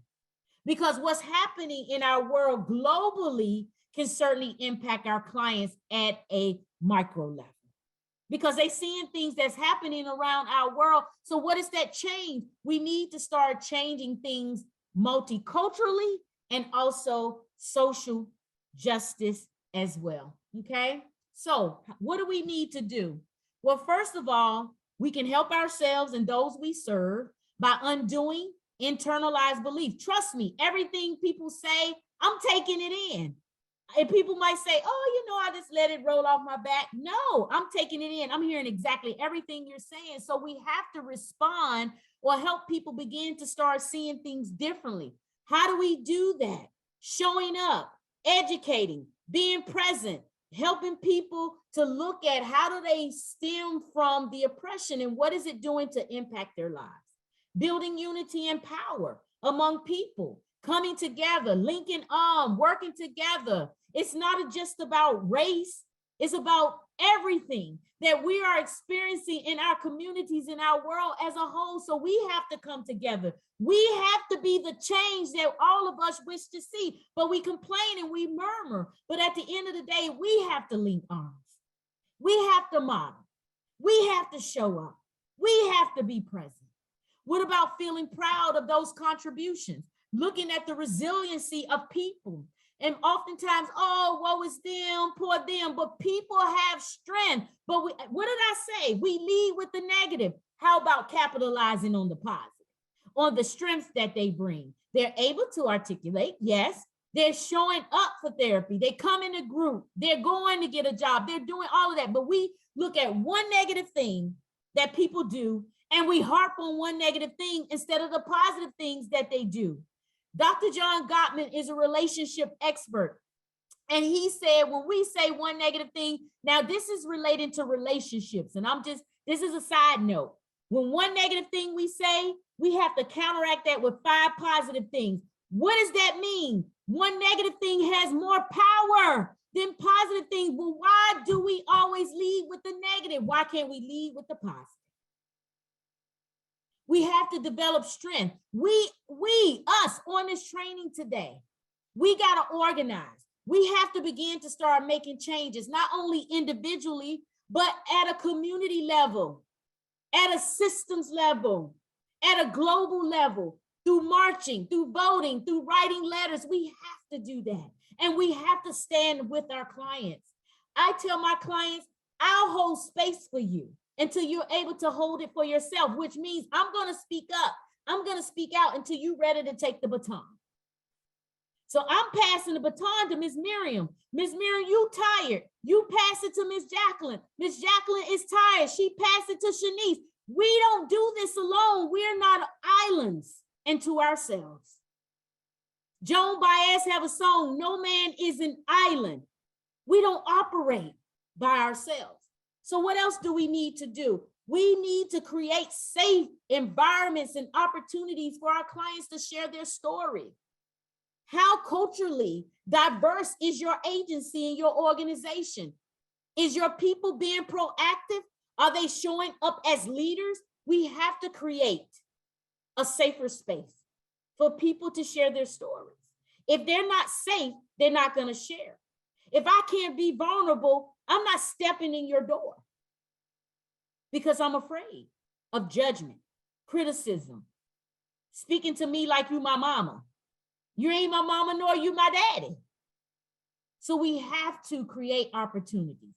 Also, what about incorporating culturally diverse activities? We talked about SNEACHES. Incorporate that into our schools, into our classrooms, curriculum, counseling, agencies, and institutions. Incorporate those. If people are uncomfortable, let them be uncomfortable. That's not your issue. That's not your problem. It's theirs. What about empowering clients to have control over the type of services that they need? Let them make a decision. They know what works for them. I don't. So I give my clients options. They decide, they pick what they want. What about teaching and offering complementary and alternative techniques? Teaching people yoga, martial arts, meditation, relaxation breathing, emotional regulation. All of those things are important. We have to step outside of the box. Better yet, someone told me that we have to create new boxes. We have to utilize a cultural lens that is inclusive of our clients. So how do we do that? Operating from an ethical lens. And this is the last part. Valuing issues of marginalized, vulnerable, and oppressed population. What issues should we be addressing that concerns marginalized, vulnerable, and oppressed population? How do we address these issues? What issues do these groups and populations bring to the table? Are we avoiding them? Are we ignoring them? Or are we reaching out to try to validate their experiences? That's my question. I want you all to leave with this today. Are we considering the ethical concerns of our role as client advocates? Not doing it for the client. I said that earlier. We're doing it with them. No, I'm gonna do it for you. No, I don't need you to do it for me. Teach me. As they say, teach a man to fish He'll fish for a lifetime, but if you do it for him, he's only gonna eat for one day. No, a client can become dependent on us. We can work together in tandem with our clients to accomplish what the client needs and what they want for themselves. We can advocate by asking the client's permission. Is it okay if I stand with you? Is it okay if I stand for you? But not just going out straight out the gate and doing it because you're taking away their power. Everybody's done that enough. Now it's time we got to give people their power back, their voice. What about exploring self-disclosure? What should and what are the reasons for self-disclosure? Is it all about us or is it about the clients that we serve? Oftentimes we want to share our story. Okay, if you need to share your story, let me create a platform for you to share your story. But at the end of the day, it's about that person sitting in front of you. Okay, what about addressing those differences in the therapeutic relationship? Should the practitioner do it or should the client initiate it? Assuming there's one standard way of working with culturally diverse clients is a mistake. It's not one way. Remember, we talked about cultural tunnel vision. We don't have that peripheral vision. Consider all the things that we come from, but we also want to be able to address those differences, having a conversation, talking about it, looking at our clients' values, beliefs, and attitudes, because at the end of the day, it ain't about us. It's about them and addressing them in a humble way. That's all I can say. Challenging unintentional racism and microaggression. Be wary of our own value systems. Address stereotypes of others. Address cultural countertransference. What is cultural countertransference? It's the emotional responses a client stirs up in us.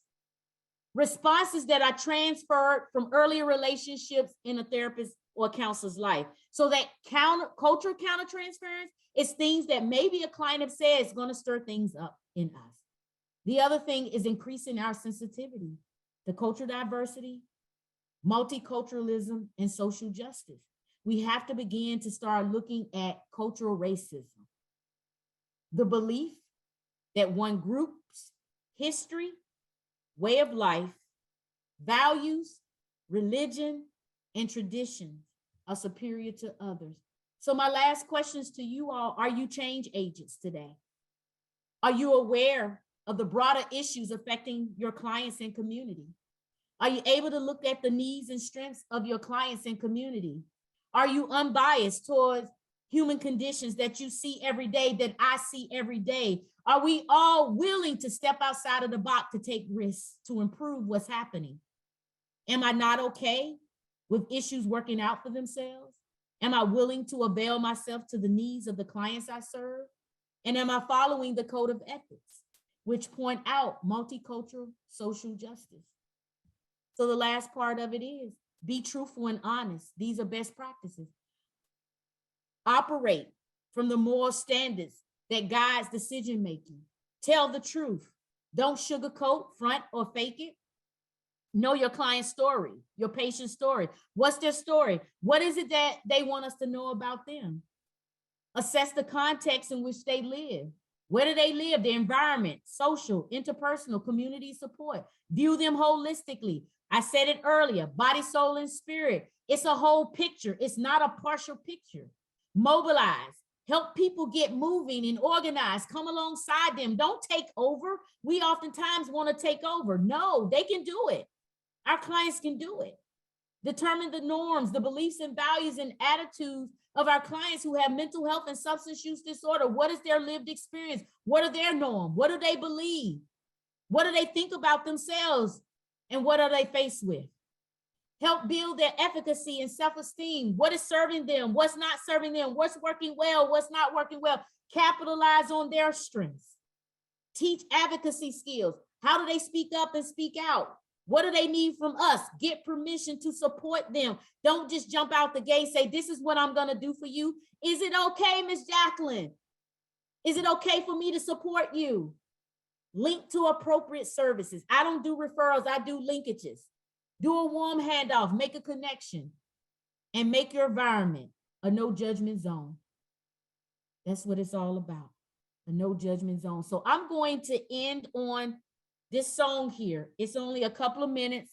This is where I'm going to end, and I want you all to listen to this song because this is the day and age. This is the time that we really got to start getting moving with things that we got to do.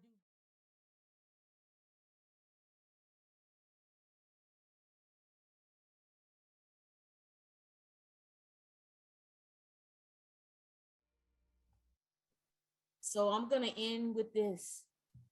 So my question to all of us is, by President Kennedy said, if not us, then who? If not now, when? So Shanice, I'm turning it over to you. This concludes our time together. And I hope you all enjoyed our time together today. Thank you so much, Lisa. I wish we could do a round of applause, but then it's just going to be a whole bunch of random clapping if we all on mute. But thank you so much, Lisa, on behalf of Western Tidewater, Region 5, and everyone here. This has been an amazing training. I see they would like you to come back to discuss microaggression. That's definitely something we can talk about. Okay. Thank you so much for this. Everyone, before you leave, as you might have noticed, our numbers went down. So to make sure that you do get your participation, your CEs, and your information, go ahead and drop your first, last name, and your email in the chat one more time, and then you can leave. I'm pretty sure everyone has my email, shatfield@WTCSB. I do ask that you give me a few days just to make sure that I can get the CEs to you and everything like that. This is Lisa's information here. And again, thank you all for attending, and thank you, Lisa. I'll be here until everyone gets out to make sure we get the. And I'll stick around with you. I got a little bit of time, so I'll stick around. And thank you all. I enjoyed my time together. The time went by fast, and so I do hope I get a chance to come back. But I had to end with Sam Cooke's song, because now it's the time. It's gonna come, but it requires all of us to join together. So thank you again, y'all. Thank you for allowing me to share with you all today. I felt honored to be here, and have a wonderful and beautiful day. You do the same. Thank you. Thank you. Thank you both, Shanice and Yes. Miss Con. I'm telling you, this was the bomb. I put it in my chat. Yes, Jacqueline, you were the real co-host. Thank you for keeping the party live and co-hosting with me. Yes, Jacqueline and Shanice, thank you for being here with me. I couldn't have done it without you. And I thank you all for the information. It was the best ethics training I've ever had. And I mean that. Yes. Great. I'm going to definitely talk to Lisa to get her to come back, but make sure y'all also check our regional website. We're going to have as many trainings as we can on a monthly basis. There's going to be some CE opportunities, but don't worry, y'all, Lisa will come back. Thank you. Okay, the only thing I didn't get was Miss Connor's email. Oh, it's right there at the bottom. Yeah. Lisa. Yes, ma'am. It's very good. I just want to add a little story that might broaden this. When I went to elementary and high school, I went with Filipino girls, and they were probably first generation, but I'm not sure. Okay. And I had hair that would not do anything, and they were lovely girls with ponytails. So I never knew that they experienced prejudice. Pretty extreme, okay? Yeah. And you might add that to your repertoire, because the stereotype does not look at Filipinos as kind of like prejudice against. But I think if you watched the I think there was a special they did on the music group Fanny, that they were excluded, and their experience growing up was a lot of significant prejudice. Yeah. Miss Miriam, one of the things I do another training on social justice, and I talk about the Asian community because I try my best to incorporate as many as I can. There are so many things that have happened in our society. Sometimes it's kind of hard to get to everybody, but I do my best. But thank you for sharing that. I only said it because we have a large Filipino community here in the Tidewater area. Oh, okay. And I was never aware of their experience. But I was a kid. Okay. I was a kid. Right, Then that's true. when we had reunions, I always looked up to them. Yeah, because they were the really pretty girls. Yeah. I also wanted to share, I actually recorded it on 60 Minutes on Sunday. There was a special on the boarding schools in Canada.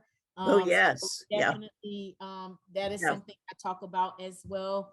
It was, I mean, it was just Hard to so believe, isn't it? Yeah. you know what? I can't believe it. I'm sorry, I can. I Yeah. just can. I just can. Yeah. I can. It is just, yeah. Sad. Yes. Very sad. It's up to us. Anyway, Though. thank you much. Thank you much. Have a wonderful, beautiful day. You too. Bye. All right, everybody, enjoy. Thank you All again. right. Thank All you, right. everyone. Y'all have a good one. I'm closing up the Thank you for doing it. Zoom. Yes, thank you. All Thank you. right, Lisa, I will be talking to you soon. I'm sure you enjoy the rest of your day. All right, everybody. Be safe. All Enjoy. right, have a good one.